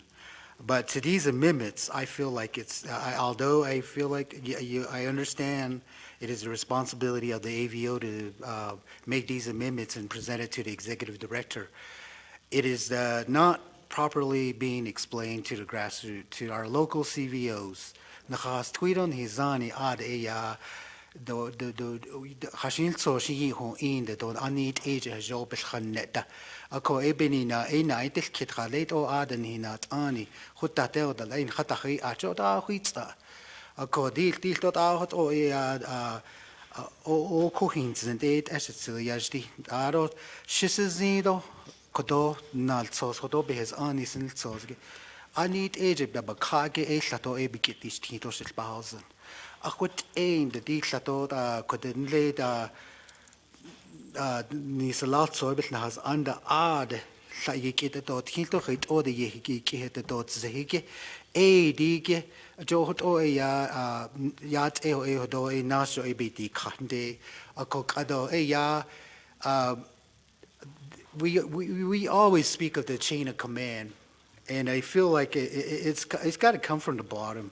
Le ayado no CVOs dan lenige adolto hlato bespahoso joko e ya khit o yan sikhisto khit o yan tok asto khit o ya astedo nil nenige e yan le agency level de ya ni le ado agency aden hi of ni advisory council leni not anis chint at estla hine khao e khage ban na hat ako diri ke la jo eta be ashi ni be has ani eta be so did agency level the not only chin ashla hini khage eta ba kododi sadigin na dis kanso di laut als iso stedal ja als isen den nicht es laut so bitte atlen led hat nasnelde betrat hat die karte aden dann hitel kido ad ich o ja die hajon hilna hol ne jo hodat age akoaget ni hinanish indel in de do is anit age shi da bi ho jon on shi ya a do hotlan tlai jo hot o ya ba han do de eben ya no ya han hat de nebel is jan age i a ko ko de dit sari get nak an sto la on na ni like a kid in the not le not added but na han now added John hidan hinadija John hida ya do bel ada linda he se hit o de koden kan sa case he se even yella do ya do so lot so ni hit ol tra ebinina do as llanda atlet ebinina llato do as agent altet do huinzentle do hot obi khada atzela shin lejo has tragos es lot so betratan de stage in da hier na kones lot so in kina so tranige I'll go ahead and waive the rest of my time, but I'll go ahead and request to speak on the main motion. Thank you, Madam Speaker.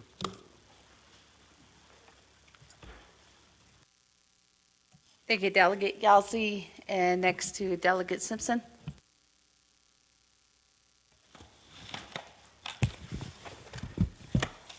Thank you, Madam Speaker, members of the 25th Council, my little brother there, Delegate Dr. Nezkat. I don't care, Gessie, our Navajo people that are listening online. Thank you, Kat. We hear a lot of complaints from our chapter veteran organization, also agency veteran organization, and in reference to the executive director for the Veteran Administration, and just a few complaints against the Veterans Advisory Council. And to me, we're putting a lot of, to these amendments, we're putting a lot of on the chapter veteran organization and agency veteran organization to where it's coming from the top to these entities. And to me, I think the Advisory Council, Veterans Advisory Council and the executive director for the Veteran Administration, those are the two that we really need to concentrate on to make sure that they work with the chapter's veteran organization and the agency veteran organization. And I think that's where the problem's at. It's not a chapter level, it's not a chapter veterans organization, it's not the agency veterans organization. And we're trying to include that as where the problem's at, especially with the executive director for Veteran Administration. And we see that today, not working with the council also.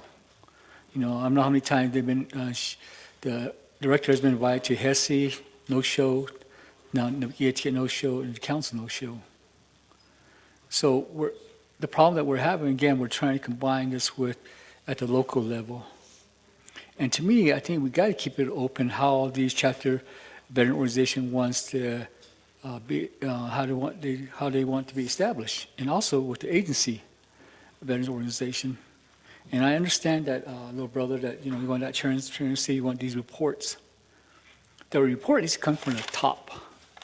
It needs to come from the nation itself, to where the executive director and the staff there at the Veterans Administration to convey those information to at the local level and agency level.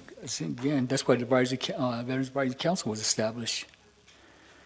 But I do support if we can just concentrate on those two, not the chapters or veterans. That's just we're putting a little more laws in there to where we don't want to tie their hands. And same with the HC Veterans Organization. We don't want to put too much in here to tie their hands too. But we want to make sure that the executive director and the office of the Navajo Veterans Administration work with these entities at the local level and the agency level. I think that's where our concentration needs to be at.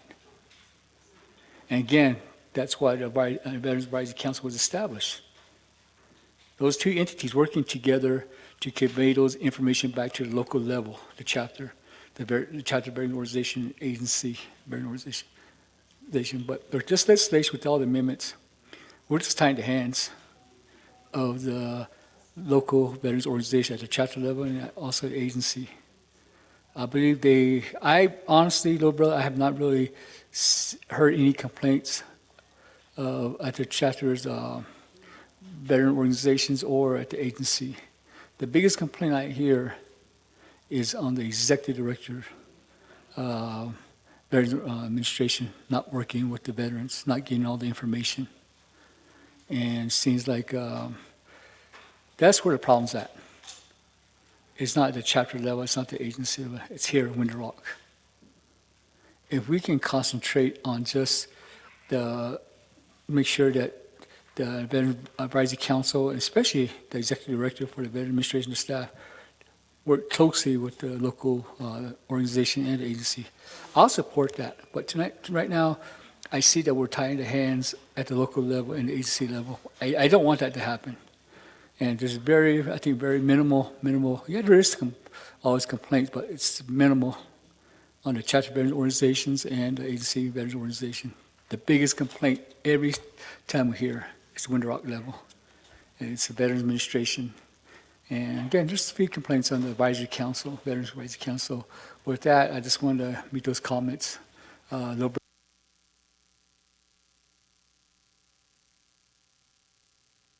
Thank you, Delegate Simpson. Then next to Delegate Norman Begay. Thank you, Speaker, and staff, Delegate Nez for bringing the legislation forward. 25th Council, what I'd like to have seen is all the 5 agencies. I wish they would have been here sitting beside you with the Advisory Council. If they're all holding hands and singing Jambayo, it would be nice. You're by yourself and you're speaking for all 5 agencies and all the veterans. I mean, I'm saying everybody, no. To me, it's not right. You should at least brought one of your agency from either one of them to speak to this legislation. So, why, the question is why, you didn't invite either the Advisory Council or one of the commanders from each agency. Thank you, Speaker. I'll reserve my time.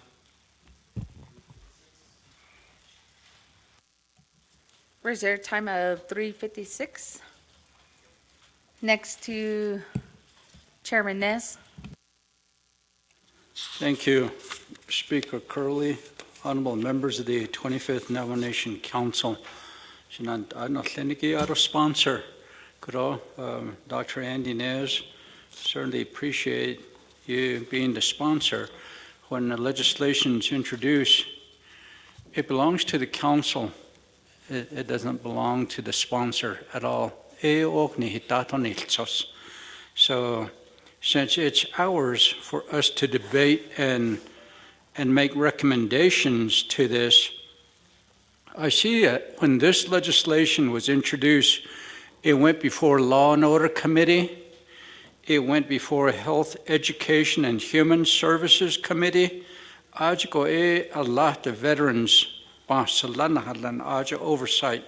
Vince James Daho Ishija.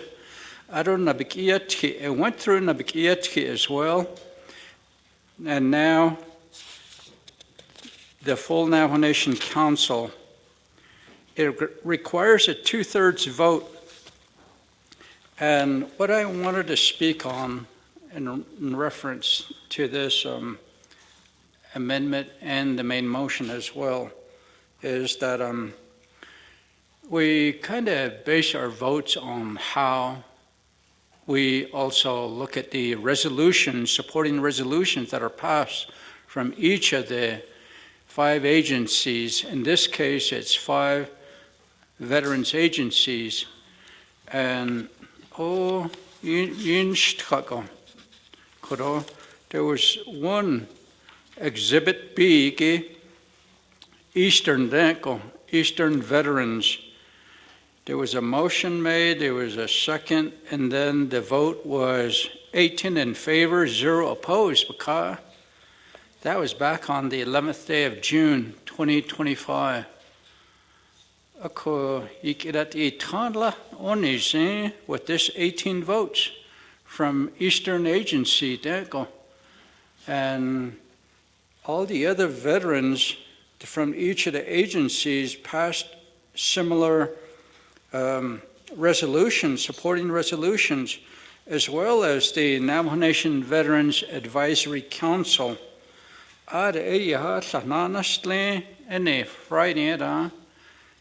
here, from Eastern Dago, their representative, Ms. Huang, made the motion. It passed 8 in favor, 0 opposed. Nabaka, it appears like even Northern, my area, Northern Agency veterans, they also passed a resolution. So I would think that now that I'm carefully looking through all of this again, from the time that we had discussed this at the Nabagietki Committee, all the resolutions are in place that speak to supporting it now. Ado Kudigi, Eastern Gidja Hanstran, and here it was Exhibit B that larger.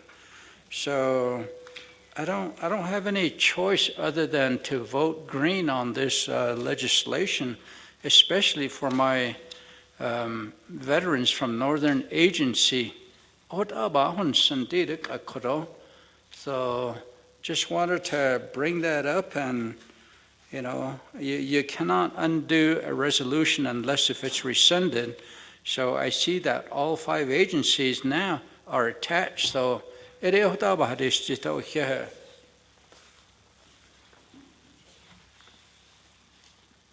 you, Delegate Ness. Next to Chairwoman Eugenia Charles Newton. Thank you. Chitila, Delegate Nez, I know you've been trying to push this legislation forward for quite some time, and we at one point referred it back to, I believe it was Nabik Iatke, and then we requested a work session, which you did complete. And I know that you did talk about, trying to sit down with Eastern Agency. I feel like as a delegate, or since I've been a delegate, there's never been full consensus coming from the veterans. There's always some that say, yes, do it, we support it. And then you have some that say, no, don't do it, don't support it. So it's always that question of, how do we decide this issue? As my brother stated already, Chair Nez, with Northern Agency, they do support this move, and also that recognition. And I just feel like it's time that we recognize and start elevating our veterans, and let them be at the table when these decisions are being made. I know that you did have a work session, and my apologies for not attending during that time, but I already have my decision made on this issue, which is why I didn't attend. And I don't know if there were really any issues that were brought forward during that time about why this shouldn't happen. But I will just say that in terms of what we have seen with the veterans legislation, you're always going to have some who oppose, and then some who agree. And I think that overall, I always say that as delegates, our job is not to make everybody happy. Our job is to do a job. And in this case, I think that the veterans, have brought this to our attention on multiple occasions. I know during the 24th, there were a lot of issues with how the advisory council was not being listened to. And they were constantly being told, well, you're only recommending.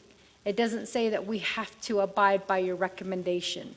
We don't have to listen to what you are recommending. I remember that kept coming out in terms of the veterans who are on the advisory council. And in this case, it does recognize them, which is why I asked you in terms of the report, how the report is going to be made. I feel like if we truly are going to recognize our veterans, they should technically be on the council agenda as providing a written and an oral report. And I think that's really important because every single one of us have veterans within our communities that we represent. We have veterans who come to talk to us about some of the issues that are happening. And I know that chain of command has been thrown around. I disagree, and I've stated that with the commanders in the Northern Agency, that I disagree that veterans should go up the chain of command because we represent veterans. And if there's an issue, as council delegates, we should be listening to our veterans. I certainly don't, I certainly would hate to answer a phone call and say, hello, this is Delegate Charles Newton, are you a veteran? And if they say yes, then I say, okay, sorry, I can't help you, you gotta go through the chain of command. Usually when I answer my calls, I'll say, hello, this is Delegate Charles Newton, how can I help you? So I think that in terms of what is happening here, I agree. I think somebody already stated it, and I don't want to give credit to another delegate or maybe blame another delegate, but the concerns that we have been hearing fall back to Bobby Baldwin. And I think that there's no communication. If anything, every complaint that I've received is because of her lack of communication or her lack of support or her lack of work that she is doing or not doing, which is why I keep asking, when is she going to come to give us a report? When is she going to tell us what she's been doing? And now there's issues happening with possible mismanagement of funds that is going to be looked into by the controller, and this was discussed yesterday. So all I'm going to say to you, Tilla, is I think you've done as much as you can to get the support, and I'm ready to vote.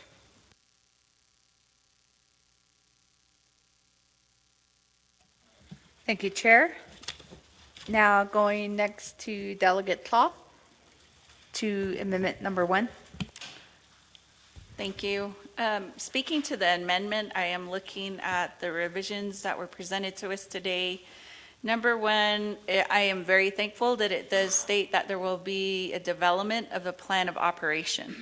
And that provides the foundation, the goals, the objectives, and what is allowed for this specific advisory council. Number 2, it includes a pool that consists of both agency and chapter veterans. So I appreciate that. The other issue is that we have amended that veterans can live on or off the reservation. For numerous years, I believe those that were living off the reservation were excluded from services. However, they still defended this country. And so they should not be excluded regardless of where they live. So I believe in this amendment, and then also that the Navajo Nation Veterans Administration, that they have to acknowledge the plan of operation. So what will happen is once this plan of operation is put into place, it now becomes and falls under the authority of Nabakiyastkit Committee. It no longer just resides just with HES and law and order, but it will now move forward to NABI, since it incorporates a plan of operation that will be carried Navajo Nation-wide. So that would be the other change. I don't see that in this amendment, but I believe there will be one offered later. The other thing that I would like to just commend you on is that in here, it's also an amendment for the minimum of 6 meetings, but these meetings are now outlined to say at least and no more than 12 with 2 special meetings. So that does provide guidelines for our organizations that are in the communities. I also have a supporting resolution from our Central Veterans, and I will stand with their decision, which is to also vote green on this specific legislation. And then also, I appreciate the fact that it does state all plans of operation shall be reasonable with provisions that conform to our Navajo Nation standards.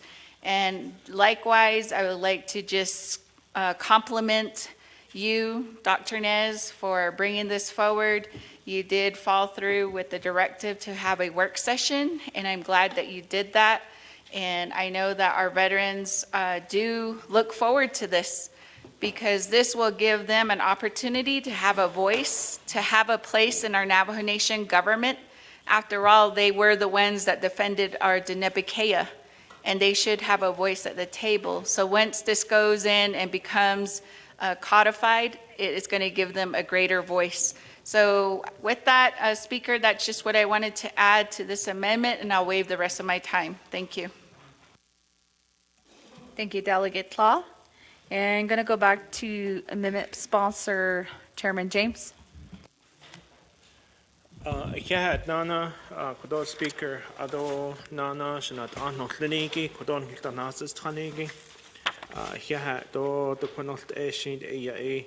El Kate Hona Aunt, A. Ba Hadaso Zito, and the Nan Sos Lini, Kodon Hitato, Nil Sozikito, Nit Aniki, Dobetas, Oniki, Beat Neliki, A. The Dot Lache, A. Aje.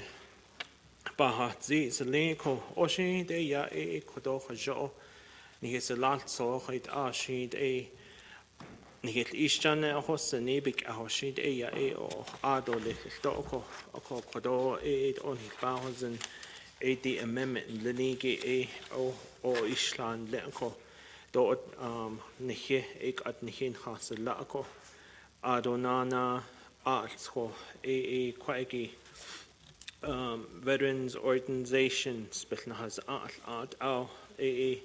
ashin hi anani toko what ni his a lot so you need but not ko kate hona ko veterans administration office do nana the veterans advisory council ado nana akona agency veterans ado under chapter veterans organization Ashi lato lato an hiit toko o hayud ya ant halabek in at eat on konzat belt kasalenko ko ashint kwaiki hit ashin his a lot son hit yalti do na o kan lenigi ye yalti gishin benach o ado nana ani ya Kodo laad salat son lenigi da isnel toko do she anid alt skota to o konde ishi banana staholoni da she bena do lache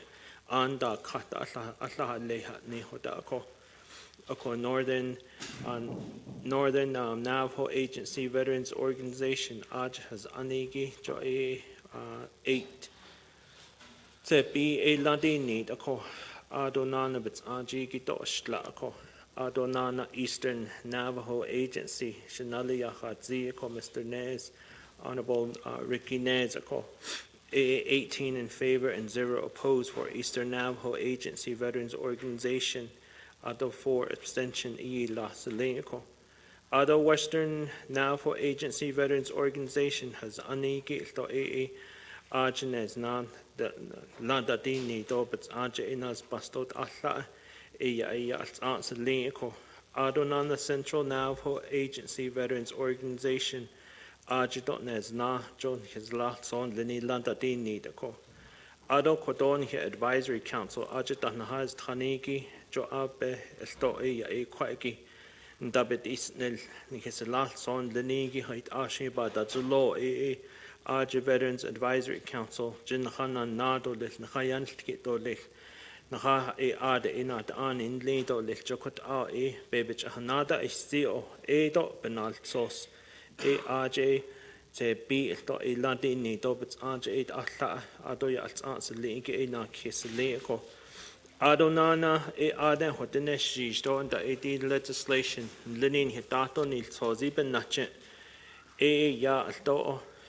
Sludge, Arjet, Naton hit the net Lenigi, Bandat that Ahan Lenko, Adonana oppose, Hait Ashi oppose, Yan se Casey, Abin saaden linigig I nella okon hitje kwalli nana in supporting go da to e ape aden asad lini katsen nella don hitje yili jo e do slaje e ya hot abaho ande o tsahati kjenje da e ado la e ya it anjen ne ya do ado la e ya e beke ne ya jo ado la din ni da ko e ado ade ba huint on hote shi do di non sosen linigi jo e ade bik a chapter has ando trat nas nele tonalia late chapter e aje e dates at da jo nan lana da don't need a ko the chapter veterans organization on his lot so abenana adonana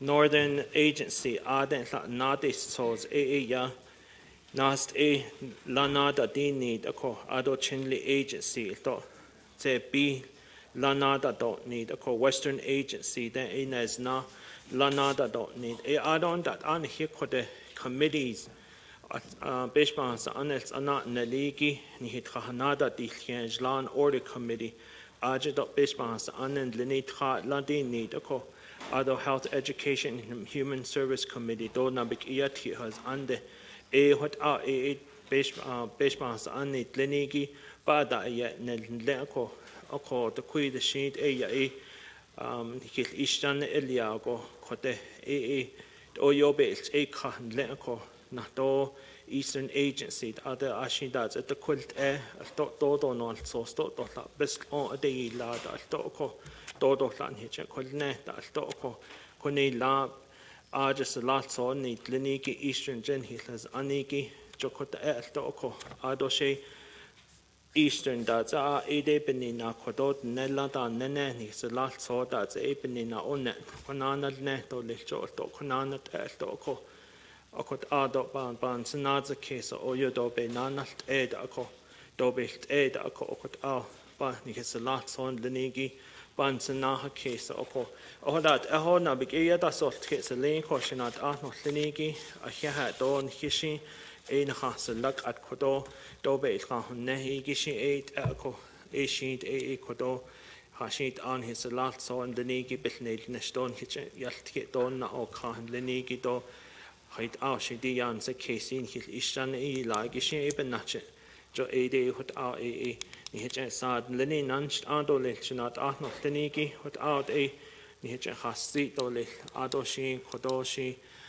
do la hanana zio de kuishin ya bijit na das zo ko hot ba hasti do kodo agent nes banad ish do ko shi thought that do haid shi yan se kes do na adi kidigi il to shi da be e kodonat e sad lini hanado zin lenko a Thank you, Chairman. Then going to Delegate Ness. Thank you, Speaker Aro Kodosha Elto, for the amendment. Aro, Delegate Simpson, I know he stepped out for a bit, but I do want to address the concerns.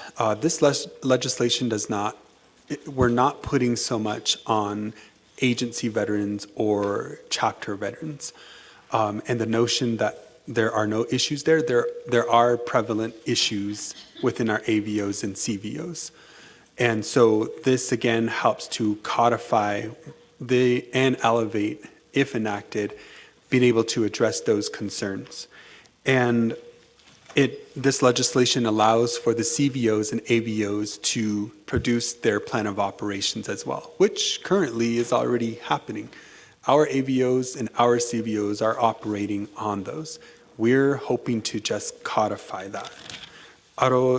Delegate Norman Biguet as well, you asked about just myself up here, and it doesn't make sense to speak on behalf of the veterans. I'm going to continue to speak on behalf of all of our veterans. And I did recognize our director. I also recognized our Fort Defiance Agency Commander, First Sergeant Lewis, who is also present. And there are several of our veterans who are currently here and who are currently listening online. And so insinuating that I'm also speaking for them, which I'm happy to do, But the resolutions, they're also speaking for themselves, and that's why they passed supporting resolutions. They passed it to give their voice to this council. That Eastern Agency supported it back in June. That Northern supported it twice. Central supported it twice. Western supported it twice. Fort Defiance Agency supported it twice.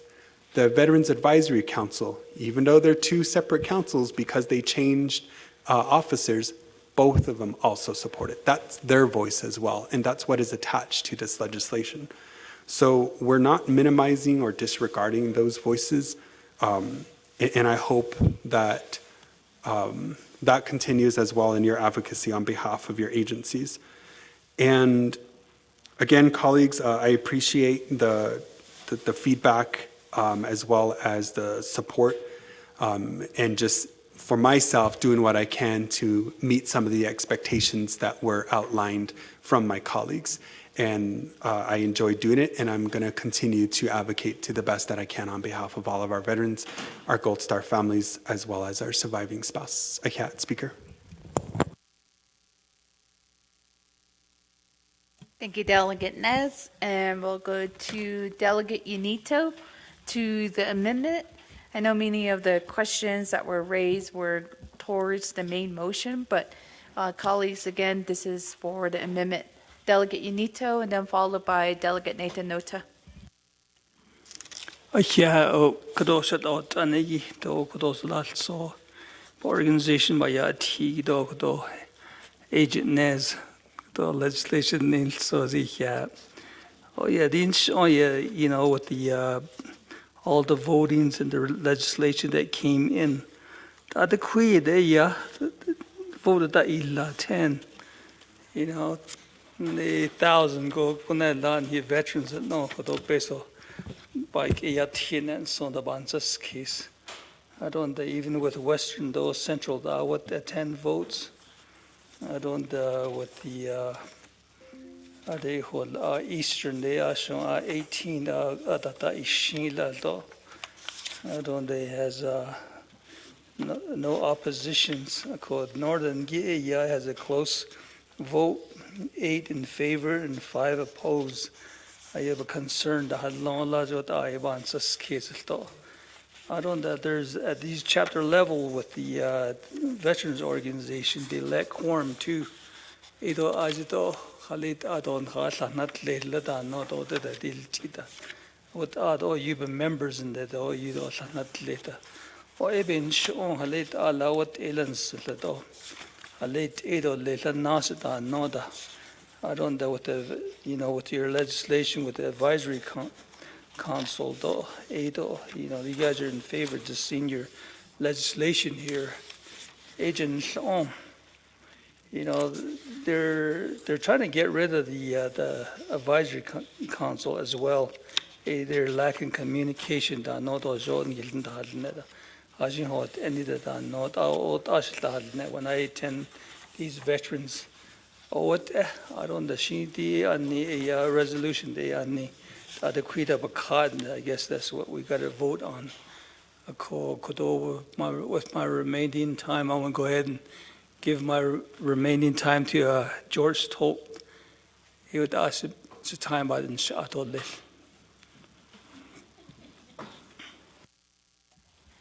Yielding time of 2:47 to Delegate Tolt. Do you accept? Thank you, Madam Speaker. Though, aro koro sijato aro time giving like Mr. Curtis, I appreciate. Yeah, well, I'll go ahead and set. Okay, thank you, Madam Speaker. Though koro not ani na senigi. I ta akodin she lukidishi veterans dide. Oyo ndal so only a job no just joy if you want to be an honest councilman to present these, there's some infraction was done, but you know again it goes back to the members veterans no o title de ba cho e de basanchlo. It was never explained the content of it. So a kwede yesterday and the she could also a support innocent. E de basanchlo. A ko ato jo title lead a year of resolution proposed where the doctor present ye like a red rod and at ere kwe halita salatso jobs with it or little. I don't know in Johnson she in this case so ani salatso e yahay at grassroots diki yego squisani das li widows da I'd say ye had two shliat sa do ke honil ida ere ya koro amendment dish killed I don't have for the advisory if this passed then this amendment will work ere ya koro attorney could have also ere speaker observe my time.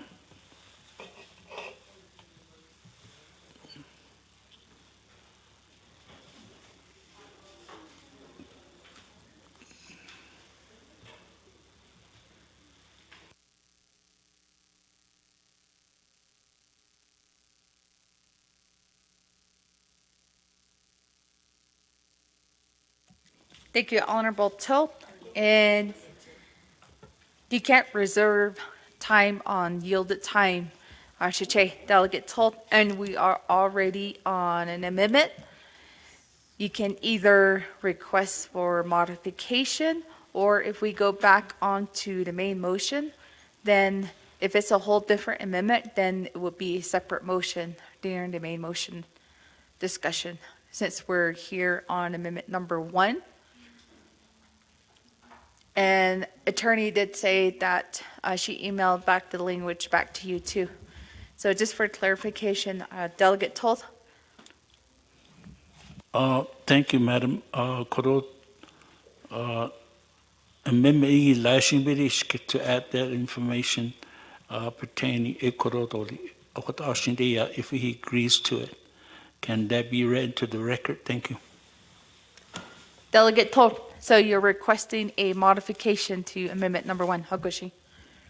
There is a request, and we will send that to amendment sponsor and delegates.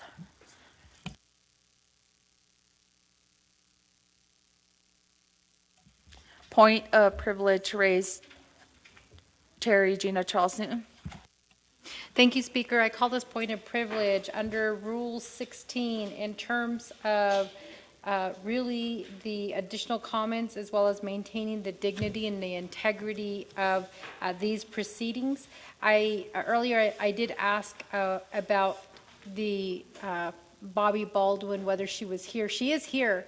So can we have her come and sit next to Delegate Nez, and that way we can also ask her questions as well regarding the amendment and then also the legislation, and then maybe clarifying the way that the process currently is and then the changes that are being made. Thank you, Speaker.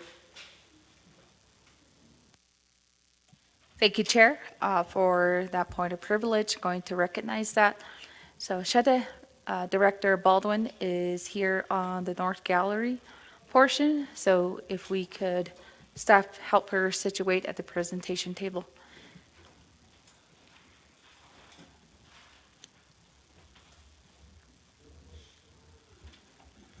And just for clarification, I know Delegate Nez did not specify Ms. Baldwin as one of the agents. So the only time I will go to Ms. Baldwin if there is a direct question to her. And I'll give that to Delegate Nez as well if he does want to recognize her during questions and answers. And reading that modified amendment request, that will go back to Chair James. That should also be in. Okay, and that was emailed also at 2:50 PM. Ms. Johnson, if you can read that first. Thank you, Madam Speaker. Modification to Amendment 1. 1 on page 4, starting at line 27, add the language highlighted in yellow as follows.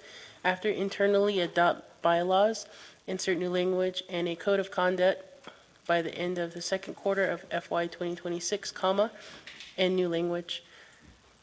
Madam Speaker.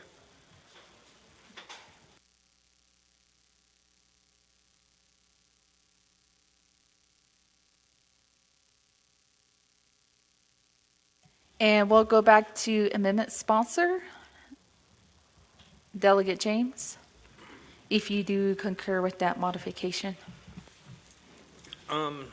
Ikat Speaker Adonana Shitna'ash, Honorable Toth. So I just went to Honorable Toth and I asked him if he wanted to do it as an amendment or as a directive. So he did indicate to me that he'll do it as a directive instead of an amendment. So I guess you can not accept it since he's going to move forward with it as a directive. Agoshin, thank you, Chairman James. Additional na Delegate Toll on the main motion to do the directive motion or following after we do the main motion vote. So there's the two options to do, either doing the main motion or after we take a vote. Point of privilege raised by Chair James. Thank you again, Speaker. I guess this question will go to legal counsel. Is there any stipulation or anything that indicates that we can't put it in this amendment and then also him doing a directive at the end, even though it's already in the amendment? Thank you. Thank you, Chairman James. Ms. Espino? I think if you, thank you, Speaker and members of the Navajo Nation Council. To answer your question, Delegate James, if it is in as an amendment, then I do not think that you would need it to be a directive.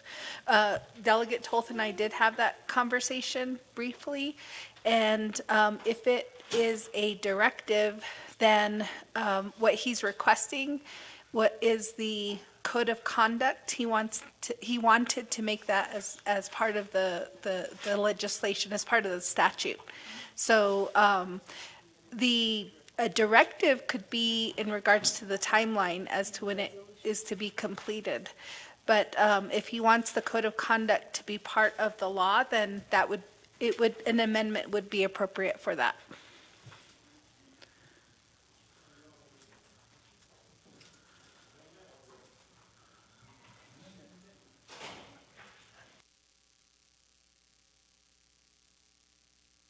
Chairman James?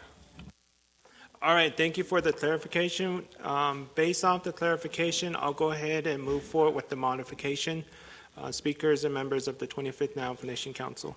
And I do accept that modification coming from Honorable Toth. Thank you. Thank you, Chairman James.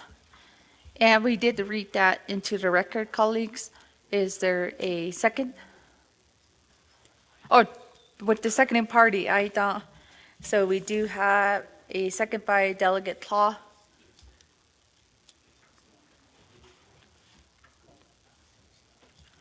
So just with the main concurrence, we don't see Delegate Claw here in the gallery or in the chamber.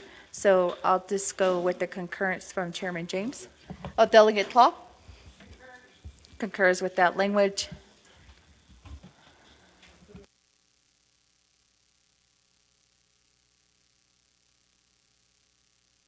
And we will update that modification on the board here.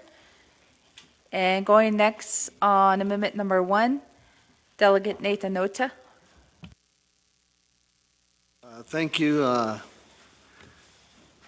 Speaker Curley, Ado, Delegate Nez. Thank you for your input and your work on this particular topic. The Amendment 1 by Yadid Keishas Bahas and Hot End. I do want to ask Delegate Nez, I don't see a resolution regarding Fort Defiance in the packet.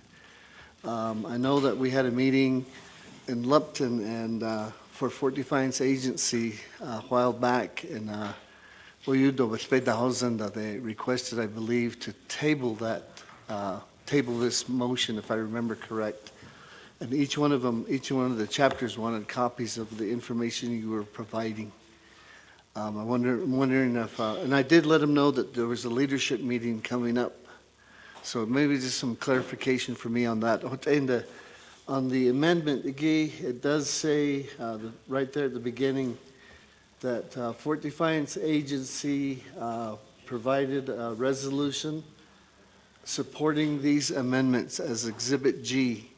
Can I get a copy of that resolution? And it's not, I don't know, I cannot find that attachment, but anyway, I'd like to get a copy of that resolution, with that, I'll reserve my time. Yeah.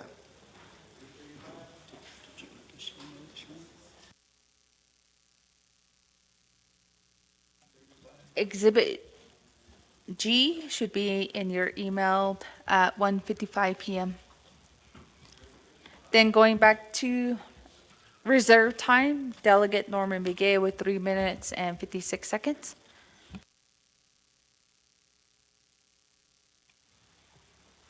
Well, thank you, Speaker, 25th Council. I don't know if this question would be to the main legislation or this one here, but as you know that recently the Veterans Memorial on us, the and right now it seems like all these veterans, Army, though, Air Force out there, Marines, seems like they want to go just their separate way with their different agency na halong. You know, the Korean War and all that stuff. So, how are we going to incorporate that to this legislation? Thank you.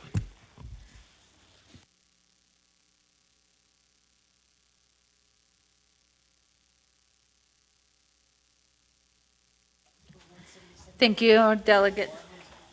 Reserve time of 3:01. Going back to the motioning party, Chairman James. Yeah, thank you. I'll go refer to Honorable Dr. Agent Nez. Delegate Nez. My name's going to be very long by the time we're done. Just kidding.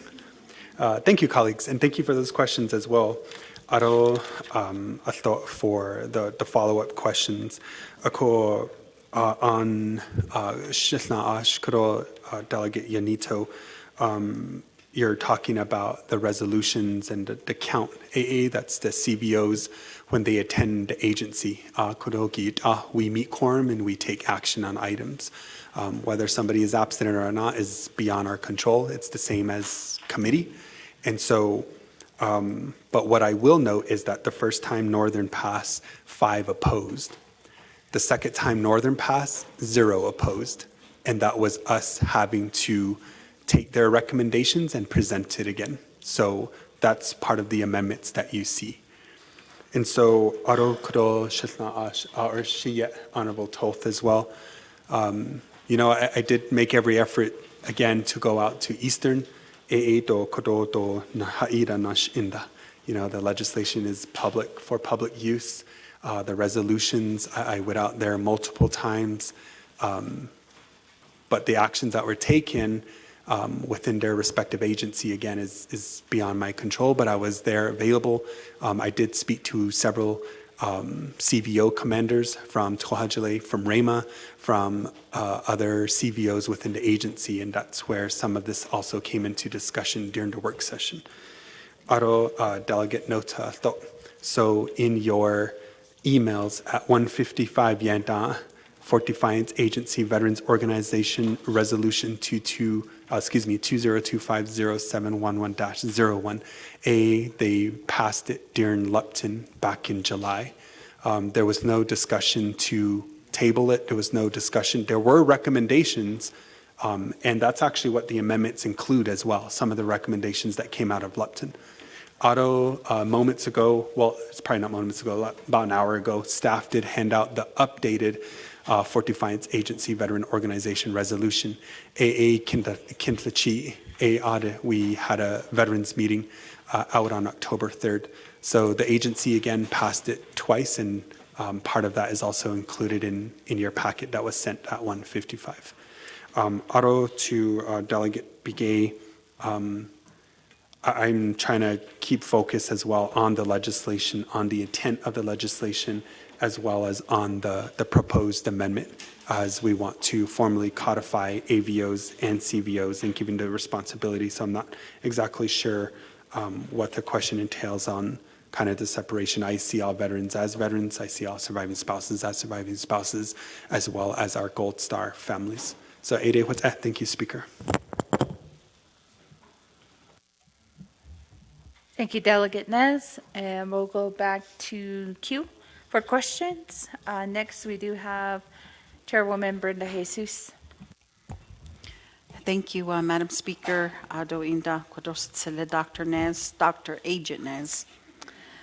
Ako kodo eya saad nalsos benadit ay kodo inki dato nilsos do shanat ani no linigi kwagen linigi shapa ako nosen. Dit behas ani nak anso. Ado dik adne ha apia danko Eastern Navajo Veterans Organization nigi do hajon na kigo ayo na haut et na halo kwagi nche ye na ye nche da ila. AD stipends big as lanigi. Title 2 do kotat ahigishi title codes bedate ako di kwagi hajo ilchedol ni jonle tratnas na has on the etzalat so enkil bahazno nle natze big atlanat le do besh bahasa ani klinikin kitchen da ili la ya la to bisil dale na nishat ida ya na khaido atlandat le ko enkil behazen ako shinle thelchint edot isi adot ehot soje tratnas ne letzalat so ya di de kotak at dinak asi ginkil a khodane ako ado inda sad nat so spena dit ahi di ashla hot so not anish chin esto aita yelada isli ako ashi ni din le ha apiago Eastern Navajo Veterans Organization nigi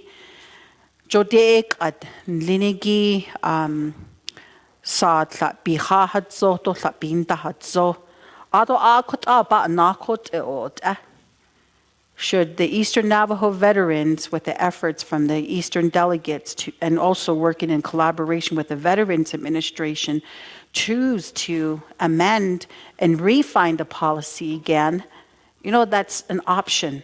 This is not something that's going to be set in stone forever.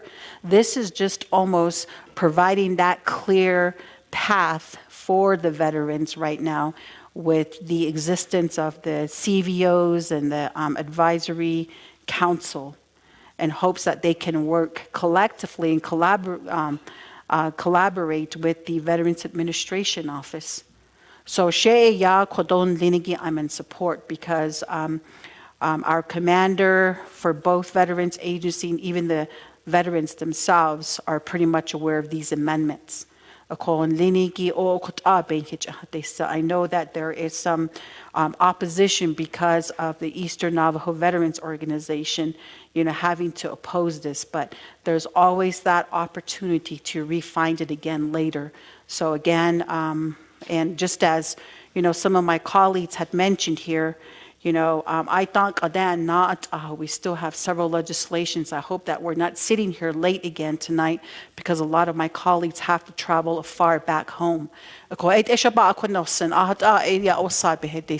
Madam Speaker, and I waive the rest of my time. Waives the rest of her time. And going back to Reserve time of Delegate Norman Begay with 3 minutes and 1 second. Waives the rest of his time.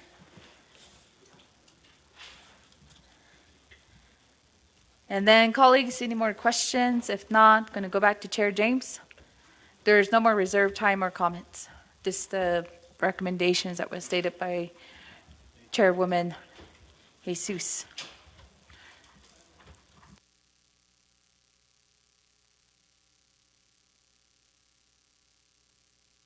Oh, we do have one reserve time. Just checking with staff. Delegate Nota with 3:35.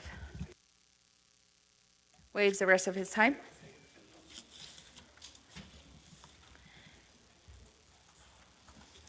Chair James.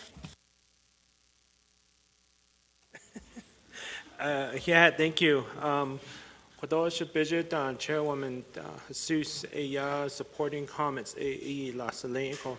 So with that, I think council is ready to vote on Amendment 1 and hopefully on the main motion as well. So, thank you. Thank you, colleagues, and that is posted on the board. 2 minutes to vote on amendment number 1.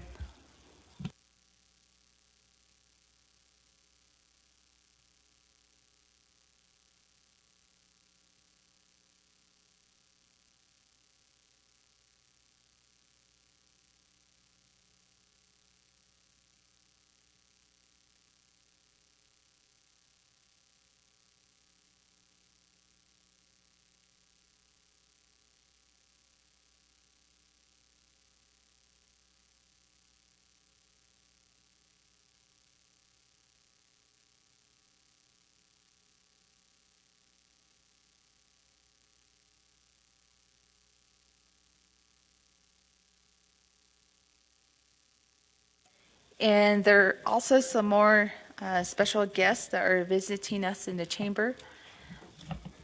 We do have Lupton chapter officials, if they're still here with us. The President Sherman Yazzie.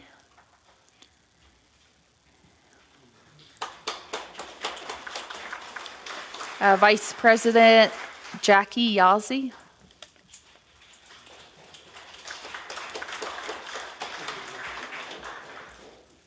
And we also have Hawk chapter officials visiting us today as well. President James Watchman Jr. Oh. And also we had Navajo Nation Veterans Advisory Council, Kyle Lewis.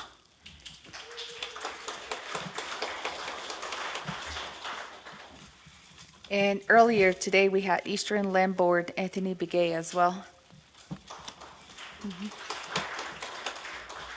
And we have former Chief Justice Tom So on the south side as well.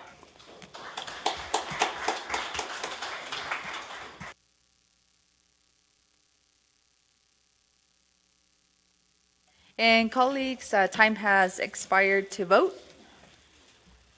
We do have a vote of 21 in favor, 0 opposed. With the speaker not voting, amendment number 1 carries.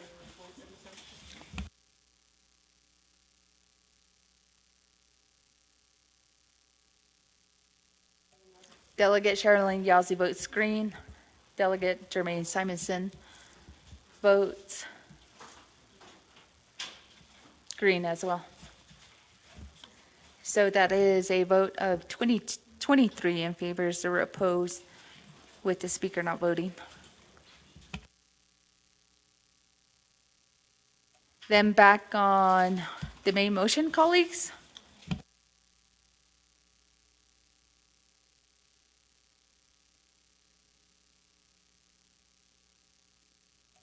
Delegate Mitchell.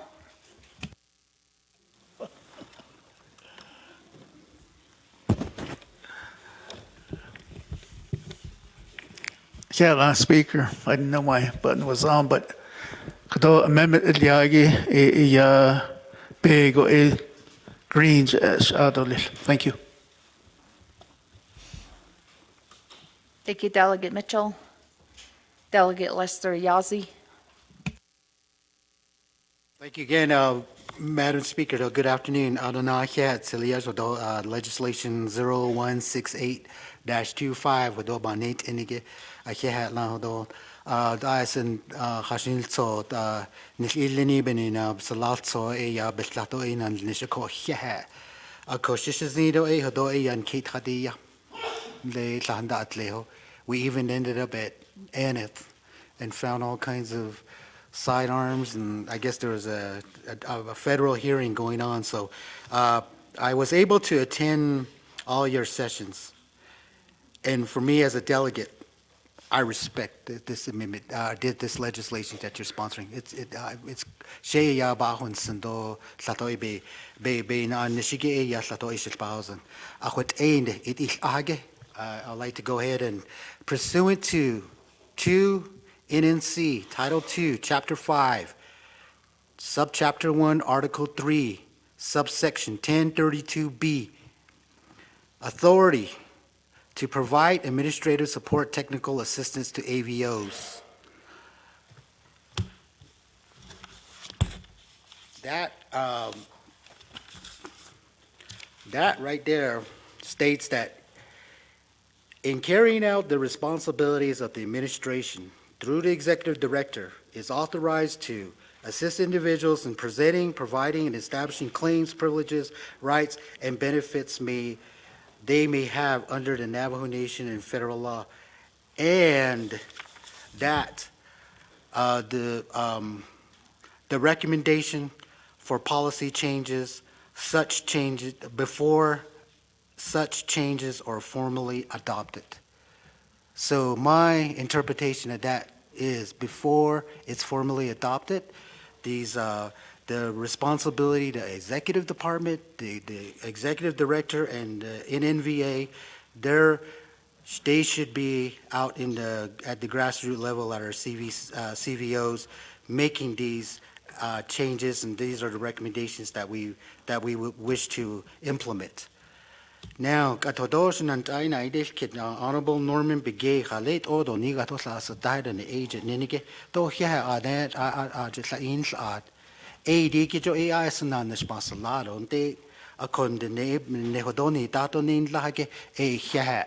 There is no doubt I do comprehend all the resolutions supporting this legislation. I don't need to be told that this is I understand also that Eastern hidao eya ado pilasi tlita. I also want to respond to the chain of command comment. It's simply expressing the chain of command at the CVO level, going to the AVO, and then going to the executive department. Any delegate, I don't believe you should have to subject yourself whether you should choose to take a call from a veteran. The other thing too is the executive director, the responsibilities must provide reports, demographic data, budgeting process. We still take the Eastern Navajo veterans count with a grain of salt. We don't approve it, but we have to run with it. And recommendations for policy changes. Ado hajo ilaj ayan hidden and laid bits lot so bit has under bichot ado bit has neta. It's coming up from the recommendations. I don't know from where, but it's going from top down.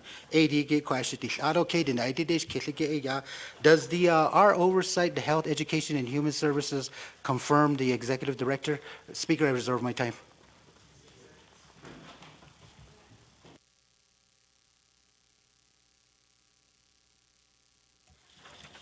Reserve time of 56 seconds.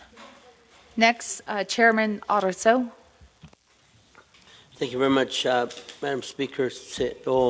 I have amendment number 2. I was wondering if staff has emailed out the document. Reserve my time. 449.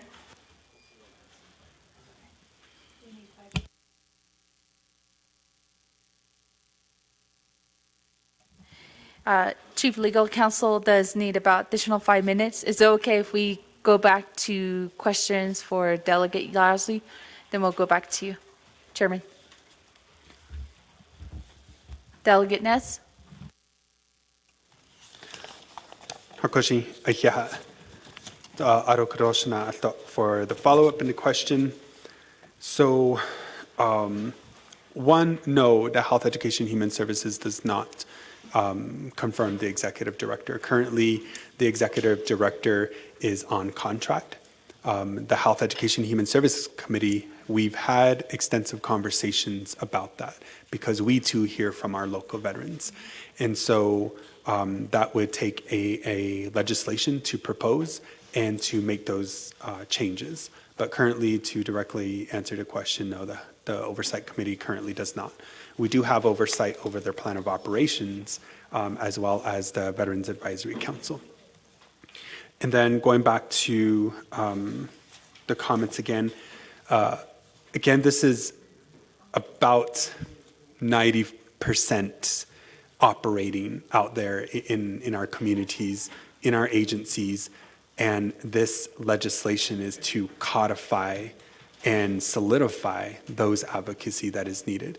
And I understand where you're coming from regarding the additional inquiries related to a lot of our CVO's concern, AVO's concerns. And I think, for the time over the last 3 to 4 months, that's what I've been kind of operating on, visiting with a number of CVOs from every agency, a number of AVOs, going to their meetings, and coming from the NNVA director as well, because part of the legislation, you can see the support from the NNVA director. And when we go out to present and report to our AVOs and CVOs, that's where this information comes from. And I've got calls to send them information. I've got calls to clarify information. And I've remained open to that over the last 3 to 4 months. And so, again, I understand where you're coming from. But to this point, I've done as much as I possibly can. And like I mentioned earlier, I'm going to still continue. After this legislation, there are other legislations that I have in my mind to further support our veterans, because it comes from having to attend their CVOs and AVOs, hearing those concerns directly, and do what I can as a sitting delegate on the 25th Navajo Nation Council. Thank you, Ahiat, Speaker.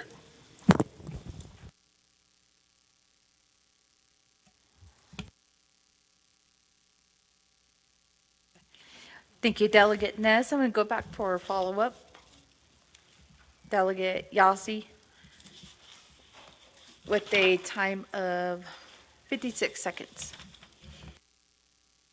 Appreciate that, Madam Speaker. And then I appreciate that, Dr. Nez Tilias, for the record, you stated that the executive director is on a contract and not as an oversight, from an oversight committee. Page 4 of 10, Section 2, Findings F, Exhibit B, the approved resolution from Eastern Agency does place my vote in a dilemma. Codifying these CVOs and AVOs is very much a priority, and thank you for allowing that to take place, and hopefully that all our chapters do respect that. But with that, I'm going to go ahead and continue to be a voice for my veterans from the Eastern Agency as well. And I do appreciate your legislation, Cecilias.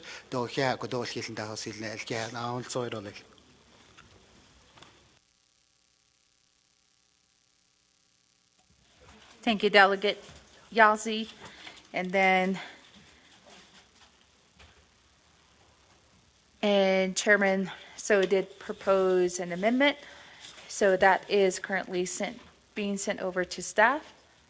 So just give us a few seconds, colleagues.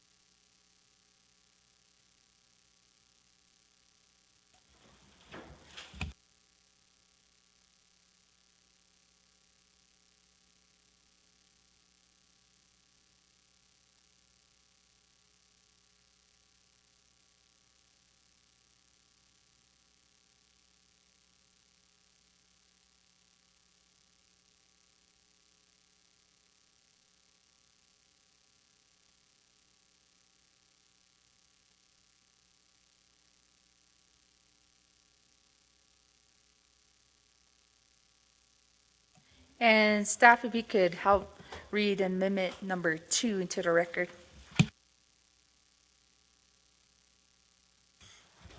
Thank you, Madam Speaker. Amendment 2 on page 3, line 21, insert the following language.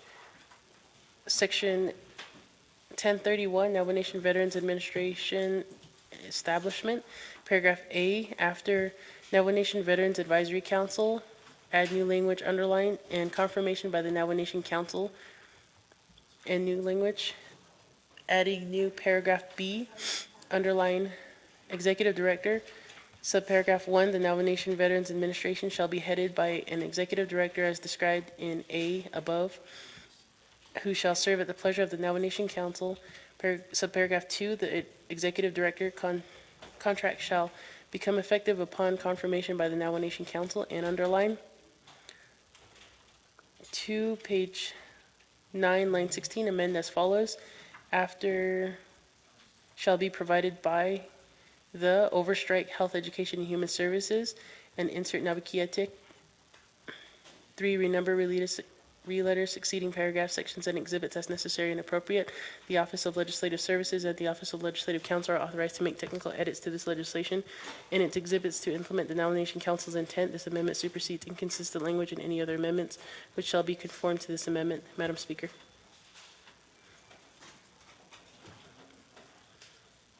Thank you, staff. And is there a second? Second by, Council Delegate Casey Allen Johnson. I don't know if you were stretching. You had both hands up. Thank you. Vice Chair, does second that motion?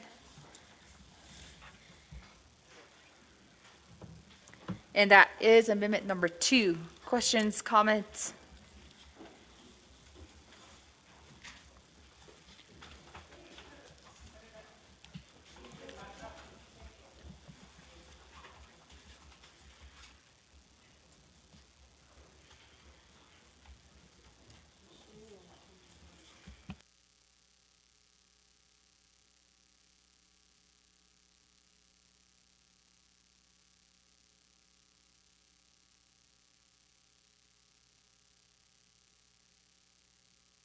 Chair Crotty? Oh, yeah, thank you, Siaj, for the amendment.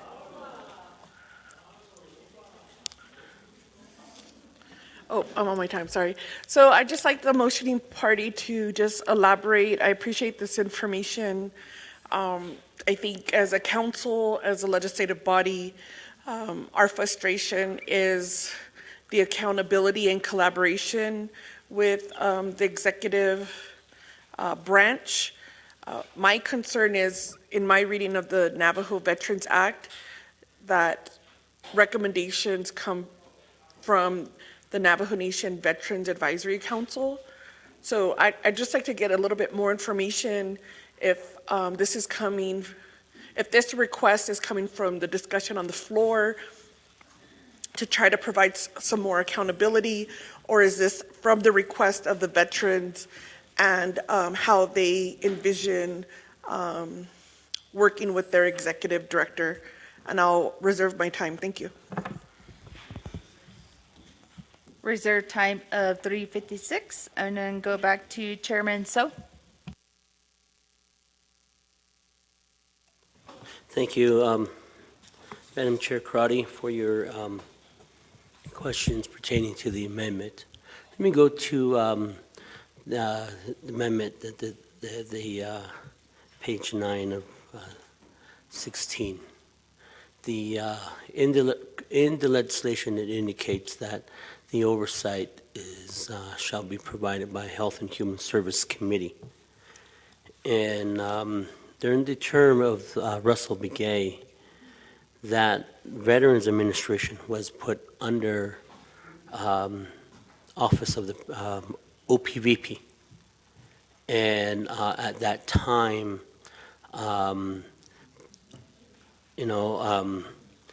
the oversight of the Office of the President is Nabakiatik Committee. So therefore, that I believe that just to make since they're under the Office of the President, just to make things I'll uniform all the programs under the Office of the President is under Nabakiat Committee, their oversight. And as we move forth, just so that we're not going back and forth between standing committees for oversight. All the 24 members of the Navajo Nation Council, we all have veterans in our districts. And I'm just thinking along those lines. This is not coming from any advisory council or any organization, veteran organization. But as you see a lot of the dialogue that happens between the Navajo Nation Council and the tribal programs, at times it's very hard to get answers from certain offices. And I think that if we uniform this and put this under Nabakiat Committee, I believe that will provide some clarity and make things a little bit easier pertaining to the oversight of the Veterans Department. This is just something that I wanted to entertain. You don't have to support it, you know.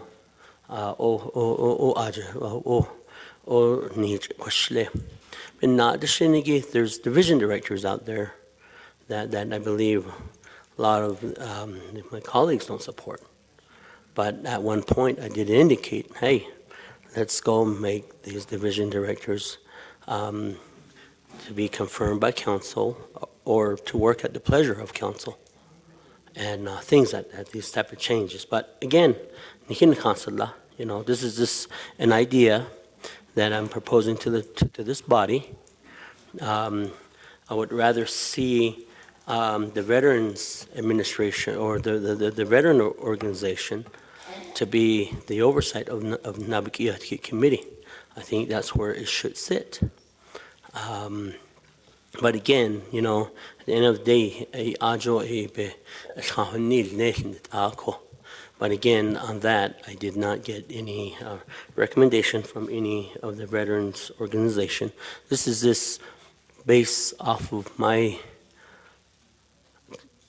experience in council dealing with the veteran issues for years. We all know that they will always not agree on everything.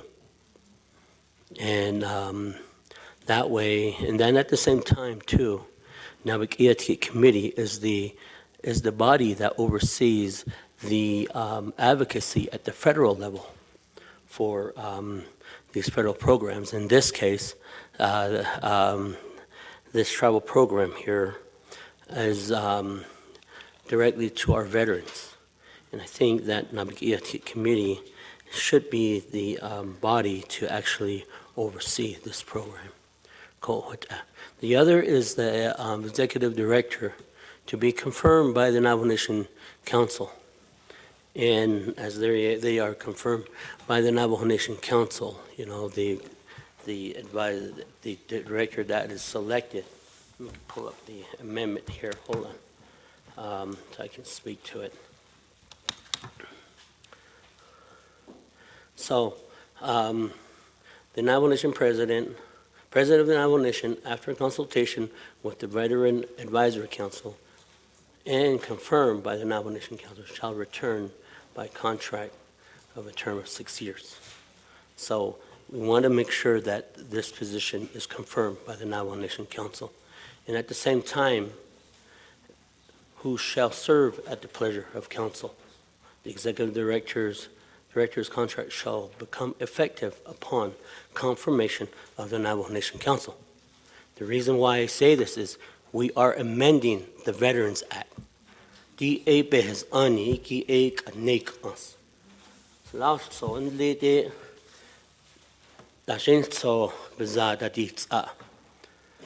communication from that very office to the local level, a lot of our veterans voice that.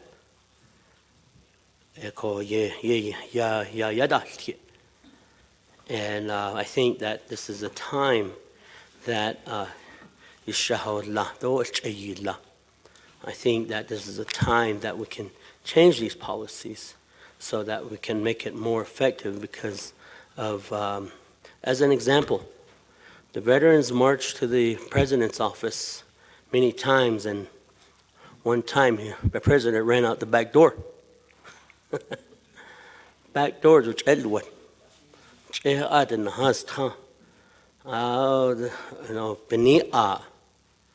And then Hess committee meeting was going on, and Chairman James had a committee meeting going on, and we went to the president's office to meet with the president. We're supposed to meet with him today, and no show. So it was just so that we try to clean up a lot of the oversight stuff. But I think this is a effective way, and at the same time, it keeps the dialogue of the Navajo Nation Council to be part of the discussions.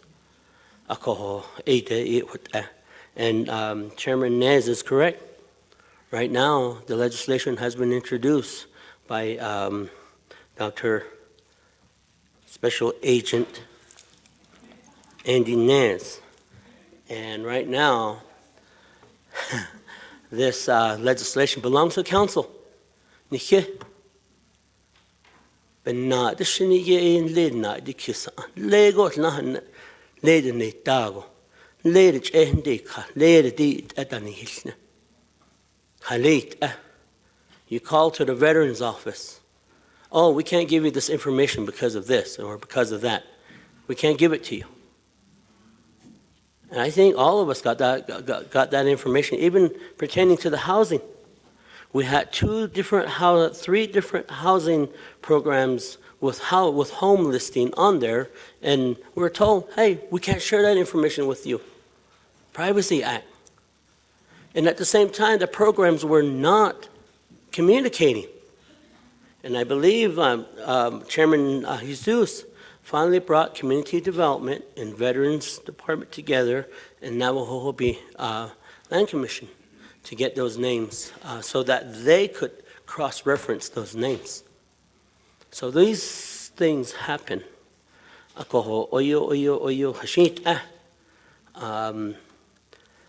We appropriate these funds for these programs to have direct services, and especially with veterans. The Veterans Trust Fund. Mr. The delegate from New Mexico that established the trust fund with about $6.5 million. And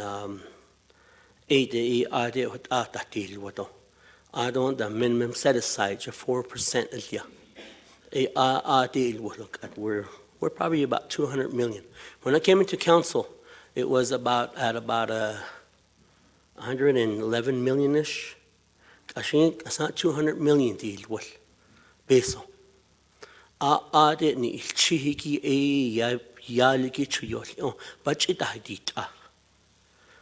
Navajo people, we all contribute to the Veterans Trust Fund.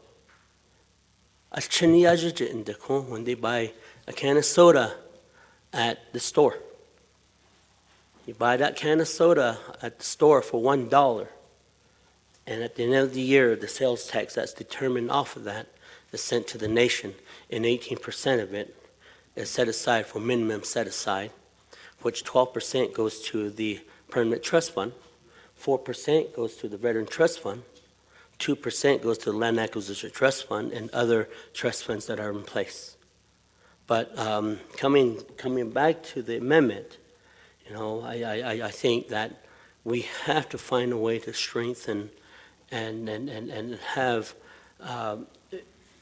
transparency and a direct dialogue with the Veterans Administration, the Veterans Program. I'm not here to say, hey, get all on my bandwagon. I won't feel offended if you vote against it, or if you vote in favor. Thank you. But at the end of the day, we need to have some sort of understanding what's going on with inside the Veterans Office. As an example, in Tuba City, the Veterans Office there, our veterans can't even hold a meeting in that Veterans Office. That's just one example from Tuba City. That Veterans Office was donated by a TV show, and the administration took over it, and right now the veterans in Tuba City are told you can't meet in that building. From directly from our veterans. We really need to consider that. When division directors or directors come before the committee, they paint this beautiful picture, just like this, this picture on the wall here. I think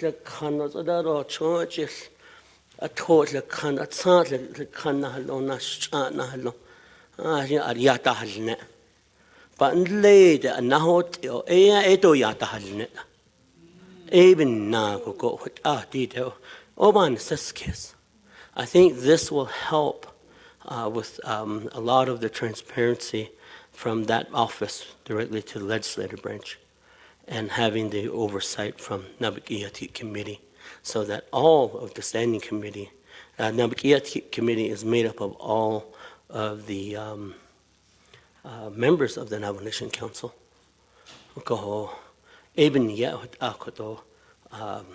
Sabe danadi ahigi di dashinso bedol chanso. Konde anchen has lashnand bethanil ne bethanil ne. Do hadit ada kodota nike just ada sel ada to linde. Oban ses kesit ego. Guishina khekon yeselta.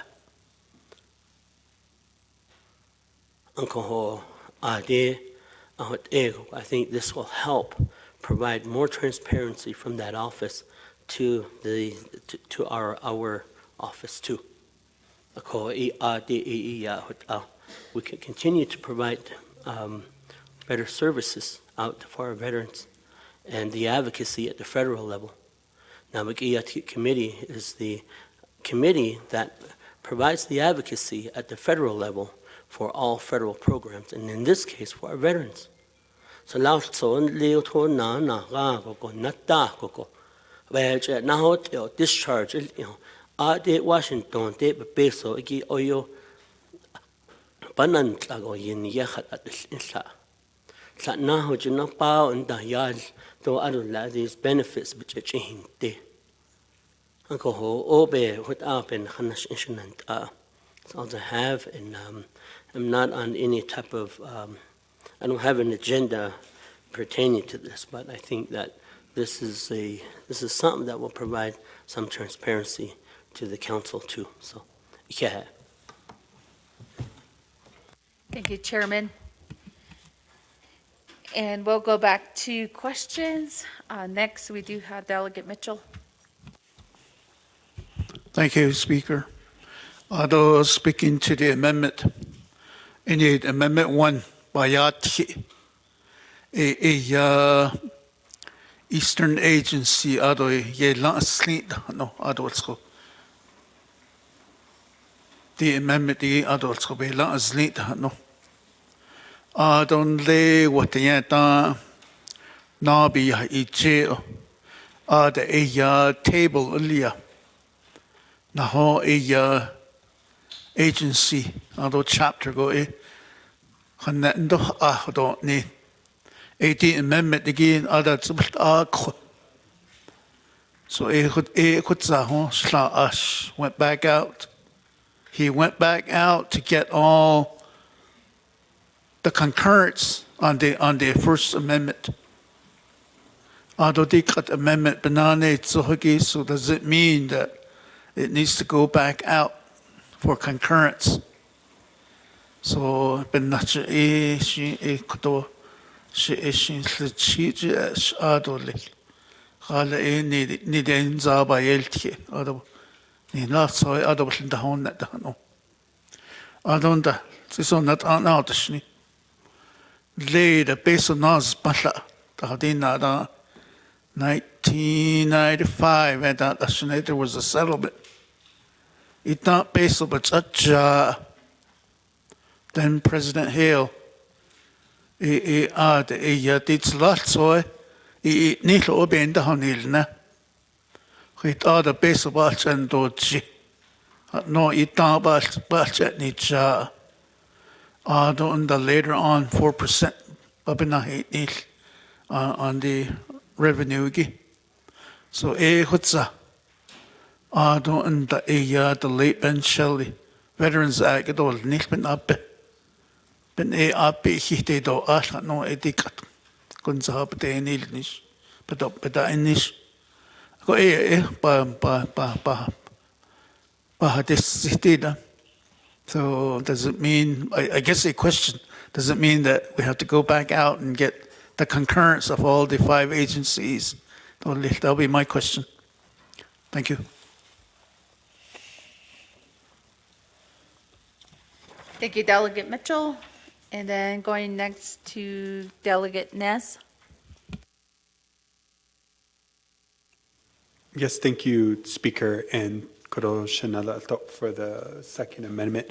I wanted to re-echo what Kuro Ash Mitchell said too, that when the proposed amendment came before the body, that was one of the strong recommendations from the council, was to go out and meet the outline of subsection 1036 under amendments with the Veterans Advisory Council. And so based on that judgment and based on the extra task, which I didn't mind at all, but to go out and do that, I think is one of the reasons that I'm going to oppose this amendment. However, I have stated before that if this is introduced as a separate legislation focusing solely on the ED, then that I something that I'm can consider and explore, because that also came out from some of the recommendations we got from the agencies. And so the focus at the time was to let's codify our AVOs and CVOs, and then these additional items can also warrant further exploration to be able to introduce before the body. And so again, thank you, Shatnash, for mentioning that, because that's something that I also wanted to share here on the floor. I reserve my time, Speaker. Thank you. 340. And then going next to Delegate Toth.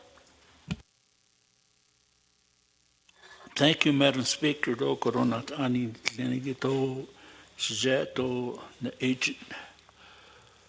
Koromar fa edo little so ban tuske che web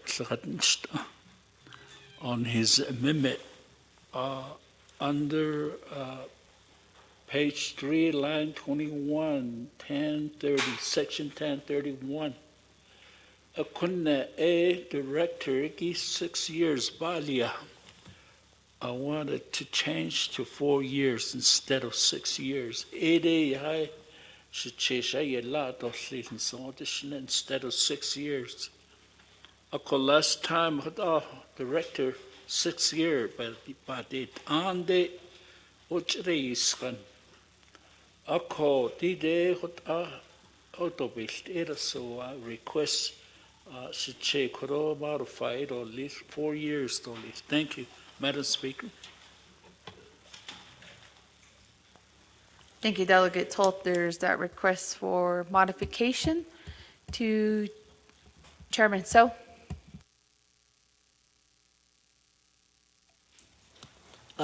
Madam Chair, or Madam Speaker, yes, I do concur. Thank you. And Vice Chair Johnson, do you concur as well? Concurs? And that is updated here on the board. Now go back to Chairman So with concern that was raised by Delegate Mitchell and also Delegate Ness. Yeah, I think that the issue pertaining to taking this back to the 5 agency veterans can be done. I would like to ask to see, but before I move forward to answer, can we get clarity from Office of Legislative Counsel pertaining to the issue of what the language is within the Veterans Act pertaining to the clarity, providing clarity, legal clarity pertaining to the language it indicates that it has to go back to the Veteran Advisory or Veteran Agency. Speaker.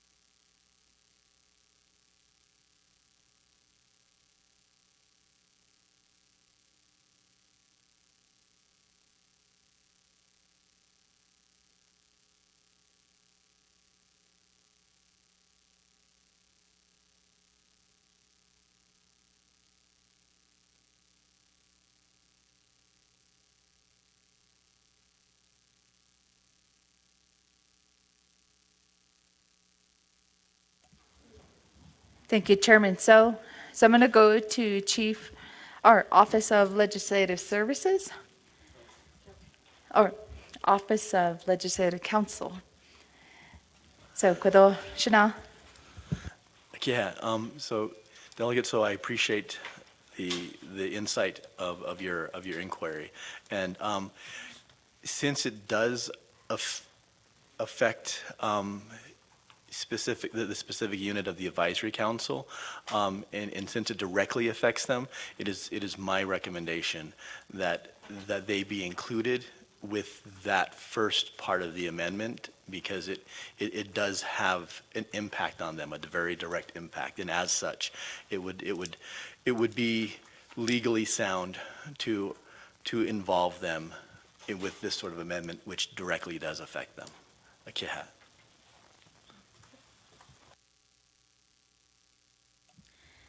Thank you, Mr.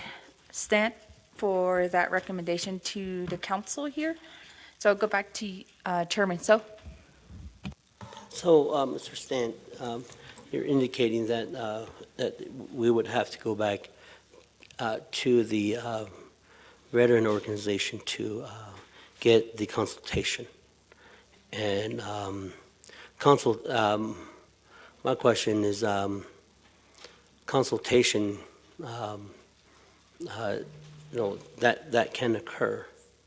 And I think, how the Veteran Act has been crafted, we worked hard on it. The time with Speaker Damon and President Begay and Vice President Ness. And we finally came to some conclusion pertaining to providing some sort of clarity to for our veterans and the services that they receive. I do honor Navajo law, and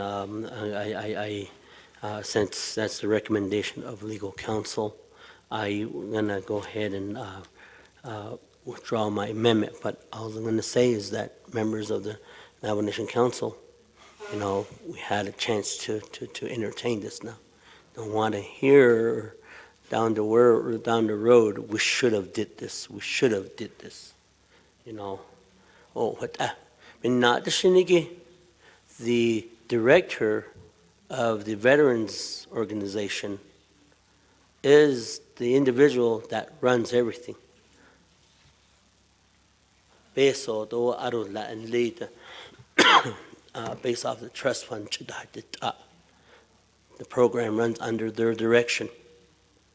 And we know we all have issues pertaining to veterans back home. That's one.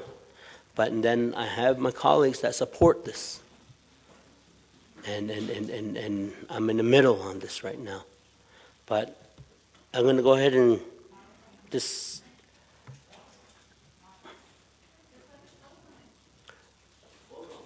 Let's vote on this. Let's move it forth, and that way we can settle it here in the sandbox here. Go, I'm gonna keep my amendment. Thank you.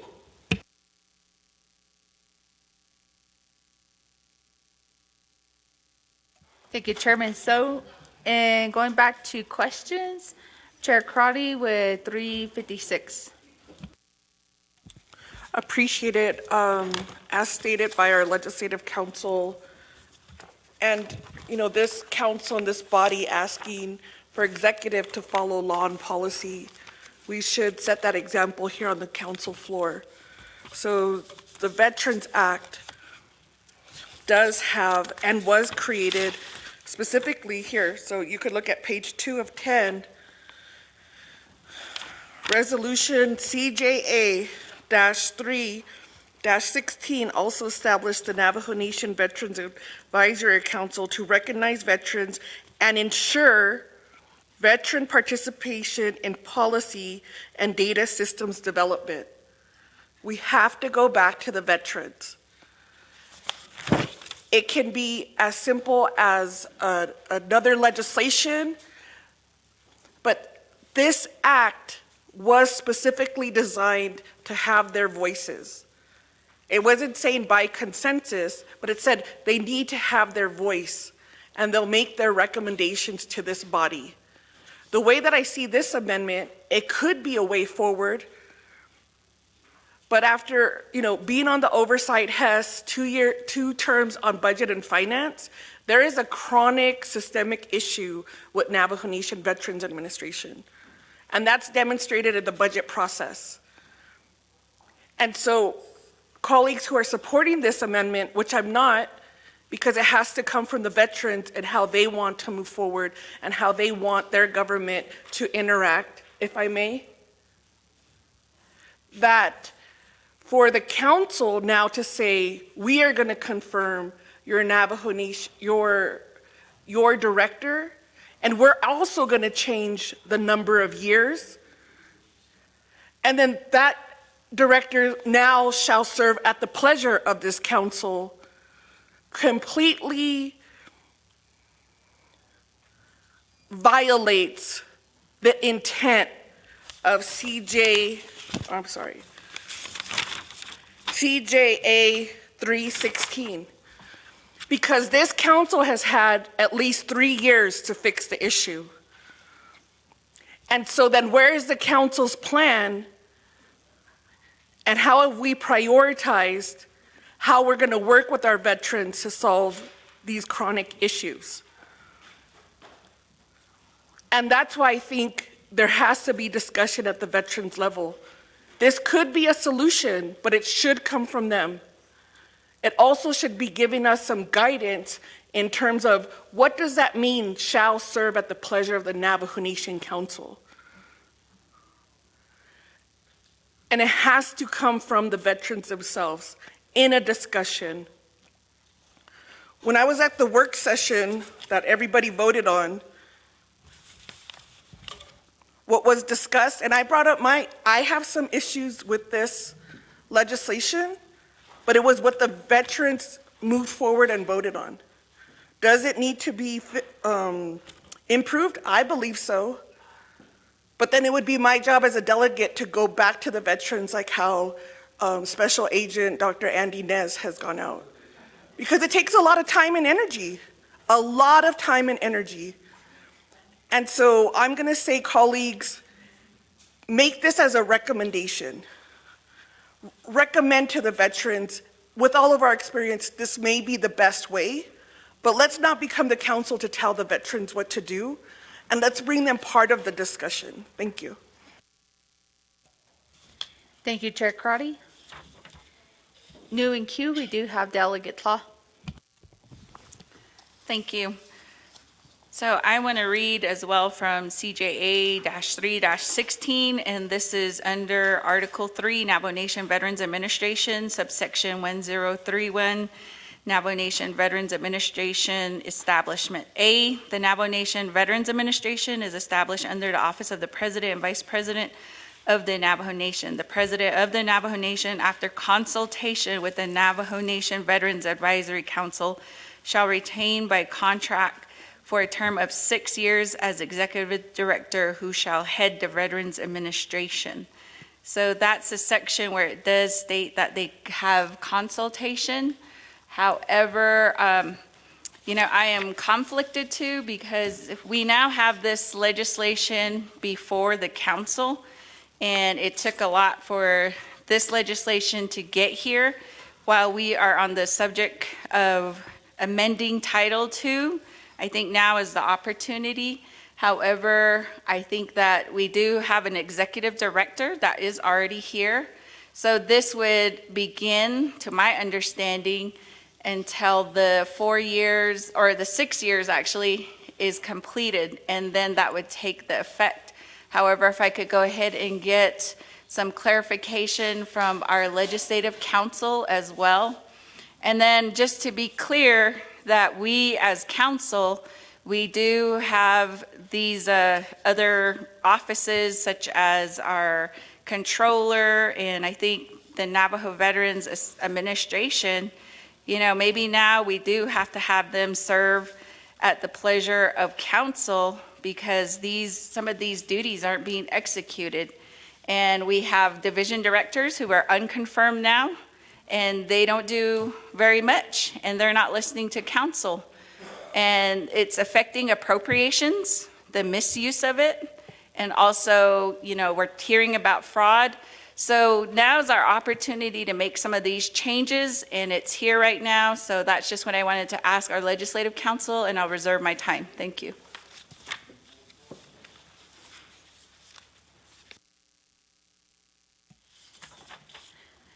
Reserve time of 2:44. And back to Mr. Stent with Legislative Council. I hope it's okay. I'll repeat what I understood, and then if I can make sure that I have it right, that we can address, I'd appreciate that. So the idea is in terms of, I understood that the topic was that of under the pleasure of the council, and the thought of this amendment, adding that to this legislation, considering the current states that has been occurring, you're asking for the legal advice of what that particularly means. I just want to make sure, and that's why I'm asking. So I'm hoping I'm getting this correct in terms of the suggestion and the recommendation and advice that is being sought from the Office of Legislative Counsel. Thank you.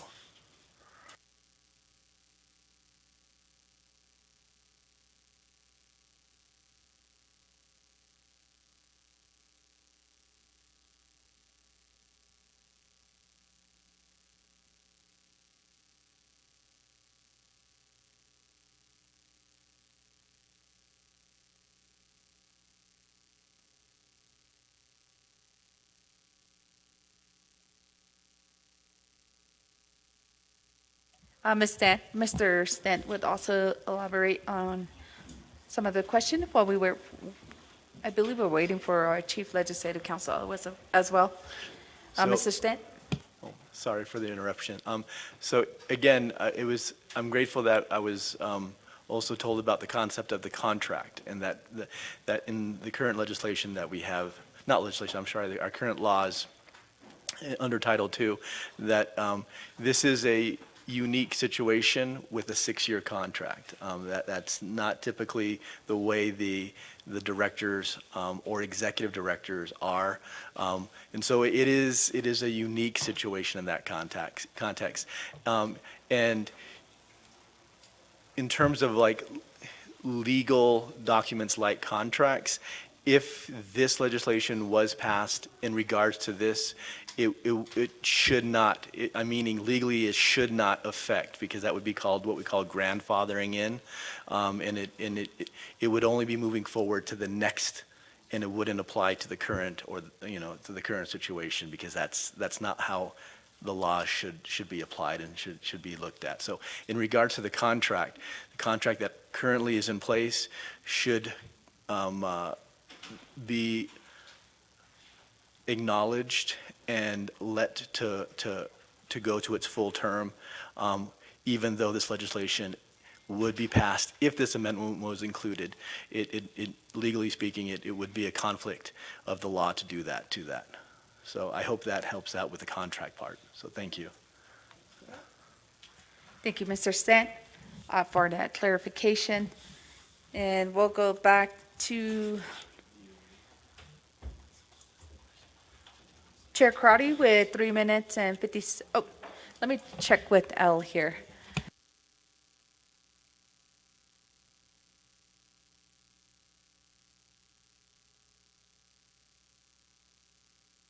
Okay.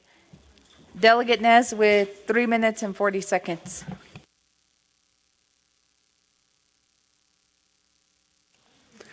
Thank you, Speaker, and to the motioning party. Again, I'm just deferring back to what this council's expectation of myself was when I brought the proposed amendments, and that's in accordance to 1036 under amendments that it goes back to the advisory council. So don't get me wrong, out there I've heard that, get rid of the advisory council, get rid of the director, and et cetera, et cetera. And my response was like, things are possible with legislation. And I'm just kind of concerned, getting more concerned that, these proposed amendments are going to affect the overall count for this particular legislation. And to me, that does a disservice to our veterans that we've consulted with, our agencies and our CVOs that we've already consulted with. And so that's my concern. Again, if it was a separate legislation, I'm more than happy to entertain it. And again, just a quick recommendation to change 6 to 4. That was something that we deliberated over 2 hours with the advisory council to talk about the terms that, they have. And that's the consultation that I'm relying on with this proposed amendment. And again, as the body here, the legislative oversight, it is also in our nature to pull in any executive directors, appointed officials, et cetera. And I know sometimes, conflicts happen and they're unable to show, but we always have that opportunity to also bring them before the Navajo Nation Council and amend as needed. But again, I think, concerns such as this do need to go back to the advisory because you simply heard both out there. And also, to the contract, I know we did get confirmation by Legislative Council, and then the Health, Education, Human Services Committee as well. We've also had several of these types of discussions. But again, I'm going to refer back to the expectation that was given to me by this body and being able to fulfill that from the amendments that were passed earlier. Speaker, I reserve my time.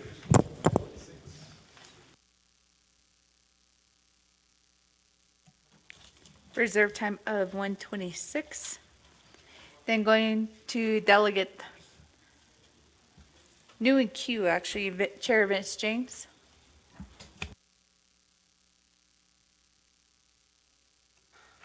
Nana, thank you. Kodo Shanatin Aniki, do Hiha Ade, Don Shanale, Amendment in Lagi. Shistazin do Kodo. It's a great amendment number 2. That's how I see it. As chair of the Health, Education, Human Service Committees, and then as my colleagues, every day we probably receive a handful of complaints and issues regarding veterans. And it's either the veterans application, the benefits, the service, the health care, and especially the main one is housing. And lately, the biggest one has been the numbers of each agency. And so there has been a decline in our veterans. And majority of our chapters have seen a decline of registered veterans. And so for us, how do we address those concerns when the administration only reports to the president? And that's a big conflict for me as a chair. And it's hard to respond back to a lot of our veterans and tell them, hey, you know what? Your policy says this. Your policy says that you need to report to administration, Veterans Administration. And then the Veterans Administration only reports to the president. And so somewhere along the way, we have to make some changes. I understand that a lot of this should be going back to the advisory council.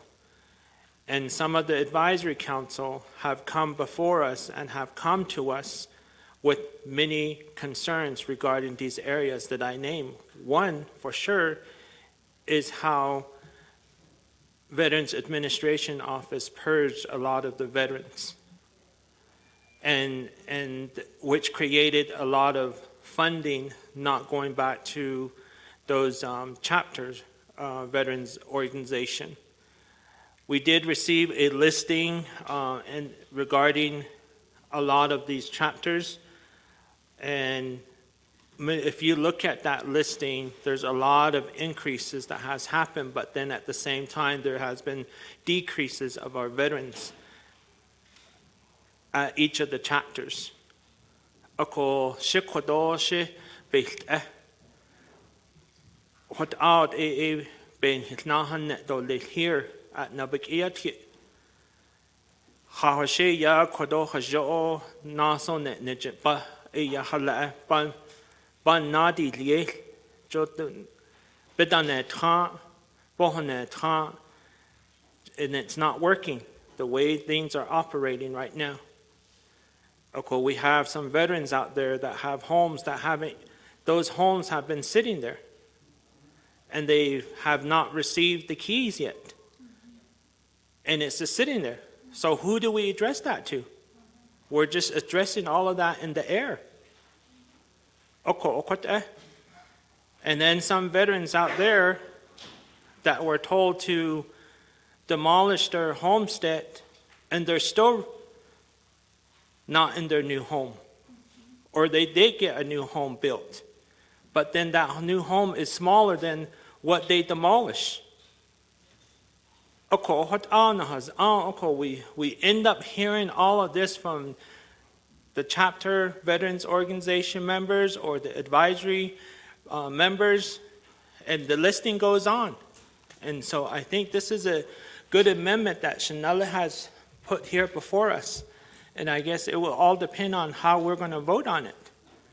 And if we oppose it, then I guess we just continue just to say, hey, veterans, go to the president's office. Hey, veterans, we can hear your concerns and all of this. You can do all the walk and the protesting that you've been doing, but you have to go sit down with president and the director for administration.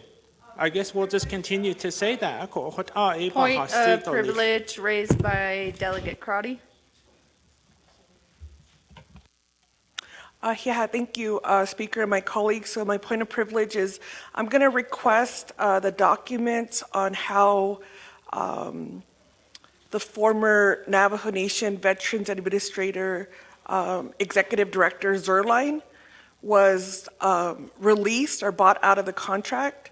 If I could get that information, I'm not going to hold up this vote, but there are ways that this council can hold individuals accountable. Thank you.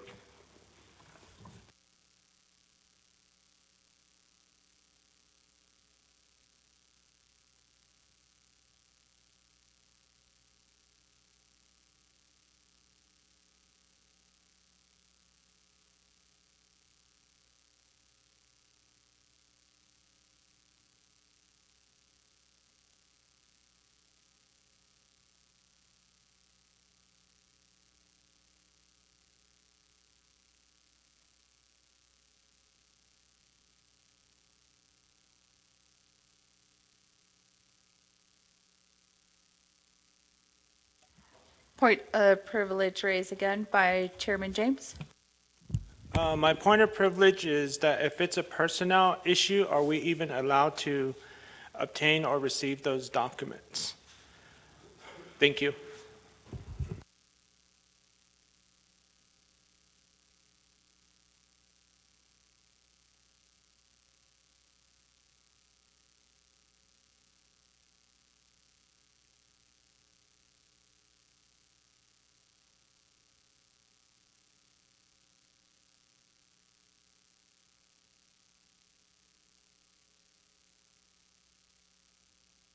So we're going to guide that question to our Chief Legislative Counsel.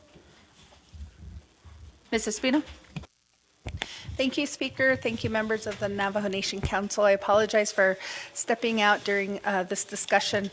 I understand that there's questions about the executive director's contract, and there was a direct question while I was out about what would happen if these amendments passed to the current contract.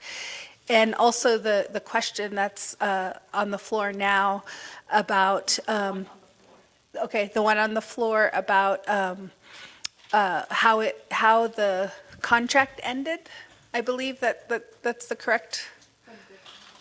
The previous, yeah. So what really matters to answer these questions is what is in the contract. I don't have. I'm not privy to what the contract is, and I don't know who has a copy of the contract, but the contract lays out the terms of the contract, like when it would, if it's a 6-year contract, there's usually clauses in a contract that says how it could be terminated or early. So it really would depend on what's in the contract at this point.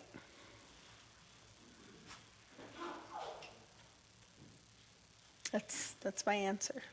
Did I answer the question, or? I'm going to go back to Chair Crotty, and then I'll go to Chair James too to see if there was if that helped clarify. Chair Crotty? Thank you. My request, Shada, Ms. Espino, was for that information to be provided to the council. It does need to be,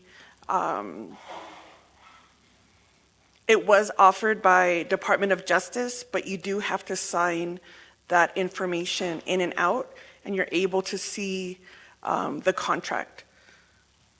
So that's my request. I don't need that right now, but I need that information to be sent to the council, as that's an option for some of the issues that are being raised. Thank you. Thank you, Chair Crotty. And if Chief Legislative Counsel can also work with DOJ to obtaining those records of the previous executive director on the contract.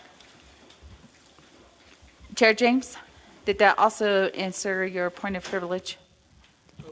Yeah, thank you. I believe Honorable Crowd is asking about Mr. Z's or the previous director's contract, not Ms. Bobby Bowen. Thank you. Yes, you did answer my question. Thank you. And if DOJ can also note that for us, we'll be requesting that copy.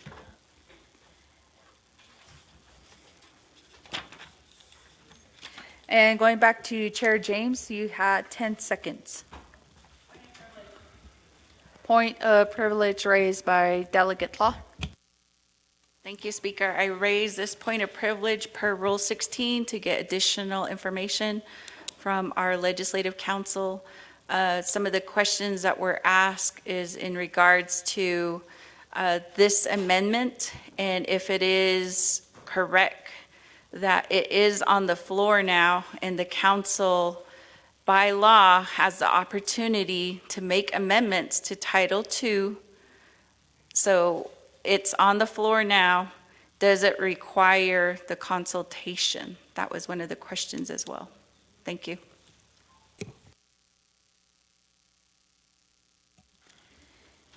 Delegate Law, with that point of privilege, and to Ms. Espino, if this amendment does have to be consulted back with the Navajo Nation Veterans Advisory Council. Point of privilege raised by Chair James. Chanel Quado Honorable Claw indicated Title II. So which section of Title II are you referring to, Chanel? Just for clarification. Thank you.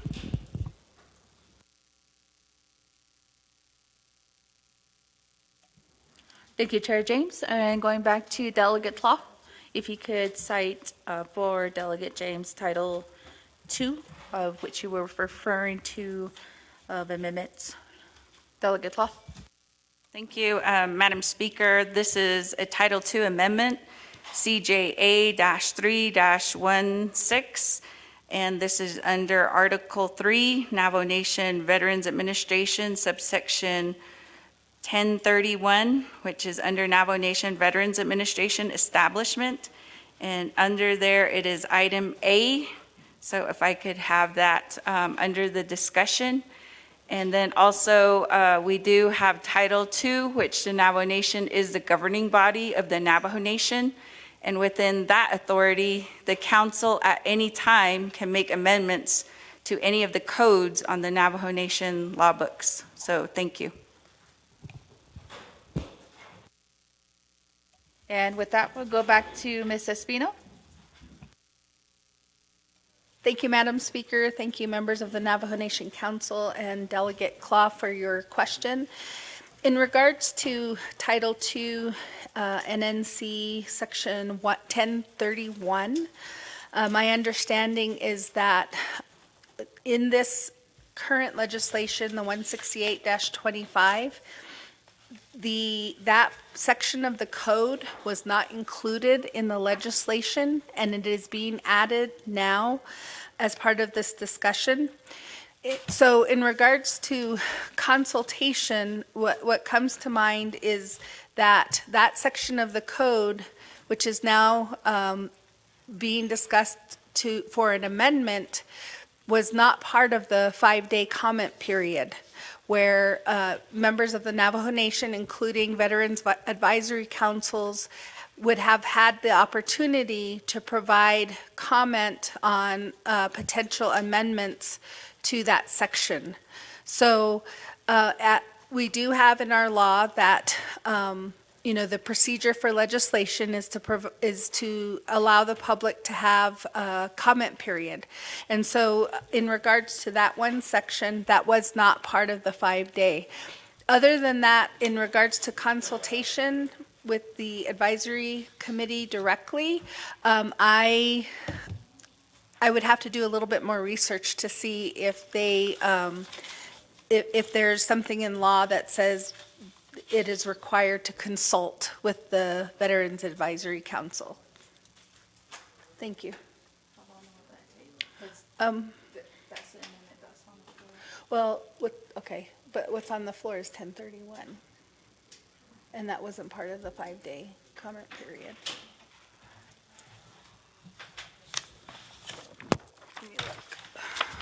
And thank you, Ms. Espino, for that clarification on that point of privilege. And we'll go back to Chairman James with 10 seconds. Ready to vote. Thank you.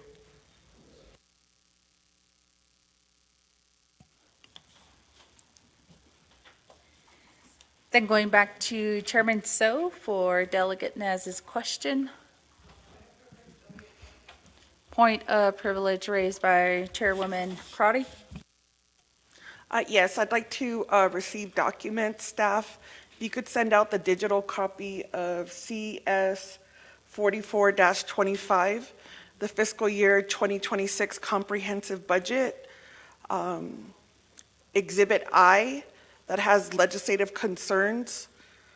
I want to verify that these are the only two concerns that council passed in their budget when it's in regards to the Navajo Nation Veterans Administration. And if you could confirm through this legislation on Exhibit J, conditions of appropriation, I do not see a condition of appropriation for the Navajo Nation Veterans Administration.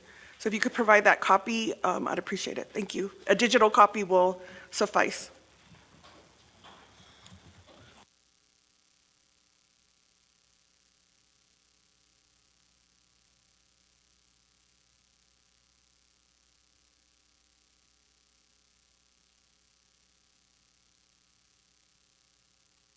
Thank you, Chair Karate, for that point of privilege. So we'll send a digital copy. So we're just going through emails, and it should have been.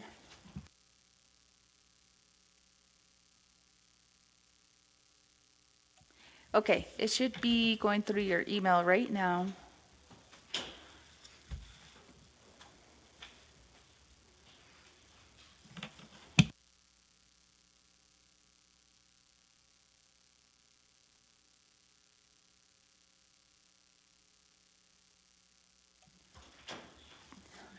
Thank you, Chair Karate. And then going back to Chairman So on Delegate Nez's questions, comments. Can I get Mr. Nez, Special Agent Dr. Nez, to repeat his question? Thank you.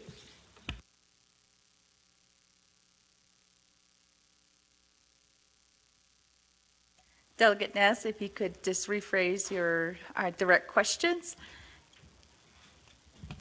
Thank you, Speaker. Special Agent, I think I found my Halloween costume. Just kidding.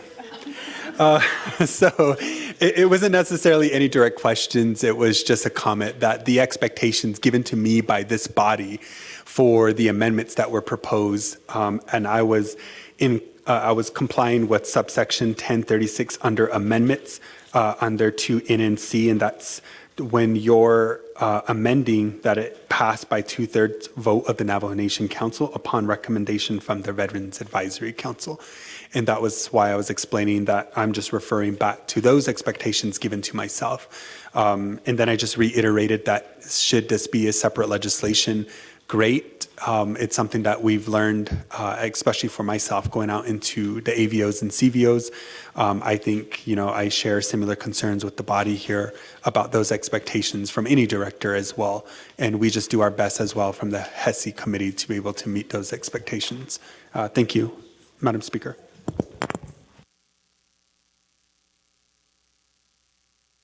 Thank you, Delegate Nez, and back to Chairman. Thank you, Dr. Nez, for your clarity there. And I do understand that the what is outlined in the subsection 1036. But moving forth, this is just something that I think that could provide more transparency to the council as oversight and more better communication to the local veteran organization. I'll tell you, just got a text right now just saying, there's a lot of naysayers, and Western Agency veterans voted no confidence in the executive director. This is not me. This is coming from veterans. There's issues out there, and that's what I'm getting to, is that,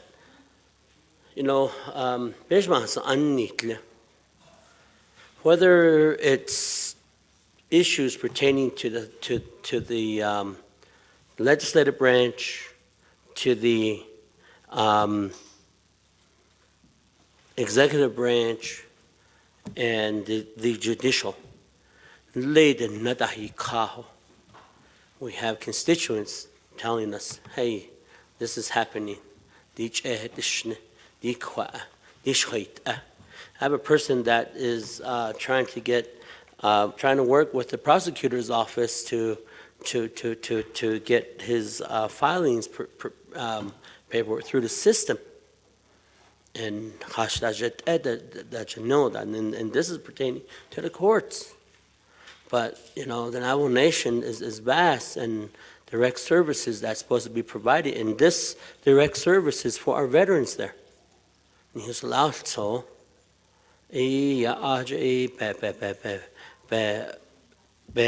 Nahot ito pe aje pe pa ta yaniki koto jo pe nil ido jo pe ya nado ja lo tanitle ako ko koto pes ani ya nak aske nakhasla. We have the authority to appropriate monies. Council has the authority to make policies, make laws, and amend laws. And today I feel that I'm in that covenant. When I'm not outside trying to tell a director how to do their job or tell another program what to do. In this case, what the veterans expect from us is to try to better policy so that direct services for them could be provided to them.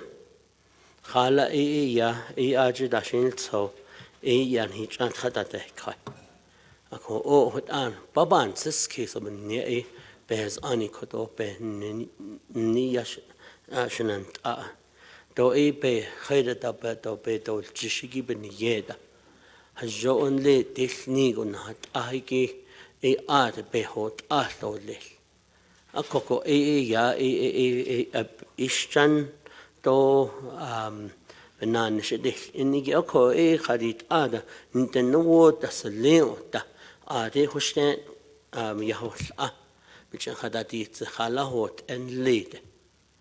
And I'm sure if things are going on in Western Agency, things are going on in other agencies out there, Eastern, Northern, Chinle, and Fort Defiance. Ako epe ko o ape na shishan to he ko don na din kit shinale to he.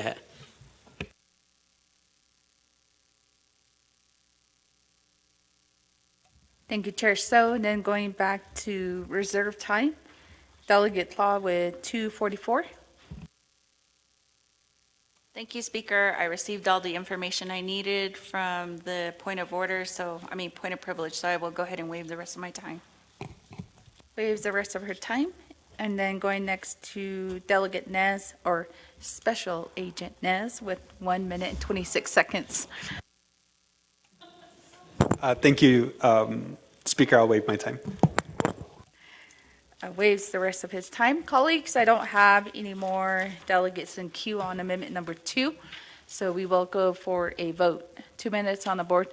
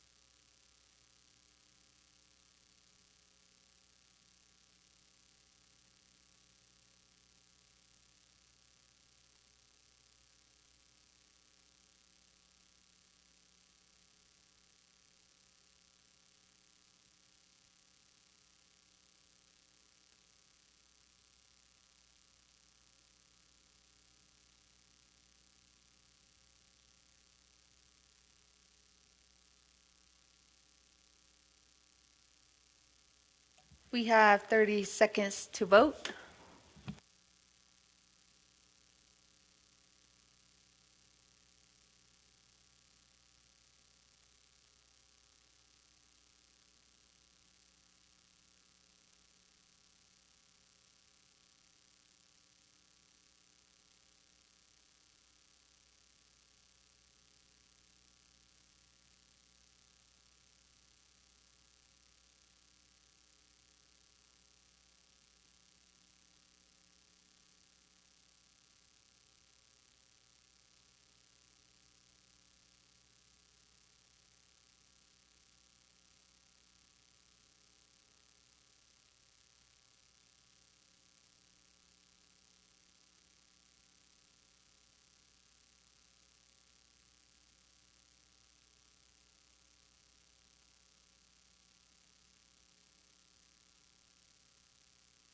Delegate Helena Nesbegay, Delegate Herman Daniels. How do you vote? Chair Gina Charles Newton. And with that, we do have a vote of 9 in favor, 12 opposed, with the speaker not voting. Amendment number 2 fails. And going back to our main motion.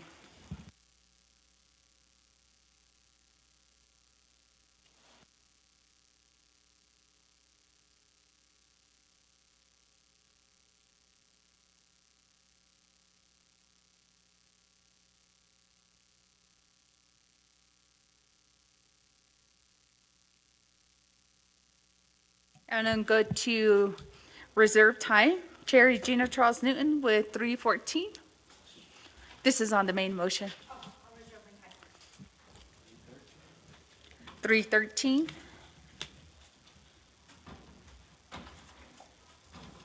Chair James with 4 minutes and 51 seconds.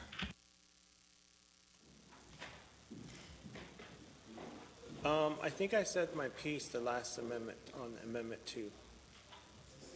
But again, I think it's very important to know that we do have a lot of concerns and issues coming from our veterans out there. And so how we're going to move forward and try to fix the problem is beyond me at this point. We did have an issue even with the budget. Veterans Administration was the very last one to submit a budget. And it's been complicated at this point in time. And so I just continue to try and address the veterans' concerns and issues. How we're going to fix to increase the numbers of our veterans at the local level.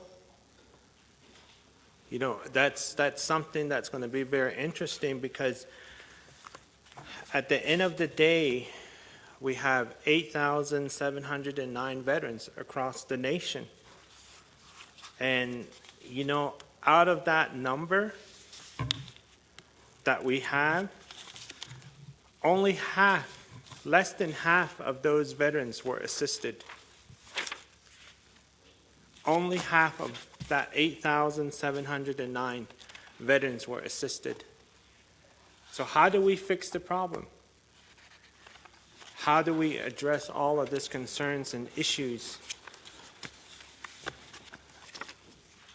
Jo kwaiki ishe be nish indo be nash kaho be nacha kwaiki kot the shneko adonana. The lack of information ben hitchaka or zi istoko. And the lack of informations are due to the DD 214s and the social security cards and invalid IDs, invalid CIBs because of names.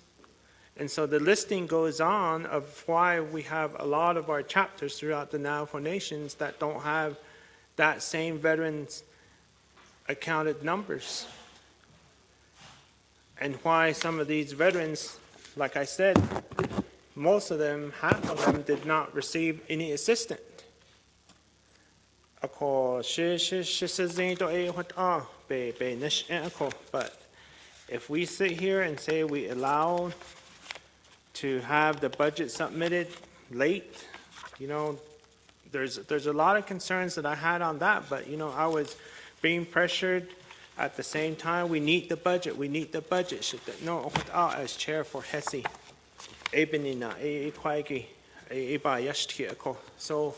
so hopefully we don't encounter that this next fiscal year.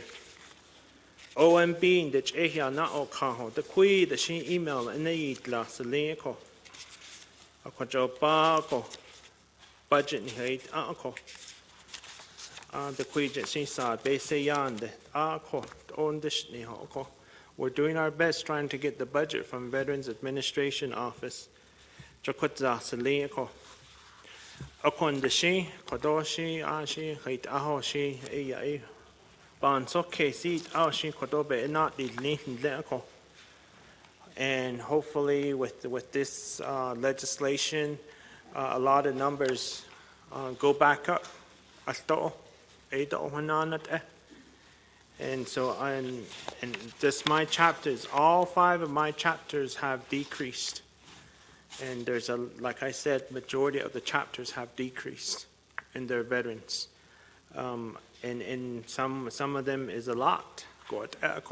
And yeah, one of them is probably because of deceased veterans, but I mean, you know, if we have more than half or beyond half of veterans that were purged from the whole Veterans Trust Fund, I mean, that's something that I take serious, that there's something going on. And hopefully this legislation will help in some way to make those improvements. I'm ready to vote. Thank you. Thank you, Delegate James. And then going next to Chair So with 4 minutes and 49 seconds. Okay, kudo sabe tanah hadit ahinil so segi kudo be ishan adalia ado nejet nin in lede kut ape bahan net lede. But again, at the kudo tashin so ni nant ado I see kidney data, especially the what Eastern is saying. Over the years, what I learned is that veteran issue is something that I always say that they have to be all in consensus in order to get policy change. And at times we get veterans that support it, veterans that don't support it. And and it sounds like there's mixed messaging coming from that. We have an Eastern Agency resolution that's attached, but the delegates that represents the Eastern Agency veterans say a different story. So I think that for me, I really want to have the veterans all on one page. The other is that with the failed amendment, you know, just try to provide clarity and ease up things. But with that, we tried. I did talk to at one point one of the commanders from Northern Agency, and at the time he did indicate that he does support the oversight to be Nabakiyat committee. But again, you know, it's settled and done, and but again, moving forth, I'm going to waive the rest of my time. I'm ready to vote. Thank you. Thank you, Chairman So. Then going back to reserve time, Chair Eugenia Charles Newton with 3 minutes and 13 seconds.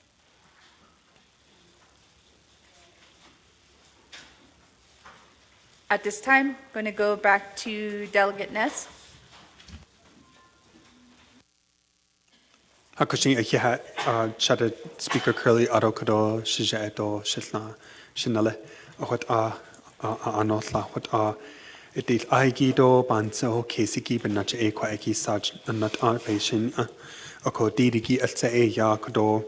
In this proposed legislation, Joy Atse Ya O provide NNVA provide administration support and technical assistance to the Navajo Nation Veterans Advisory Council. Joy Ide Yabakan. We're expanding it to provide the written reports to the council that would include demographic data, justifications, factual determinations that come before the NNVA, as well as the written reports to include recommendations for policy changes. We can reference that, we can hold accountable the NNVA as well as the advisory council to ensure we have those numbers and those figures. And I think that's one thing that I appreciate about this 25th Navajo Nation Council is that we are data-driven. We are expecting a lot of different variations when it comes to the reports that we receive, the historical data, the forward knowledge. The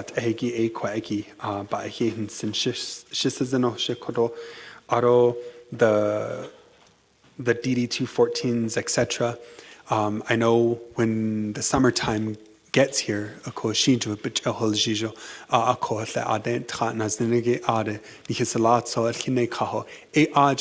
start to complete their assignment, their registrations. My LDA, we try to go out to be also assist them as well for registering. But I know the NNVA is migrating towards a software that allows them to do it electronically and more secure.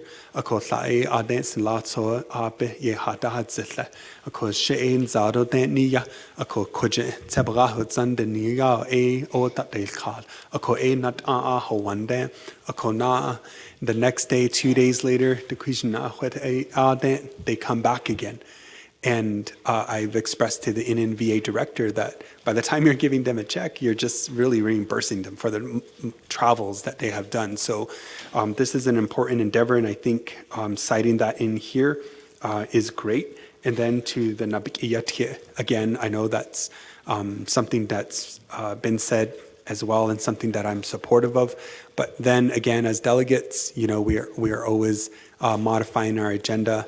And it's something that we can continue to work closely so that we hear from the NNVA during the Nabikiyatke, the Kodo Council. And I thought we already have our agenda outlined in Title II, but we were able to add the Washington office's report. I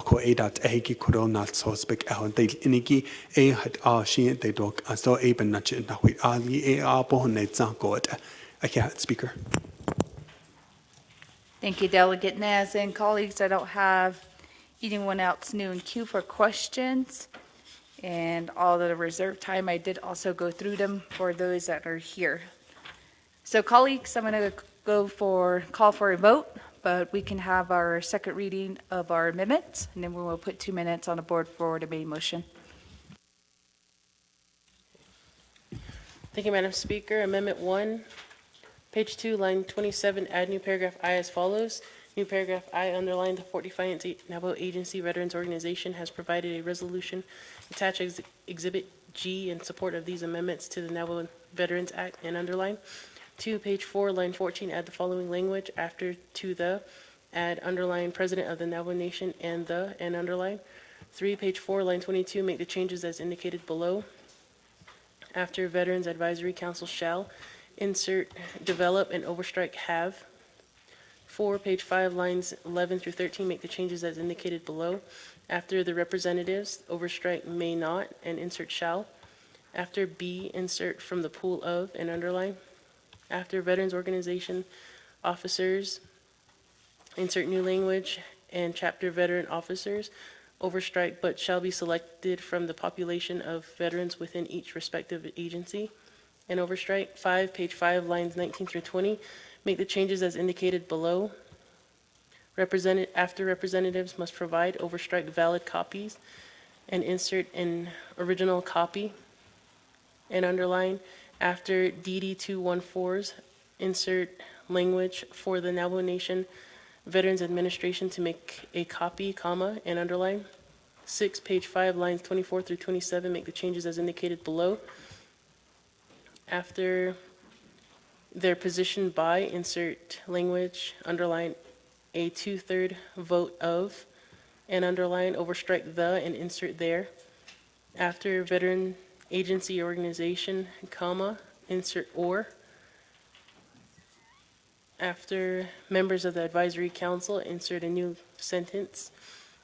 new language underline, either of which can act independently to remove a representative.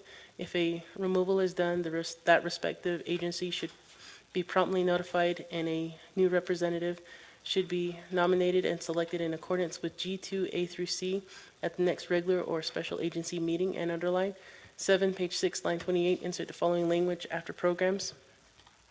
New language underline, if the executive director of the Navajo Nation Veterans Administration is unable to attend in person, the executive director shall appoint a representative to attend the meeting, and underline. 8, page 7, line 5, delete overstrike Office of the President and Vice President, and overstrike insert underline Navajo Nation Veterans Administration. 9, page 7, lines 6 through 8, make the changes as indicated below. After approved by legislative oversight, comma, overstrike but, and insert and.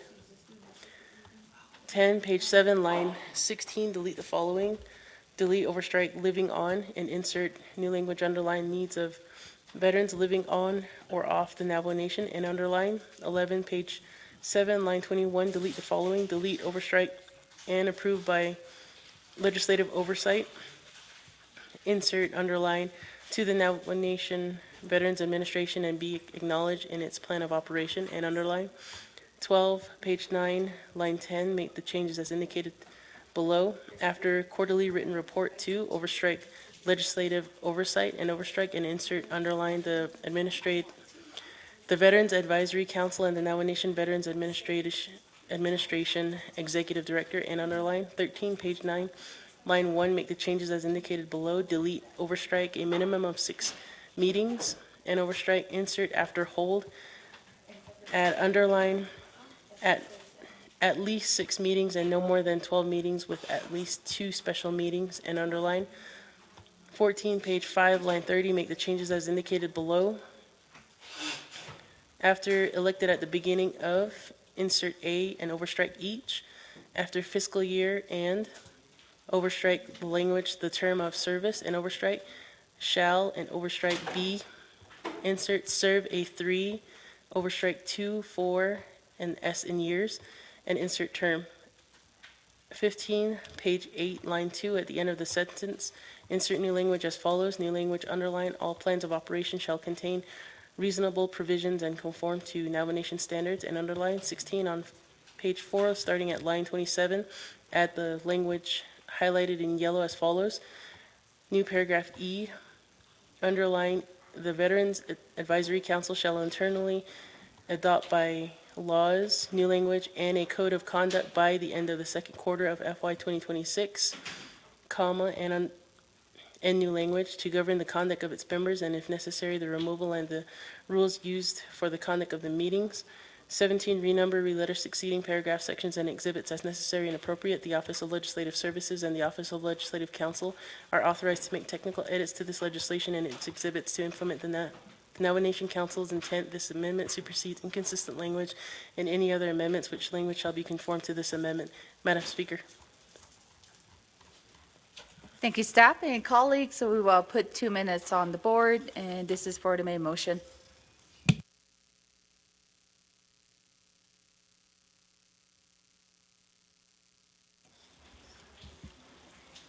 And this is a 2/3 vote of the council.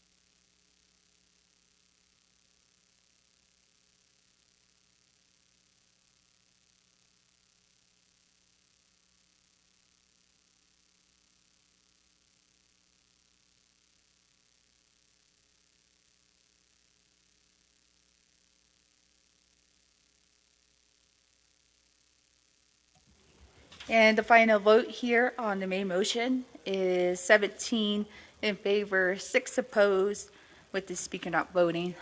So the main motion passes. Thank you, Delegate Ness.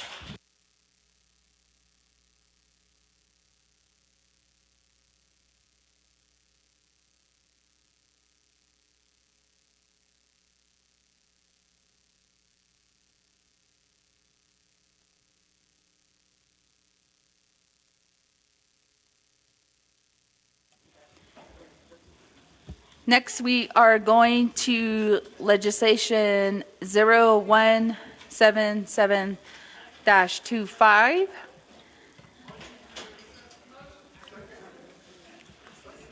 There's a lot of requests to recess. Colleagues, do you want to recess? Is there an opposition? All right, so colleagues, we can.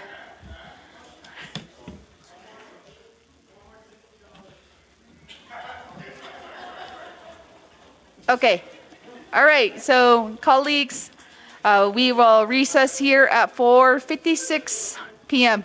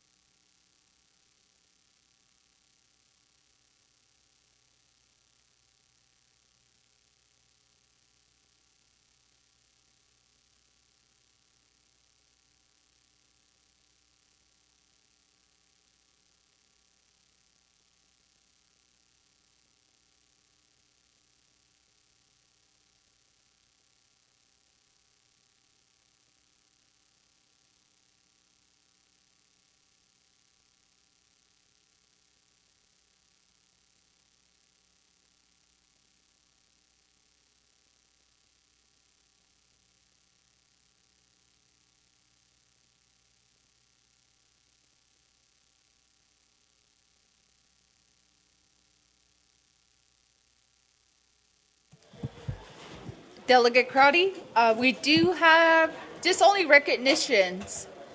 And tomorrow our caller is red as well.